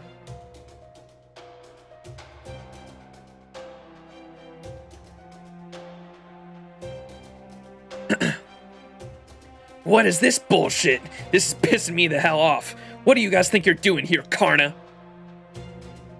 Osvataman, that's what it is. I remember that's the pronunciation, I think. Oswat whatever. Doesn't make sense to me because they wanted new players to catch up, but they missed. Yeah, that's the thing too, so I don't know. I was saying what I originally hoped was any any event that had a free-to-play servant in it, any event that has what do we call them? The welfare servants. Any event that has a welfare servant or any event that is canon with the main story should be a main interlude, right? That's my take on it, I think.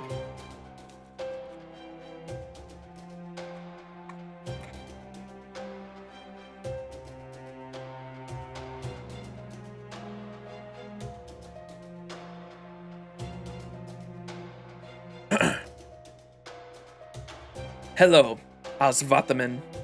You know each other? Is he an Indian hero too? That's right. His name is Asvathaman. I fought for the Kauravas alongside this brave warrior during the Yugakshetra war. He is the son of Drona, my mentor, under whom we both trained. He is both my friend and right now, I'm your enemy, Karna. What do you mean? Didn't you just say he was your friend, Karna? I spoke the truth. But now, he and I are both servants, bound to obey our master's orders. If our masters are at odds with one another, then of course that makes us enemies. Yeah, exactly. It's so damn obvious, it's maddening. I couldn't agree more, damn it. Is he always this angry? He looks like he's gonna be as tough to communicate with as Karna, though for real different reasons. Bros and punks are the hardest kinds of people for shut-ins to deal with. That's just how he is, though I do think he used to be a little more, composed. By the way, Asvathaman, who is your master now? Ha! Just hearing you ask that pisses me off. You'll figure that out soon enough. Huh? We already ran into a master candidate here. Maybe he's Fuck, I already forgot how to say this. Pepperoncino. Maybe he's Pepperoncino's servant too. I'm not so sure. Strictly speaking, we still have no evidence that the other Neza we met is Pepperoncino's servant either. Never mind who his master is for now. We've got more than enough to digest just by having a new servant to deal with. Well, since he's showing up now, there's not much question as to why he's here. That also pisses me off. Of course it's obvious. I can't let you lot running around doing whatever the hell you want.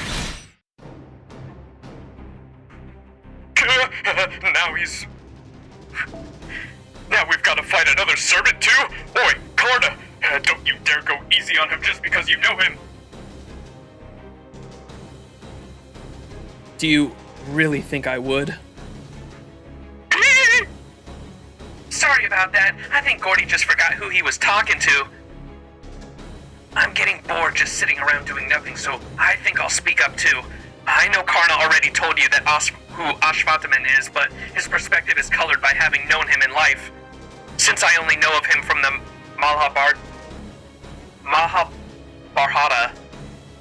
let me give you one more piece of objective information about how Asvathaman is depicted there. In the Mahabharata, he's said to be just as strong as Karna, if not stronger, so be careful. What? You mean this guy's actually on Karna's level? I won't deny that. I was never the strongest warrior, even back when I was studying under Drona. Then, we should not even consider going easy on him. We'll need to keep our guard up at all times. Exactly! Be extra careful when facing him, guys! Got it. This is clearly no time to be worried about conserving energy. Switching Ortnax over to anti-servant combat mode. Armored Shielder Mash Kirillite preparing to engage in full-powered combat. Awaiting your orders, Master. Oh, I'm mad as hell. Now that I'm a servant, anger's the only thing I feel. My whole spirit origin is built on it.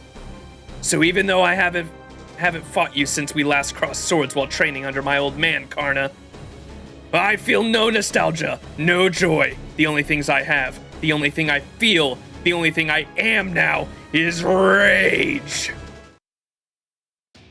God, doing that voice hurts my fucking throat.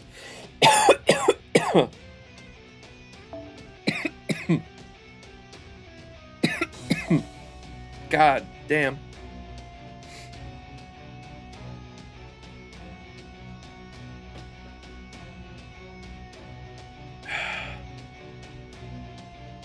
Every now and again, the game reminds me of how scary servants are. The Karna response is cold.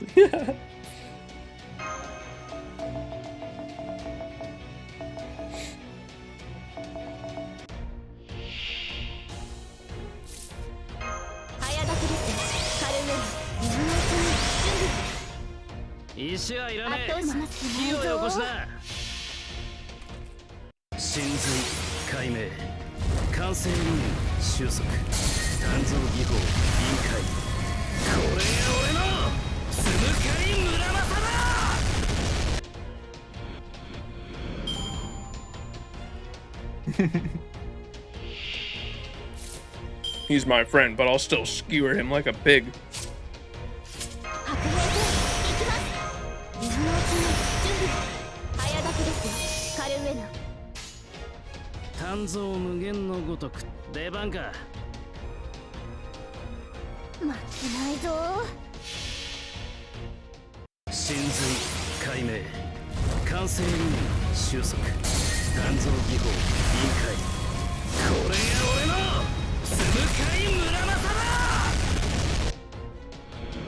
Damn it. I knew I wasn't gonna be able to fucking kill him.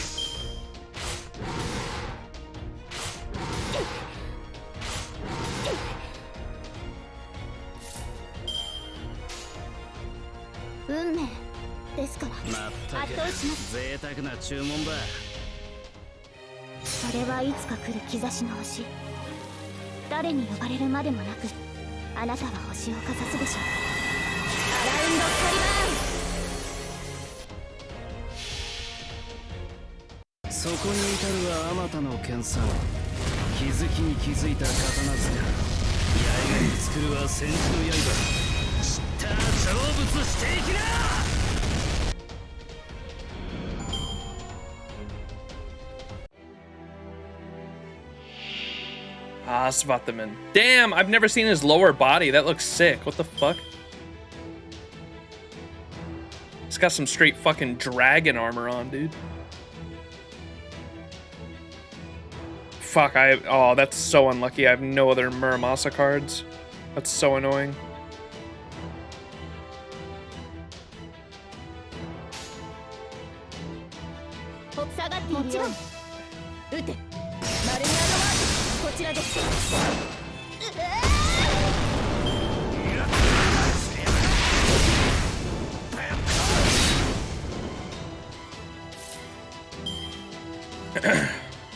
And he's an archer? I didn't even know that. My man's playing Lostbelt again, Pog. Yeah, what's up, Xerix? How you doing?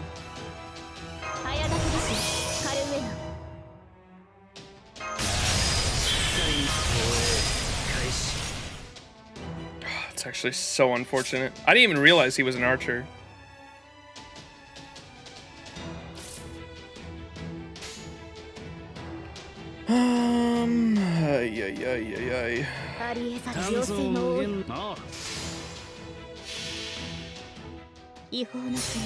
No, I haven't even done the Saber Wars event yet. I was thinking about doing it sometime next week because I think this weekend I'm going to spend doing Lostbelt 4 for the most part.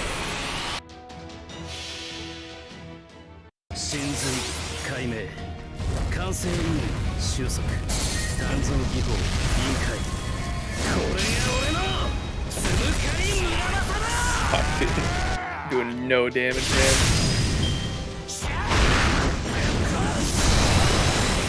Jesus.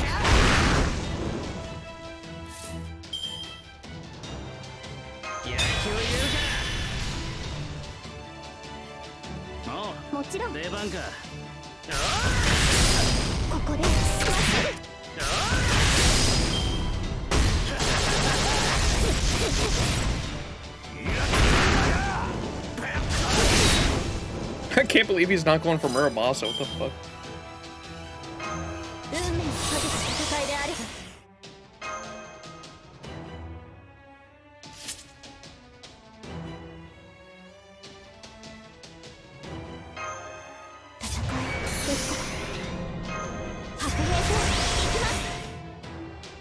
望まれることを望まれたように。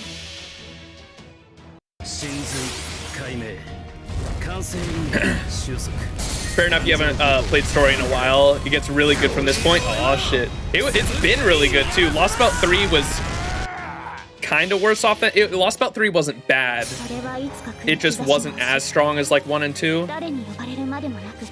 But yeah, I know everyone said 4 is pretty good, and then 5 is like insane. 5, everyone said it was definitely the best out of all of the Lostbelt, so I'm excited to start 5 sometime this spring. Before, definitely want to play 6 with everyone else when that releases, so I'll catch up. Oh, what the fuck? That NP looks nuts. Now piss off. Oh, it removes buff. Oh, it's a single target that removes buffs. Okay.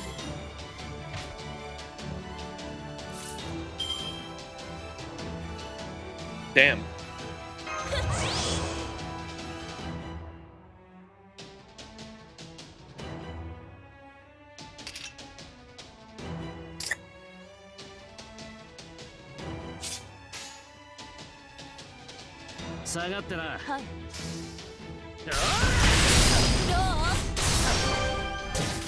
Oh my god, Shelter's too crazy. I didn't even have any buffs, dude. Oh no! Why? Why? You fucker! God damn it. The duo fucking Shiro face, man.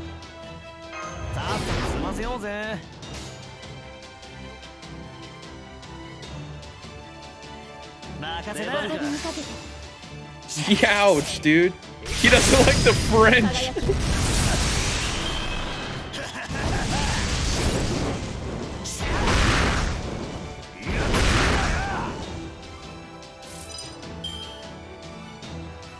Alright. You're in for a world of hurt for sure now.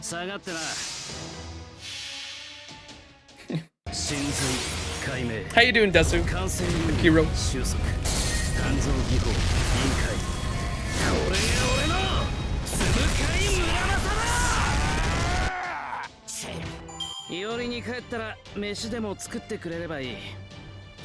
Saw you were playing Evil Within? Yeah, we played the first and the second one. I love those games. Just never caught the stream. If you're ever interested, I have them up on the VOD channel. I wanted to make sure I kept them there. That was one of the reasons I replayed the first one, was because I remember I played the first Evil Within on stream years ago, but because Twitch deletes VODs after a few months, I wanted to start saving my VODs to a separate YouTube channel, and so that's what I started doing. So in the future, if I ever want to look back on old streams, I can do that there.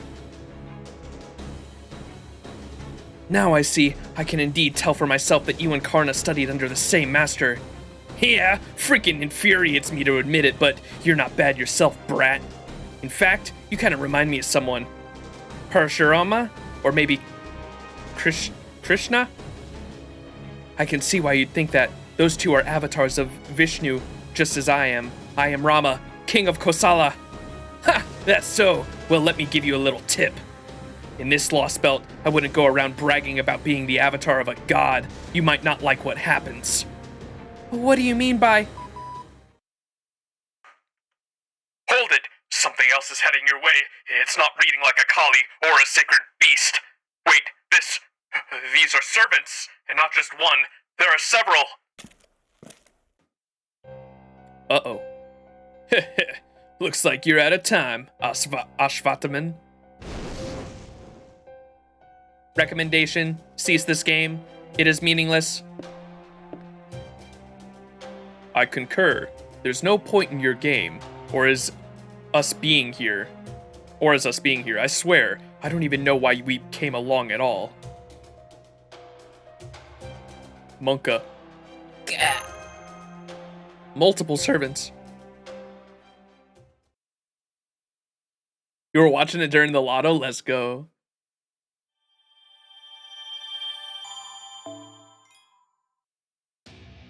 Monka. Okay, we definitely got to keep going. Shit's getting juicy.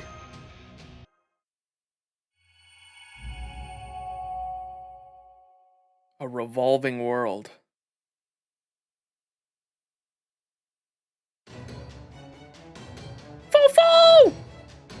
Master, get back! There are 2 servants I've never seen before, and... I guess that other Neza was on the enemy's side after all. We already know how strong she is. Be very careful not to let your guard down, Master. Whoa there, slow down, girlie. We're not here to fight. Huh? You guys piss me off. First you make me come all this way to see what's up, and then you show up anyway? So they are Ashvatman's allies. But why would so many servants band together like this? Anger, unnecessarily. We need only obey him. We haven't sensed Indian gods here in a long time. I don't blame him for being interested, even if it's pointless. Why are they looking at me like that? I haven't done anything wrong aside from eating like a I mean elephant. Max, are you seeing this? Or rather, not seeing it? Yeah, the Kali and sacred beasts are all gone. Hey. Yep, I think we might have just accomplished our initial goal of keeping this town safe, so that's cause for celebration. Though, maybe not too much since we've got new, much more difficult obstacles instead. If you aren't here to fight, then why are you here? Didn't we mention it? We're accompanying him. He told us to come along, so we did. That's all there is to it. This him you speak of, is he your master? Something like that. Or close enough, anyway. Either way, it's only natural we'd obey him. After all, he's the only god here. The one, final god. Look, here he comes now. This reading, actually, I'm sure you can see this as well. Look up in the sky. Yeah, I think you Indian heroes might just recognize that. We know what it is too. Though the only time we saw someone writing it, it was the decidedly non-Indian king of heroes. It's both a flying chariot, a ship, a floating palace that serves as a transport for the gods that's said to even be capable of ascending into space. A white Vimana? A what?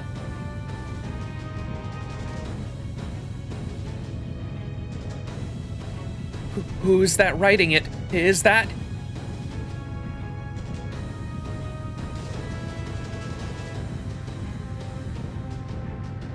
He looks different, but I still recognize his face. I would never mistake him for anyone else. So I can say with certainty.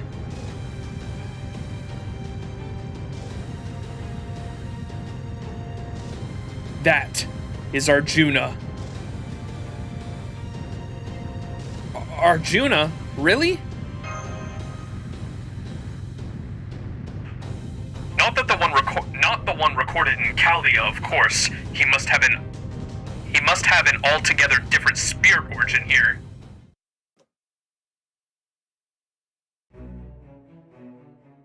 Should I speak in a god voice with him? I don't. It might sound weird. No, that won't work because I think I remember we listened to his voice during the Christmas event. He has what was it? A very monotone e-boy voice, I think is how I described it. Is that the Gilgamesh ship he flew in Fate Zero? That's what I was thinking of. It's the Vimana. He speaks normally. He's a cat boy. He has like a very monotone voice. I remember we listened to his lines. No. Once, I may have been known as Arjuna, but now, I am a god. What's going on? It feels like my hair is standing on end. Yeah, I feel it too. I don't know what's up with that, but I'm getting chills. But I do know that no good guy would ever go around introducing himself as a god. With the obvious exception of Ganesha, since he's the real deal. So beings with divine power have come from the outside. An avatar of Vishnu, a child of Parvati, and Karna, son of Surya. So that is all of you. Don't forget about us normal humans. That's right, the Master of Chaldea and his servants are here as well. Foo foo! I like this format with the side. Well, I don't think we've had something like this before. That's cool. Ha! He usually wouldn't even look at you as if you're not. He usually wouldn't even look at you if you were not gods. But you guys are idiots. So idiotic, it's infuriating. Thanks to that, now he's noticed yous too. Which means you guys are done for. Well, now that you've come all this way to see them for yourself, what do you think? Nothing. Huh? This ended up being no more than a fleeting diversion. I thought I might feel something, but there was nothing. To me as I am now, all these foreign elements I see below me are equally defective, immature, and worthless. They do not belong in a perfect world. In that sense, they are evil. God has witnessed defective beings. God has witnessed evil. They have no place in the next Yuga.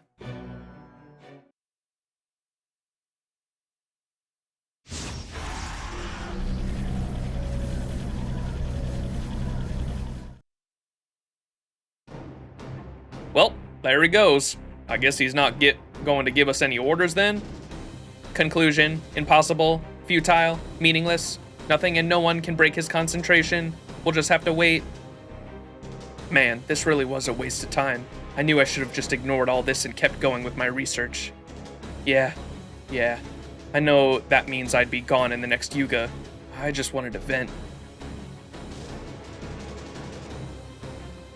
What's going on?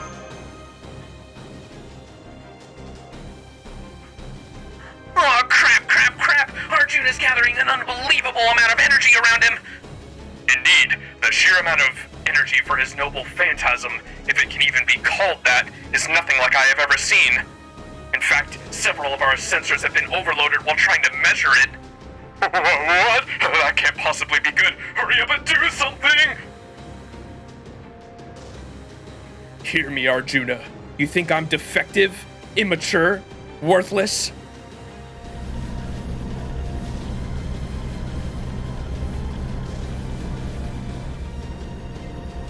Look at me. Look at me in the eye. Take up your arms and pay attention, Arjuna. Otherwise, this spear will be put to a cowardly use, and I don't want that.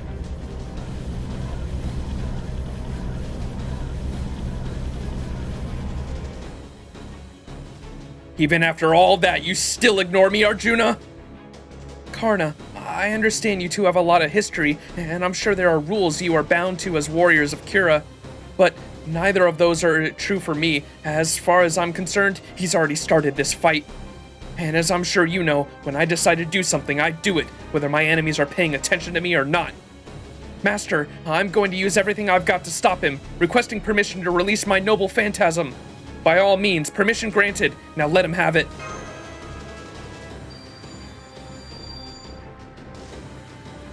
Brahmastra!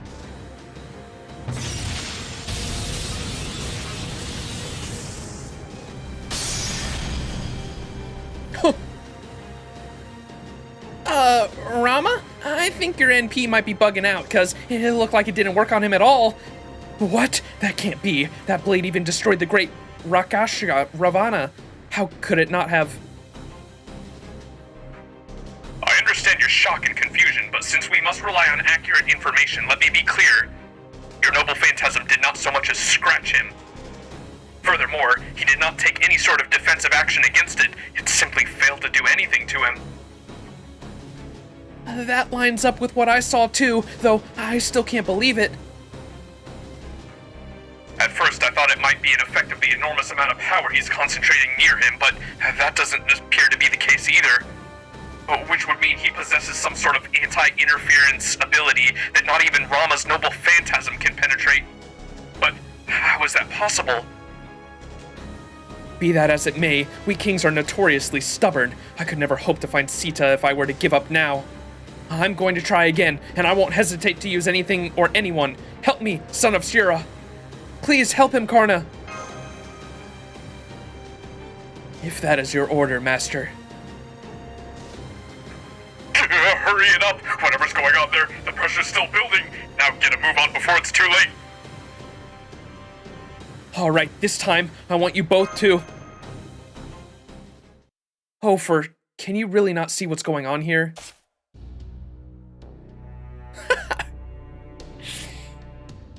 I had a feeling this was gonna happen because it seems like... What were the other ones? I think all of them, or I guess Lostbelt 2, Ophelia and Scotty were kind of on. They were definitely the best cooperators we've seen so far. But in Lostbelt 1 and Lostbelt 3, the kings were extremely stubborn and did not want to work with the masters. So I was assuming that might be the same case here. Best Cryptor Pog? Not Wodime is peak.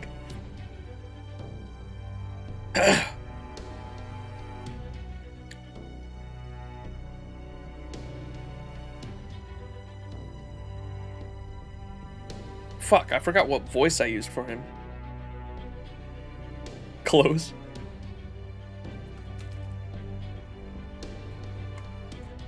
I remember now.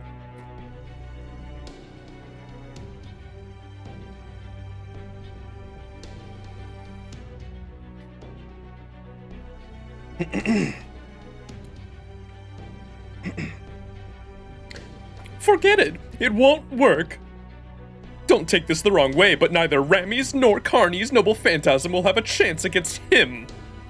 Trust me, he outclasses you guys in every way. After all, he's every Indian god rolled into one single super being. Monka. Carney, yeah. Rami and Carney. Alright, now everyone's saying they love fucking Pepe too, so I wonder if like he's gonna team up with us against him. We'll see. Huh. I wonder who... Wait, so...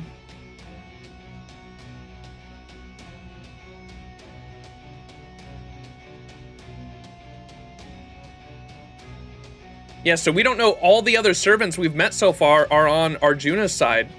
So we don't know who his servant is yet. Okay, interesting.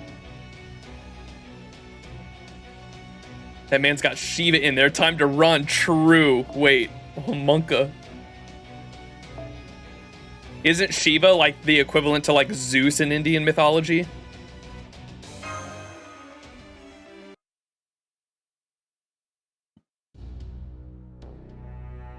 It's you, Pepe. Foo! Pepperoncino. Well, here we are, together again, and much sooner than I expected. I was going to just sit back and watch, but I just had to say something after seeing how utterly dense you are. We can talk more later, though. Right now, you need to skedaddle. Chop chop. What? You're our enemy too. Why should we listen to anything you have to? Well, what if I told you that I was only up in those mountains because I was running from Neza? And that Neza only stopped fighting you guys because tracking me down was a higher priority? What I mean is that they are my enemies as much as yours. I see. So,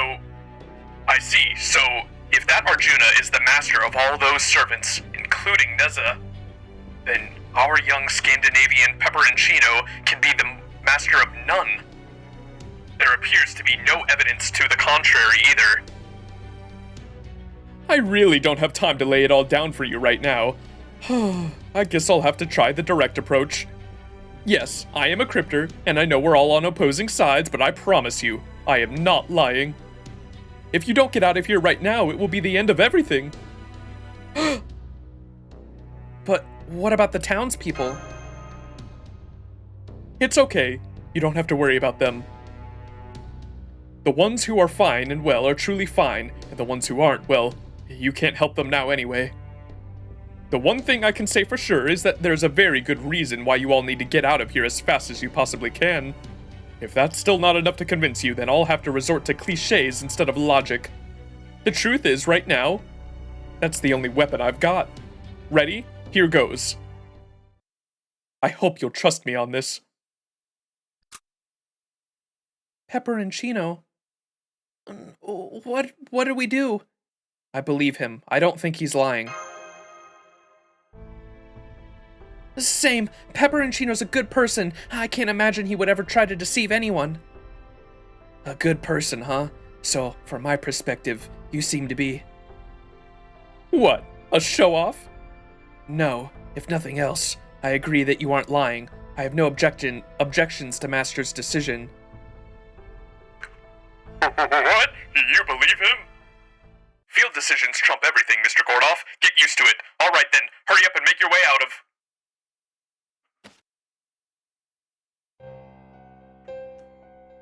Oh, well, hello, Asvataman. Long time no see. I guess so. Pisses me the hell off to see you here, ex-master. Huh? My contract with you's been completely overwritten. Any connection we had is long gone. Oh, well, that's too bad. I don't suppose you'd let me go celebrate us no longer being master and servant, would you? Hell no, I can't just let you guys walk out of here. Now that the big boss has decided he wants you gone, it's my job as one of the Lokapala to see it done. Well, that puts me in a pretty pickle. Would you say all the others feel the same way? How should I know? But I'd guess they wouldn't want anything unless... But I'd guess they wouldn't do anything unless they were directly ordered to. Pisses me off. Yeah, pretty much. Oh, but don't get me wrong. It's not because I don't care about my job. I'm just confident that you're more than capable of handling this alone, Asvataman. Confidence is hugely important, you know. It's just like hunting. It's a bad idea to work too hard when you're confident in your position. If you go around hunting down mountain animals when you don't need to, the mountain will end up just dead. Is your position the only reason you're standing in our way, Asvataman? Nah, there's more to it than just that. I know if I stop you guys from getting away now, it'll get us one step closer to his perfect world. And you know what? I want to see his perfect world. I admit it. Which means I got no choice but to stop you. So I'm gonna beat all your asses down. And then I'm gonna kick back and watch as you all get sucked into his dissolution. The dissolution? What do you mean? So, the time for words is over, huh? Then I guess I better get ready to respond in kind. If nothing else, I can understand him a lot better than the being way up there. Let's take him down and secure a way out of here, Master.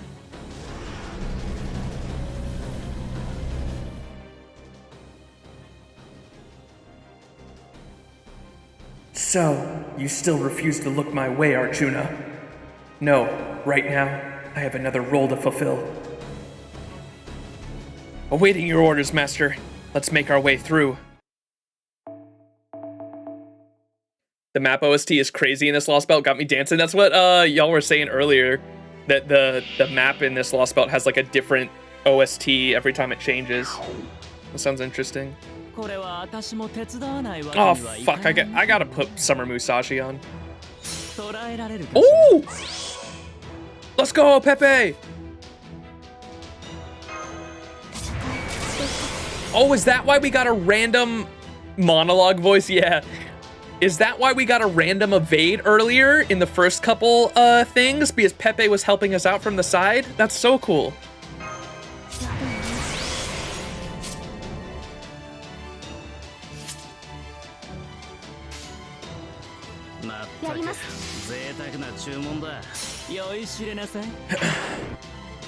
You have a love-hate relationship with your gacha game, Zombie. I get all excited that an event is hard and takes strategy to beat, and then I hate how the event is too hard to beat.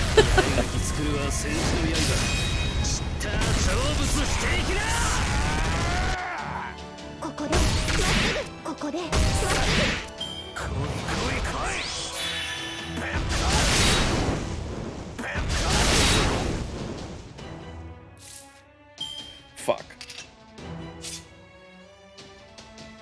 Hang on.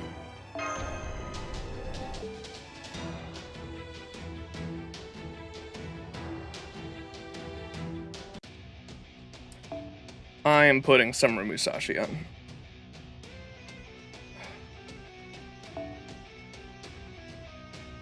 I wanted to play around with my boy, but class disadvantage just ain't it in a Lostbelt.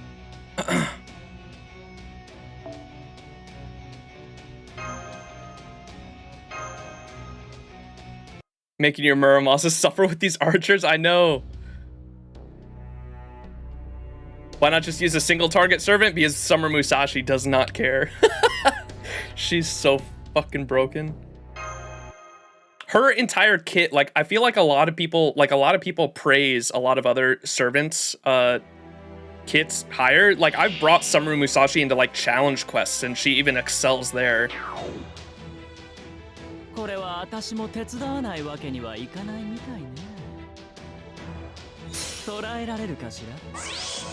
Twist of love.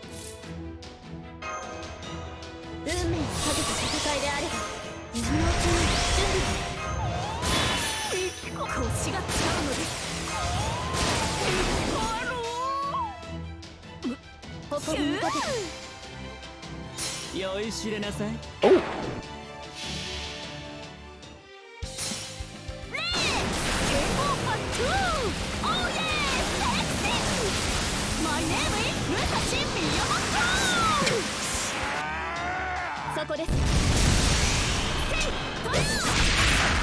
Look at that NP game, it's fucking crazy.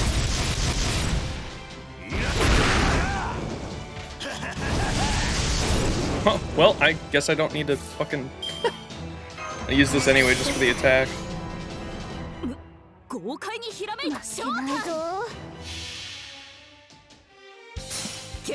Shisho getting really excited every time I see an Archer Divine boss. Oh god.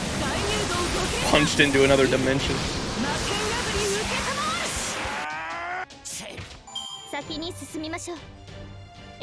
Everyone's divine in this Lostbelt. She's eating good.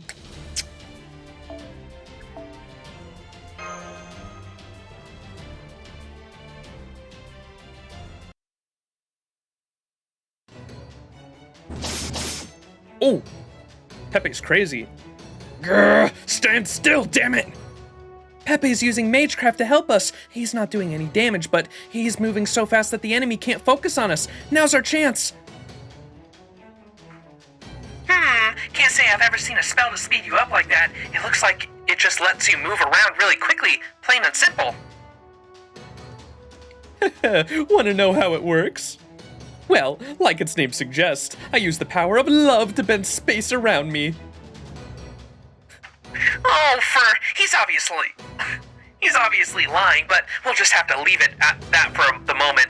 The important thing is the enemy's vulnerable now.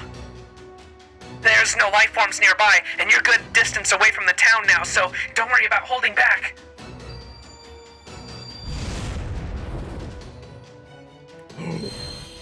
Vasafi Shakti! Definitely butchered that. Shakti. It's a direct hit! That should do... What?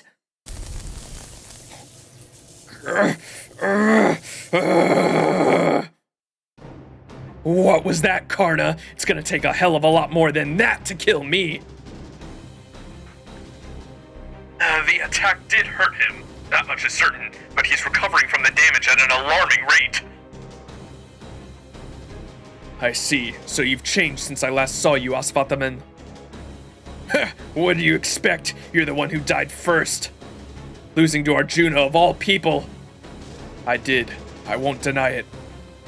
Hey now, slow your roll there, people. You don't have to finish him off just yet, okay?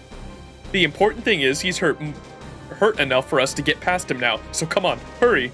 He's right, let's go. Everyone run for it as fast as you can. Damn it, get back here!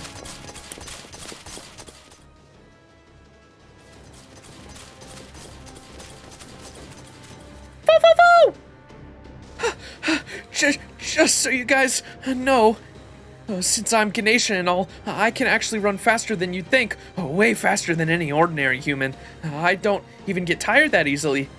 But I do feel tired, and for a NEET like me, that is the worst thing of all. There's no one else in the whole world who hates running as much as we do. Complaining about it won't make it any easier. Just be quiet and keep running. I only said that because I was hoping you'd take the hint and carry me. I can't. I would be crushed under your weight. Perhaps that is owed to the weight of Ganesha's divine power. Hey, I'm not that heavy! By the way, why are you running away with us? I thought you were our enemy. I have my reasons. Arjuna didn't see me as an enemy before now, so I was fine, as long as I was just laying low.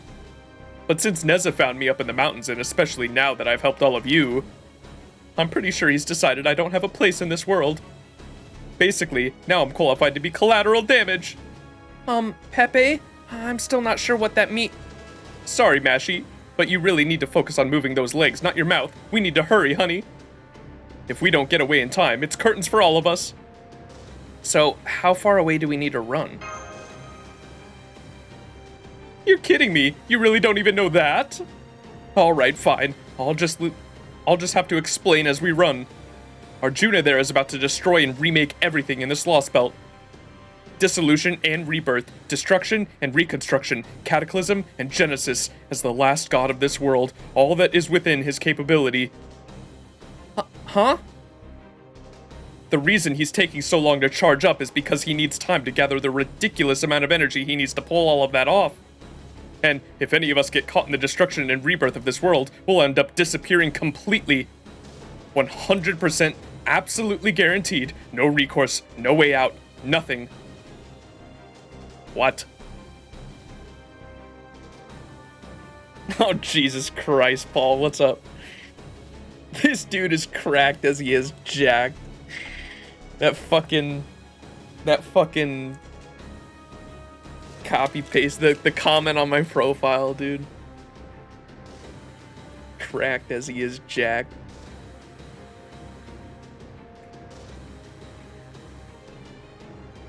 The fucking 7-Eleven diapers.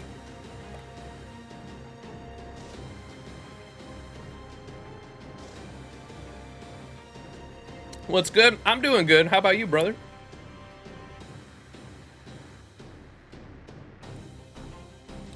Oh no. Paul, what have you done? Just been chilling? Hell yeah. You playing the fuck, what's the MMO? New World? Is it New World? Seen Podgy play, he doesn't even use a monitor. He visualizes the map in detailed rendering, completely in his mind. His biological wall hack. His godlike perception highlights all enemies within light years. His eyes are closed as his mouse gracefully swerves across the table, making him immaculate twitches as he flicks from head to head. The bullets can escape his gun barrel are surgical, each making a deadly strike in between his opponent's eyes. Podgy is cracked. Does Podgy play FPSs with his drawing pad? I'm gonna save this now. Oh no, Jesus Christ.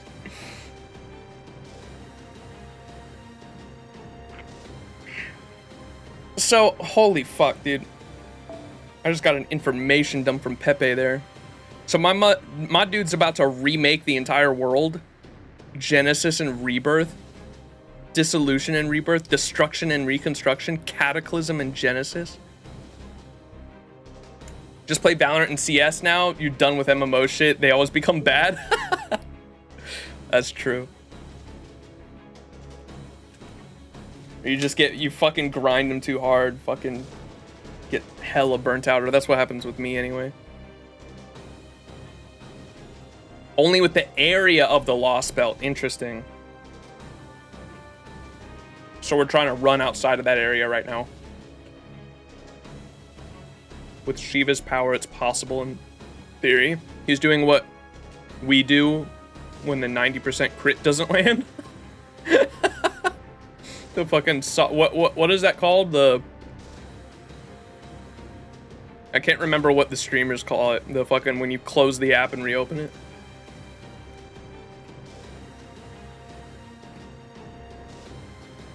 Save scum, yeah.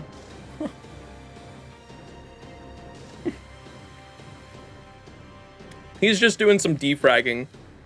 Not the world, because no hard evidence shown that it's affected the world yet. It's just a theoretical that it would affect the world, not the planet, when the storm walls are down. But yeah, gotcha. That's crazy. That's quite difficult to believe. But if that enormous mass of energy were to keep growing at an accelerated rate, I suppose it's not impossible. But then, if that's true, what happens to the world after it's been recreated? What about the life forms? I'll fill you in on that later. Right now, I'm just answering Max's question on how far we need to run. So now that you know, I'm sure we can figure out what you have to do to avoid that massive noble phantasm capable of destroying the entire world, right? You're the only ones with an evasive measure that can get around that. I'm counting on you to save my skin too. The border's zero sail. Exactly. I'm glad you worked it out. Naturally, I figured that might be the case, so I've got the engine all warmed up and ready to go. Let's figure out where to rendezvous, and we'll head right there and come pick you guys up. I'll admit, it's still risky, but I'm not sure what will happen if Arjuna becomes aware of the border too. But right now, it's the only hope we have. Hold it! Hold just a damn minute! You want us to let a crypter onto the border and let him experience a zero sail on top of that? Preposterous! Absolutely out of the question! I know we've had a crypter on board before, but that was strictly a prisoner, not to mention there was an extenuating circumstance. Naturally, neither Da Vinci nor I have discounted the risks in that course of action. But right now, the most important thing by far is ensuring Max's safety. All other considerations are secondary at best. Besides, just look at him. Once he makes up his mind to trust someone, there's nothing any of us can do to persuade him otherwise. Especially since he's the one out there doing all the heavy lifting. Hug, I thought we'd been over this already. At this point, I'm just a single powerless mage. I don't even have a servant anymore. I'd say that more than qualifies me as a prisoner, personally. A prisoner, huh? I do still regret how Kadok Zemblumpus ended up getting away. If I look at this as another chance to gain some valuable information about the crypters, maybe the reward is worth the risk? Alright, I'll make a special exception just this once, but he's to be kept under tight security at all times. Thank you, Director Gordoff. I've got the border's rendezvous point coordinates. Let's get there as fast as we can, Master. Just gotta hang in there a little longer. Come on, guys, let's run for it. Foo-foo!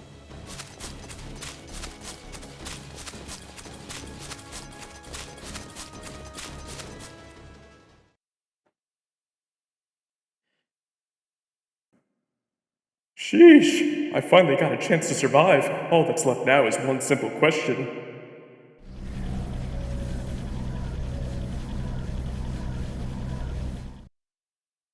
Will we make it in time? Monka, dude, that shit's crazy. I kind of had a feeling that he was gonna do something similar to that because I have Arjuna Alter, like I've said before, and I've read his. I think I have him fully leveled.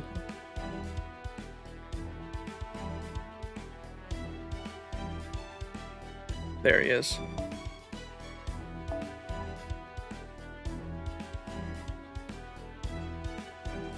And I think, what was it? Was it his Noble Phantasm I've read before? I think it was his Noble Phantasm I read.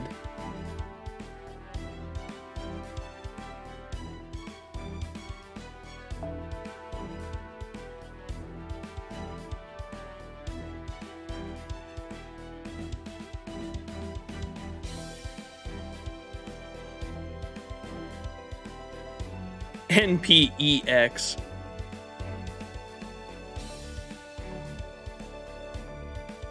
It just sounds fucking crazy. In order to create a truly perfect world, he rules over all creation as the god of destruction. All his skills in NP are EX. Fucking crazy motherfucker, dude. And I've seen his NP too, obviously, where he literally cuts the fucking world in half, and so that gave me enough of a clue as to how fucking powerful this dude was.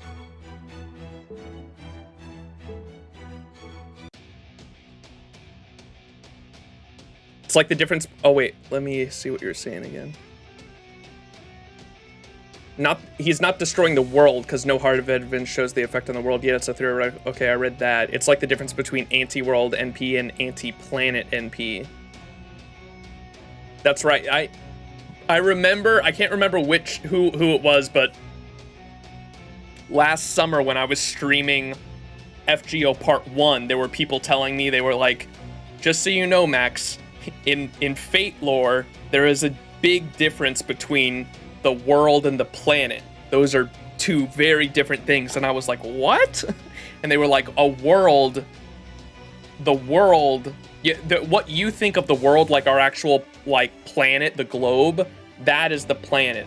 But the world itself is just the reality itself, the texture, right, that is on top of the planet, essentially, right? I think it was me, I was stressing on Singularity 6. The surface, yeah, right? The world is the cloth covering the planet, and that's why the alien god smoothed everything out for a white canvas before putting the Lostbelts in place, right? That makes sense. All right, are we gonna see this shit take place? What's this one called? Oh, it's still the same. A revolving world. Grand reality marvel somewhere. That's crazy. Reality is just a reality marvel. Oh no, it's all a simulation. Fo. Are you okay, Master? We're almost there. Just hang in there a little long. On second thought, now that we've come this far, I doubt anything else will try to attack us. I'll carry you the rest of the way. You too, Fo. Fo! Are we at the rendezvous point yet? Damn, even with all this distance between us, the pressure from Arjuna is only growing stronger. I've never felt the air so stifling before, not even when Ravana nickeled at my throat with his sword. Kumbhakarna, the giant's foot, was hovering above my head. This isn't normal. It's not usually afraid of anything except losing Sita. I'm not usually afraid of anything except losing Sita, but for some time now, I have been getting chills all the way down to my spirit origin.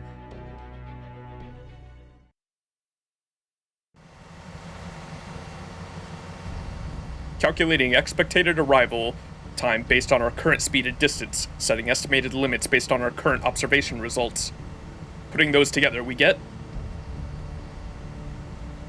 Well, what is it, man? Why aren't you saying anything? Oi! The only parameter we can adjust now is our speed. We'll just have to hurry as best we can. If you happen to install a secret acceleration system while you were working on the border, Captain, this is the moment to reveal it. I didn't have time for that. All I did was make sure that the existing systems were working. We should be able to rendezvous in time. We should be able to rendezvous in time if we use all our resources and go at top speed. The real problem is... I'll make as much of a headway on my end as I can. Please hurry, Da Vinci. Disparage. It's done. Extracting unified divine power from all divinities. Condensing process complete. Using the 10th to control execution. Deployment, preparation, begin.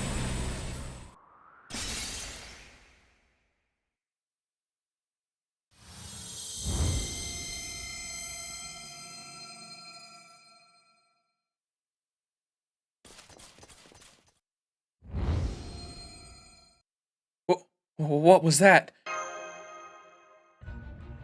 This is... This is it! We're done for! It's all over now! I can tell too, it couldn't have been more clear. Whatever that was, it's something we absolutely have to evade. Please hurry up, Da Vinci! Sorry for the wait! Come on in, guys! The hatch is wide open!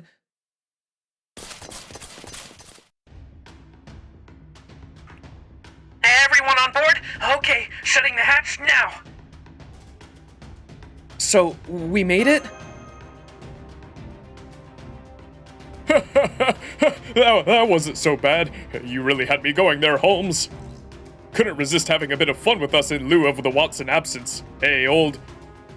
We're not out of the woods yet. The real problem is readying the zero sail. What? It doesn't just happen automatically at the push of a button. I did everything I could to prepare in advance.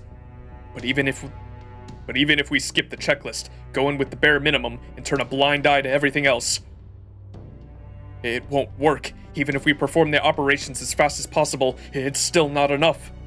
It's a difference of only 5 seconds, maybe even less, between the time we need and the time when Arjuna releases the Noble Phantasm, but those are 5 seconds we just don't have. No. Hold it! Hold on just a damn minute! Which of you just went outside in their spear form?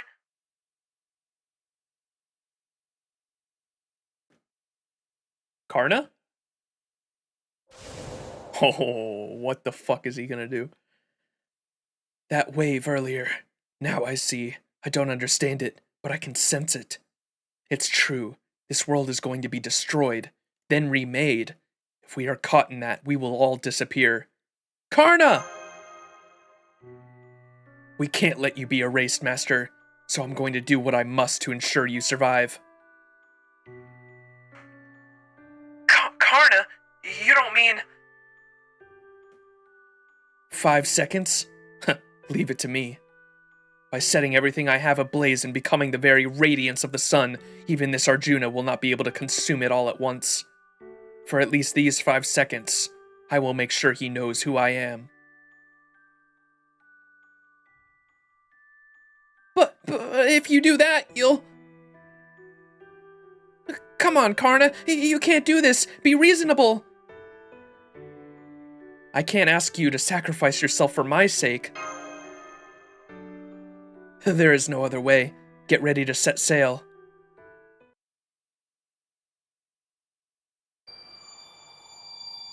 Is he really dying here? I thought we were gonna have some grand face-off between him and Arjuna at the end of this Lostbelt. What the fuck? Holmes! I'm working on it. I'll just be a bit longer.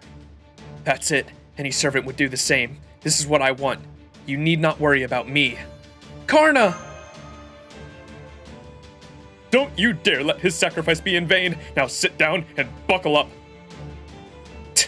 You didn't even talk to me before you left. You've got a lot of nerve going on and off on your own like that, Karna. You are truly the great hero of benefaction, a warrior among warriors. As they say nowadays, you live up to the hype, and then some. I'll take care of things from here. You give him hell. Thank you. Entering final phase of emergency dive preparations. Initiating countdown.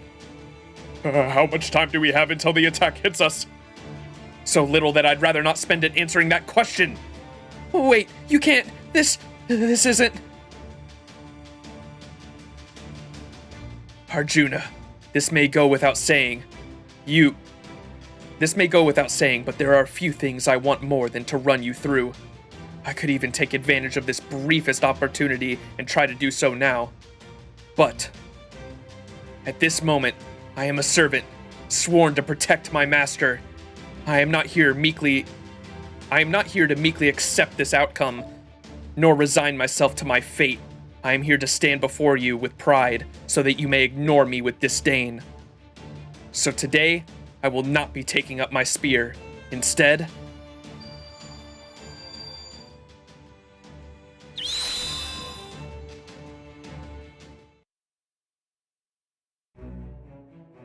God has cast his gaze downward. These defects are unnecessary, and therefore evil. Begone, evil. You have no place in the new Yuga, the new world. I will now wield the sword of the god who ends all things. I will cut off the world from the rift in the world made by the blade. Clear purification will burst forth. Terminus and Genesis will cycle anew.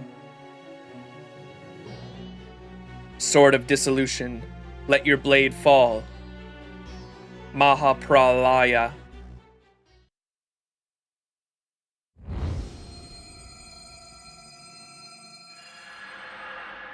Oh!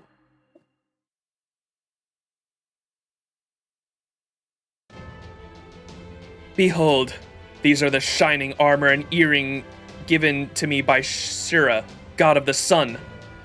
But know this, Once I transform myself into this life's radiance, this gold will no longer be my armor. It will merely be a sign that I am burning bright as the sun, here where you can see it. Kavacha and Kundara!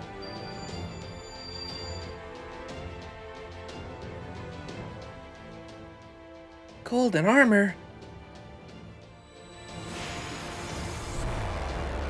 Oh!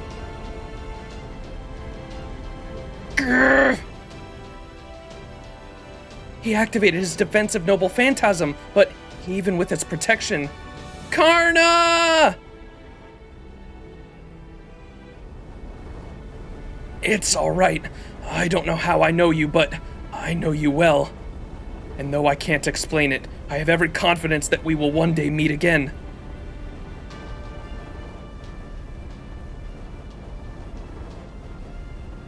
So don't be sad, and please, take care of Master for me.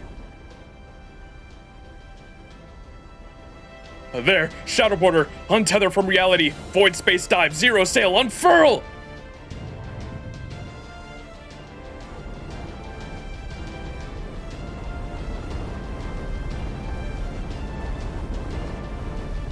What?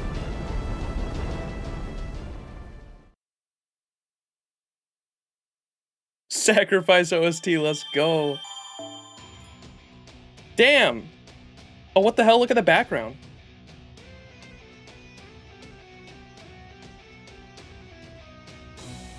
That's depressing.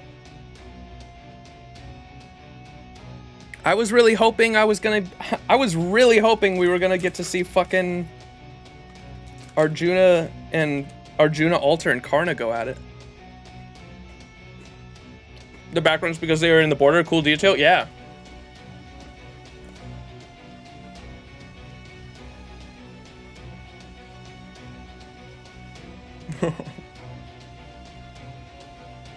The Walmart spirit bomb. All right. I think we're gonna do this quest. See what happens after that, and we'll call it. We'll call it there. Maybe we'll do a multi while we look for someone to raid after this.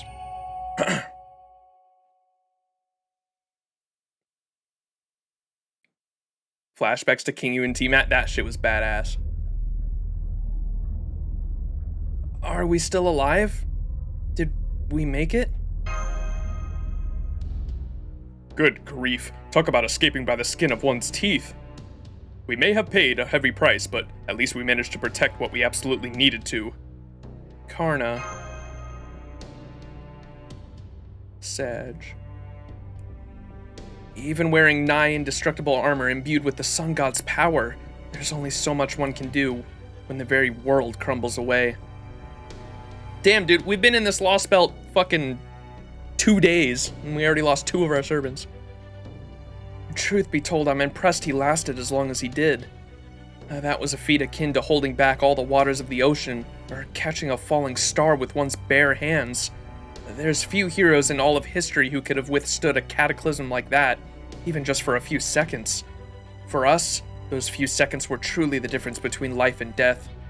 Karna, hero of benefaction, I salute your strength and devotion.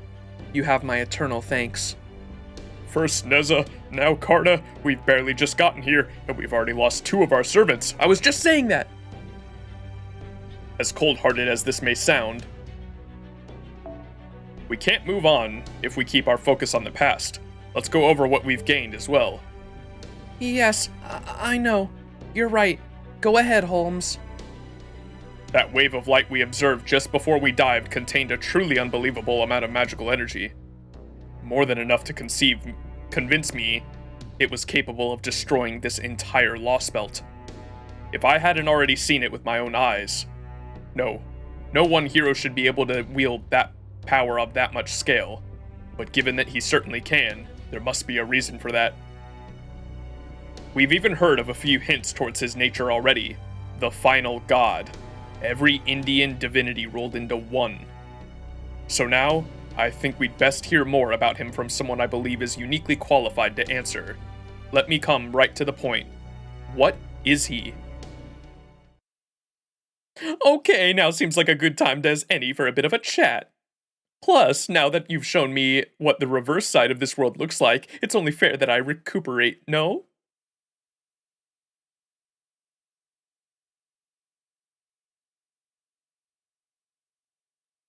Is this Pepe talking? Maybe I'll just talk in my normal voice. The rift between worlds, the inside of nothingness, the gap between heaven and earth, the space outside the universe. Here, where a single moment spans an eternity, only he and the few beings he acknowledges are able to exist. Storage records, organization, complete, commencing, reconstruction. Oh, what? What are you doing here? You freaky fucking clown motherfucker. I haven't seen you since Shimosa, I don't think.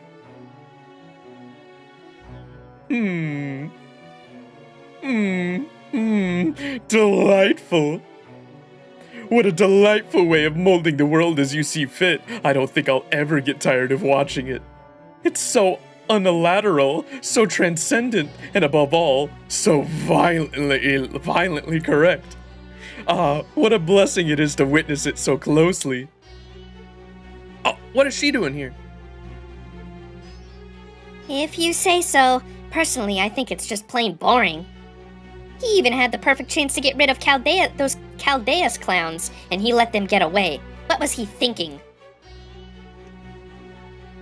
Unnecessary, defects, deleted, continuing, logic absorption, and conceptual repairs.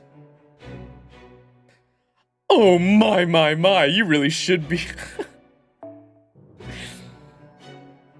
Disciples? I was about to ask that, yeah, because Koyan's there. I was wondering. That would mean Rasputin would be here too, because he's one as well, right? Oh my. So does that mean Arjuna's one? Because what are the... I think there's only 3. There's... Or no, wait. 3?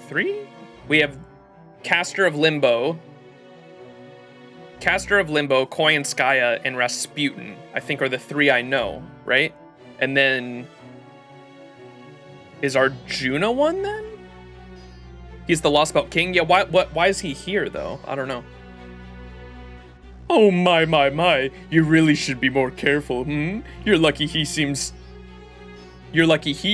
not to have heard you this time. If he decides we're defective and unnecessary too, we won't be able to escape the recreation process either. He's a god, after all. He gets... Oh, wait. Koyanskaya was in his Lostbelt, so this is like a safe space in the Lostbelt, huh? So he's here. Interesting. Okay. Koyanskaya, my beloved.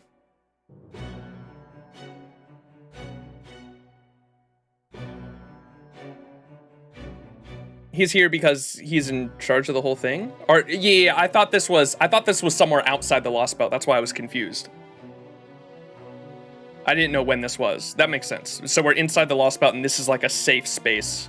And I just didn't register that Caster of Limbo was possibly in the Lostbelt. I thought this was somewhere outside. He's a god, after all. He gets to make all sorts of judgments. Right now, the Chaldeans are little more than pests to be cleaned up along with the rest of the trash. If he did decide that Max and his little gang were truly unnecessary, he would send all of his Lokapala to handle them. It is not our place to say anything, let alone to do so impertinently. No, all we need to do is stand back and merely spectate as he recreates the world into his own perfect little sandcastle. It may be wrong to draw up plans and create molds when it comes to making sandcastles, but as they say, if this is wrong, I don't want to be right. Why doesn't anyone else try their hand at it? The more we repeat the process, the closer we'll get to making the perfect plans and mold. At the rate we're going now, why I expect it won't be long at all before we get there. Yes, I suppose the sand we're using may get worn and tattered the more we destroy and rebuild. But that is a small price to pay to bring such a grand project to its completion, don't you think? So of course, we will keep going.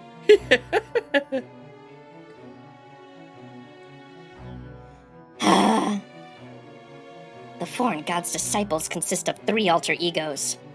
But this monk is one to be especially wary of. Part of it is that he's very much rotten to the core.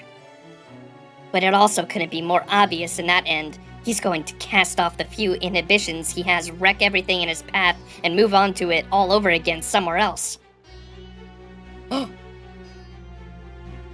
What's with that look? Are you saying I only dislike him because he reminds me of myself? I'm a patient woman, but even I can only take being lumped in with something like that for so long. Why don't you open your mouth and actually say something for once? Or is it your job to really just observe and nothing else?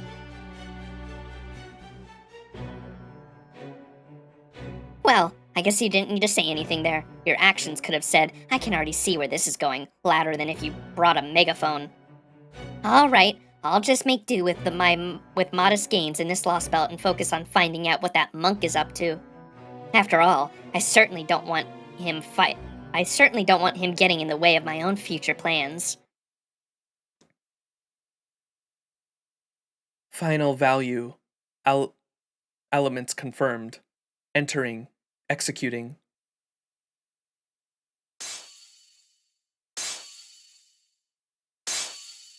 What the fuck? Thus, the world is reborn.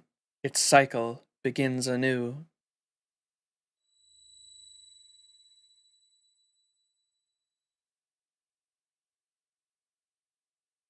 This chapter will be hard on this man with the Pepe and the Clown Boy voices, and fucking Osvataman, dude. Osvataman's voice hurts me the most, man. So, fuck, Clown Boy's here. Okay, I was so lost there as soon as I saw Caster of Limbo, because I haven't seen Caster of Limbo since Shamosa, and I thought this was a flashback or some shit. I was so confused there at the start, but now I remember earlier, someone said this Lostbelt's king and the monk, or someone said Arjuna had a monk next to him and they were a force to be reckoned with or something, and that monk is Caster of Limbo, because Koyanskaya called him a monk too. That makes sense. And so that was like some kind of safe space where they wouldn't get overwritten in this Lostbelt. Got it. Damn, XXXXX Yuga cycle inception. Holy fuck. So they've been doing this for a long, long time. So, I'm sure you've all at least figured out this much, but that Arjuna is the core of this Indian Lostbelt. He's the reason this world became part of the pruning theoretical phenomenon. Let's see, to tie it to Holmesy's earlier question. I love his names for everyone. To tie it to Holmesy's earlier question. Holmesy's? This world has been pruned away with it. This world was pruned away because in it, he gained the power you've just witnessed. What happened exactly? Just so you know, this is almost all speculation on my part, okay? There is no one around who can prove what really happened. Anyway, I don't know exactly when he got all that power, or when this world became estranged from proper human history. All that I know is that it was a long time ago, but I can make an educated guess. It was probably during the Mahabharata? Something happened right around when the war it depicts came to an end. Something that led Arjuna acquiring every divinity in India. Right, you mentioned that earlier. Then it's really true? It would certainly make a kind of paradoxical sense, given what we've seen so far. A feat as extraordinary as remaking the entire world simply wouldn't be possible without an equally extraordinary background. But that still doesn't explain how it happened. This is also just speculation, but I think he could have acquired the divinities in phases.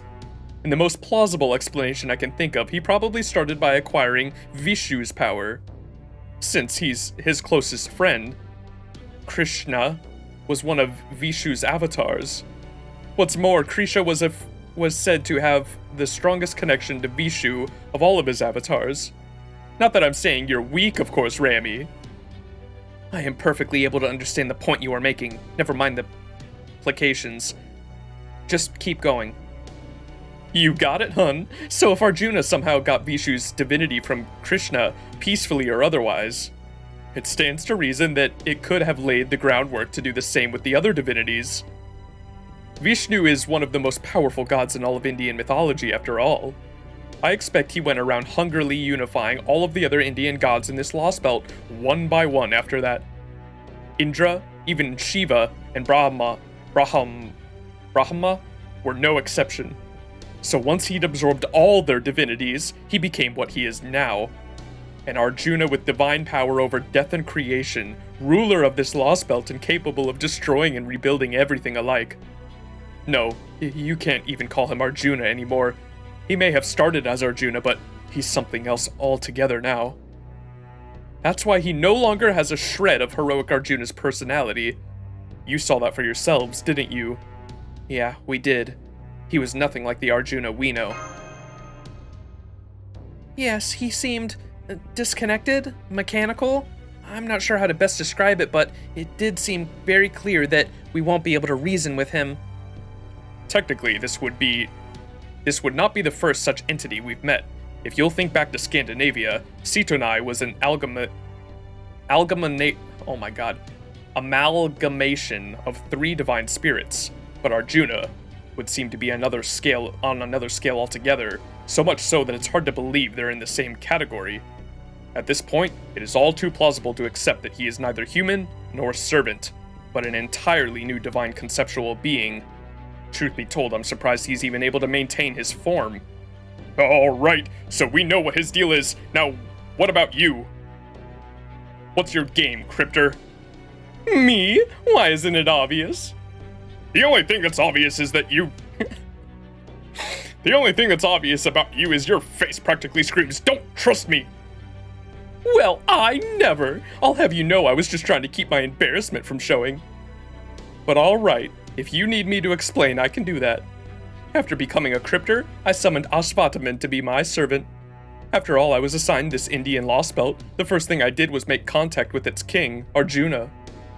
Once I learned he was basically a god, I spent my first few months here trying to control him as much as I could. But after the foreign god disciple showed up, Arjuna suddenly started behaving strangely.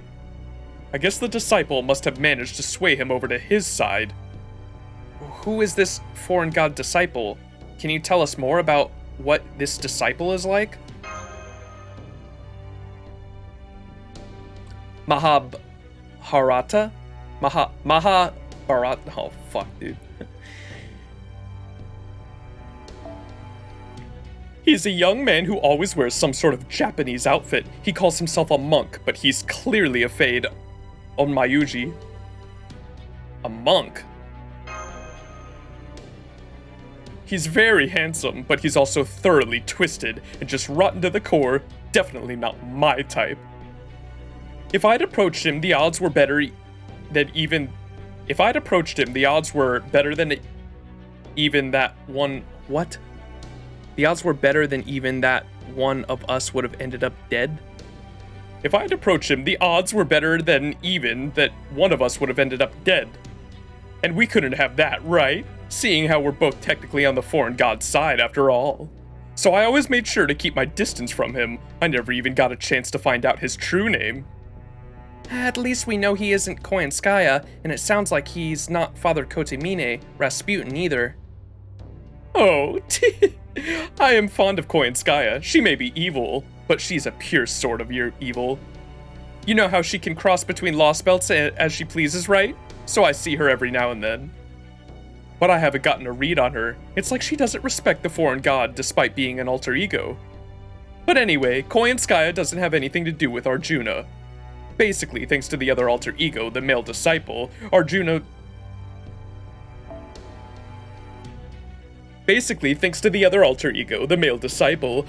started taking a much heavier hand to his world than he ever had before. After all that, it sounds like they needed more pawns for running errands and such. So he went and took my contract with Ashvataman, all because he just happened to be close by. And just like that, Ashvataman was his, and there was nothing I could do. A lot of good being a Cryptor did me, right? At that point, all I could do was laugh at how absurd it all was. What? He just took your contract from you? Thinking back on it now, I shouldn't be surprised, considering just how powerful a god he is.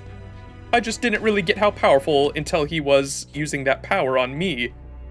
Then to top it all off, he went and summoned a few more servants all on his own. I don't know if he figured out how by studying Asfataman, or if the disciple told him, but I guess it doesn't matter.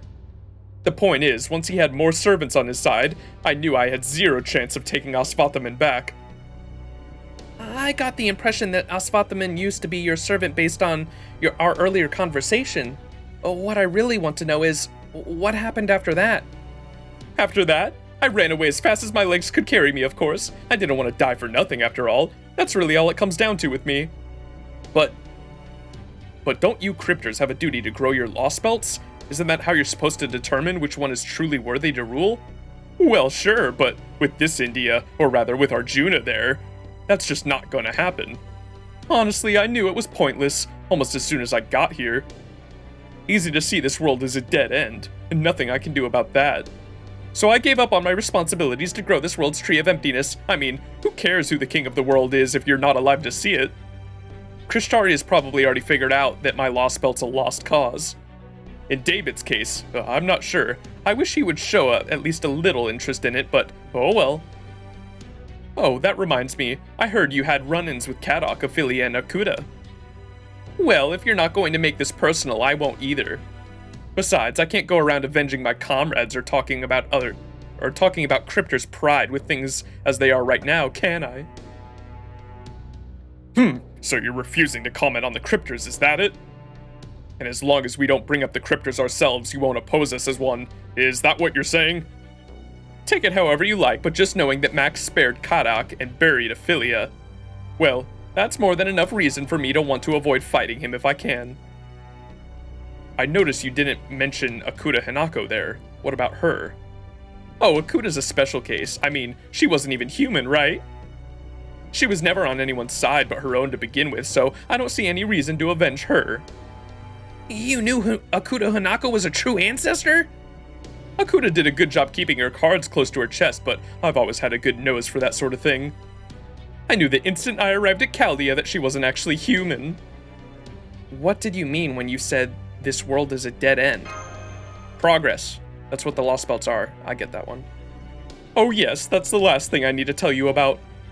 Arjuna uses his power to destroy and recreate the world over and over again, cycle it through periods called Yugas. I'll spare you the details for now, but while they're similar in some ways to India's original concept of Yugas, they ultimately diverge pretty wildly.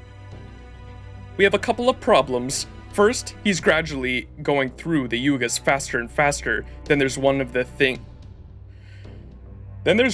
things he does as he completes each cycle. Oh my god, dude, my fucking throat. Intuition EX skill for sure.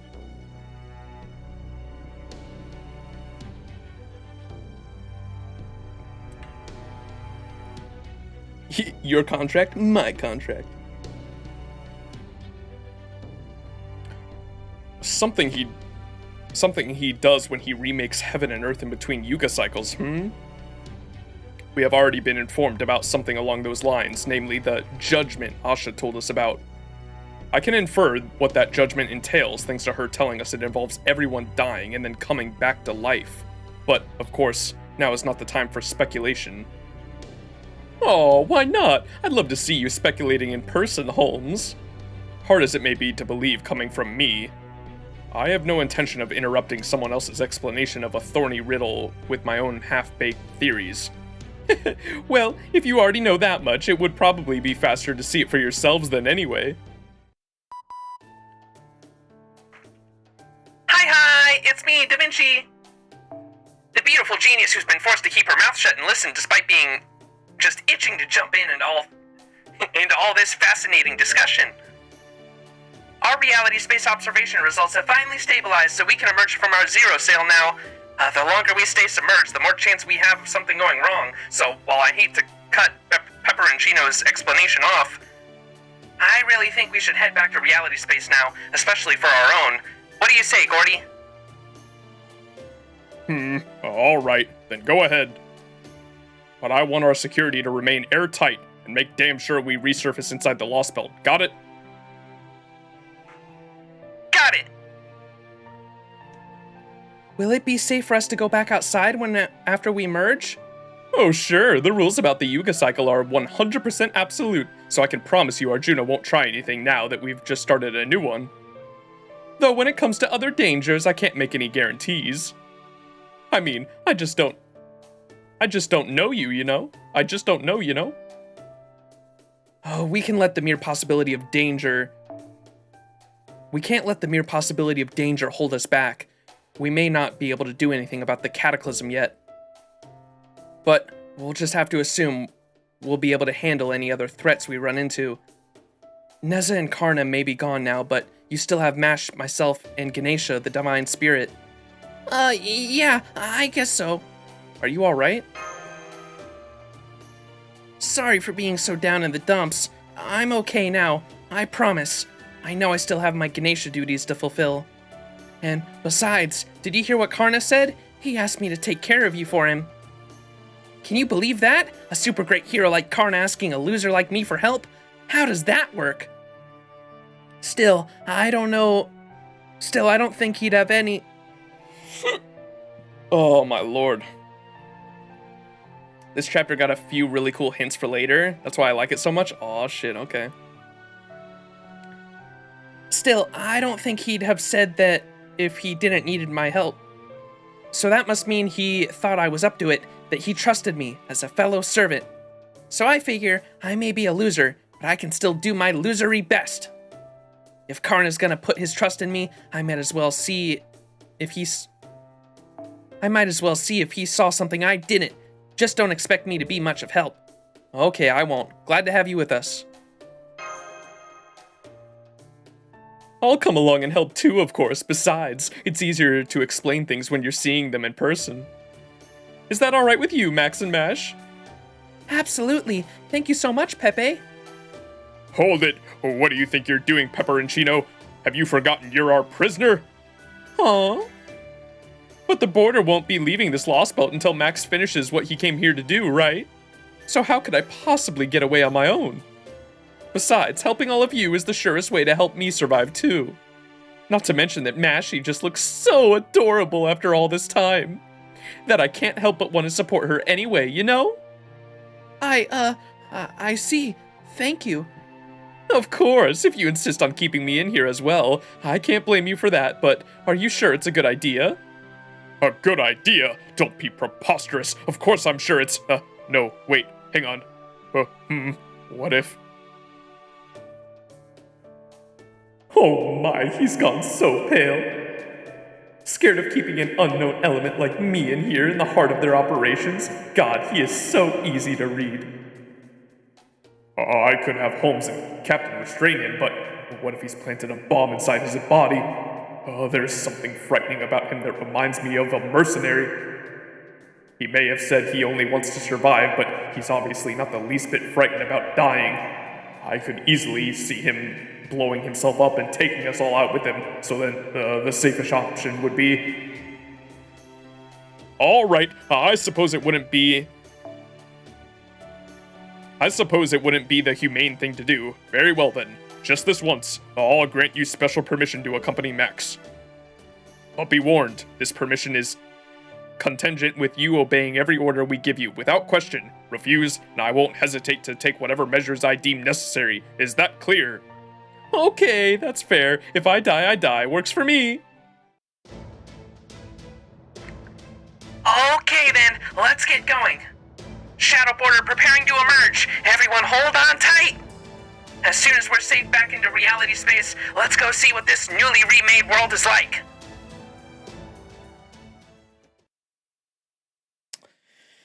Oh boy. Alright, chat. That is gonna have to do it for the stream. How long? 5 hours and 30 minutes? That's pretty good. It's supposed to be, I think just the reading portion alone is 11 hours for this Lostbelt. Which is about how long Lostbelt 1 and 2 were. 3 was a little shorter.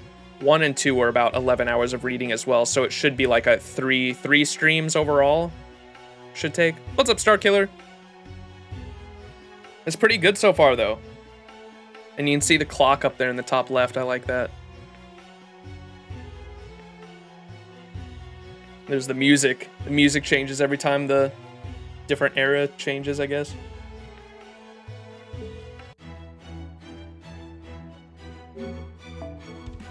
All right. I'm going to do a 10 roll while I look for someone to host. Should we do on Spishtar or Orion? What do you think, chat? Spishtar or Orion? Chad? You played Saber Wars 2 before? I haven't. We're gonna read it sometime next week. Never did that. I was very well behaved up in the club back in the day. I was like, what the fuck is that? It was fucking Twitch.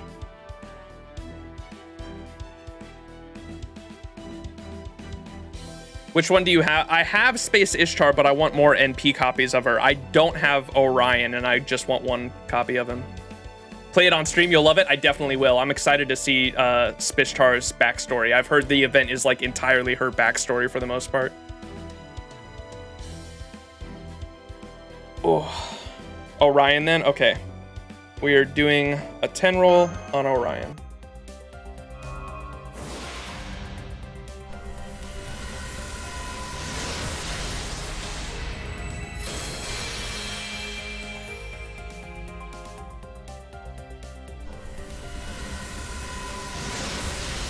Oh, Pango's live. Give him the big ol' raid.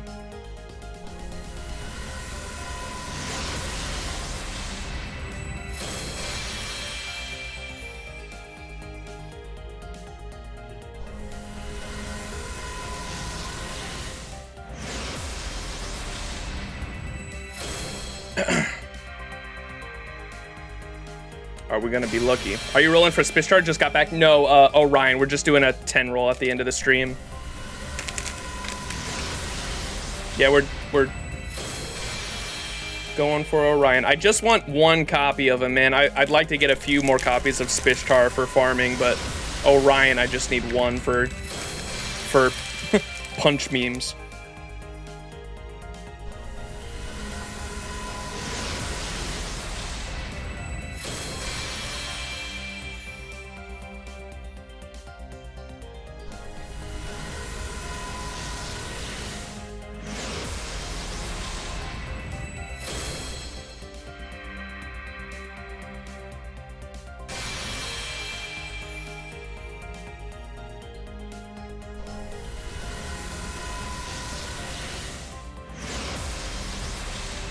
Yeah, Lostbelt 4 is interesting so far. I dig it. I like how we were kind of straight into the action. A lot of the other Lostbelts kind of took a while to get going. This one, we were almost like immediately into the action. You already have the Chad Musashi Zerker, but Spishtar as waifu is hell, I approve. Yeah. I know people in chat earlier were telling me, they were like, you have Muramasa and Musashi. They were like, you do not need Spishtar. And I was like, well, I already have one copy of Spishtar, and I can't farm like efficiently with her if I don't have more copies. And I was like, and she's a space waifu, man. I'll probably be I'll probably go for a, damn, not a min roll, but close to it. Spish is super waifu, so I do get it though.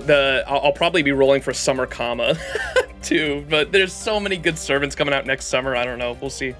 All right, chat, we're gonna raid Dr. Pangu, fucking G. Definitely go give him a follow. Losing 2 servants so early on the Lostbelt makes it feel super desperate. Yeah, that too.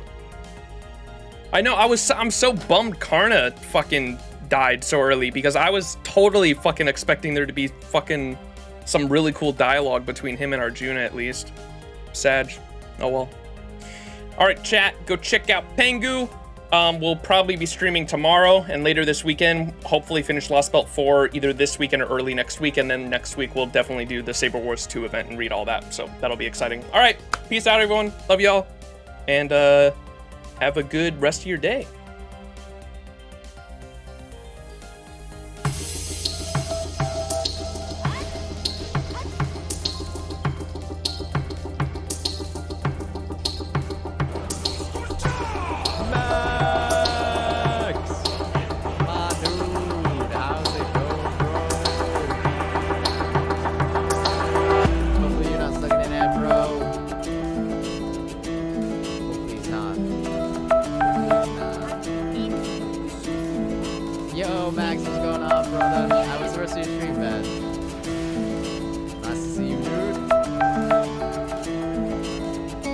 usual attire.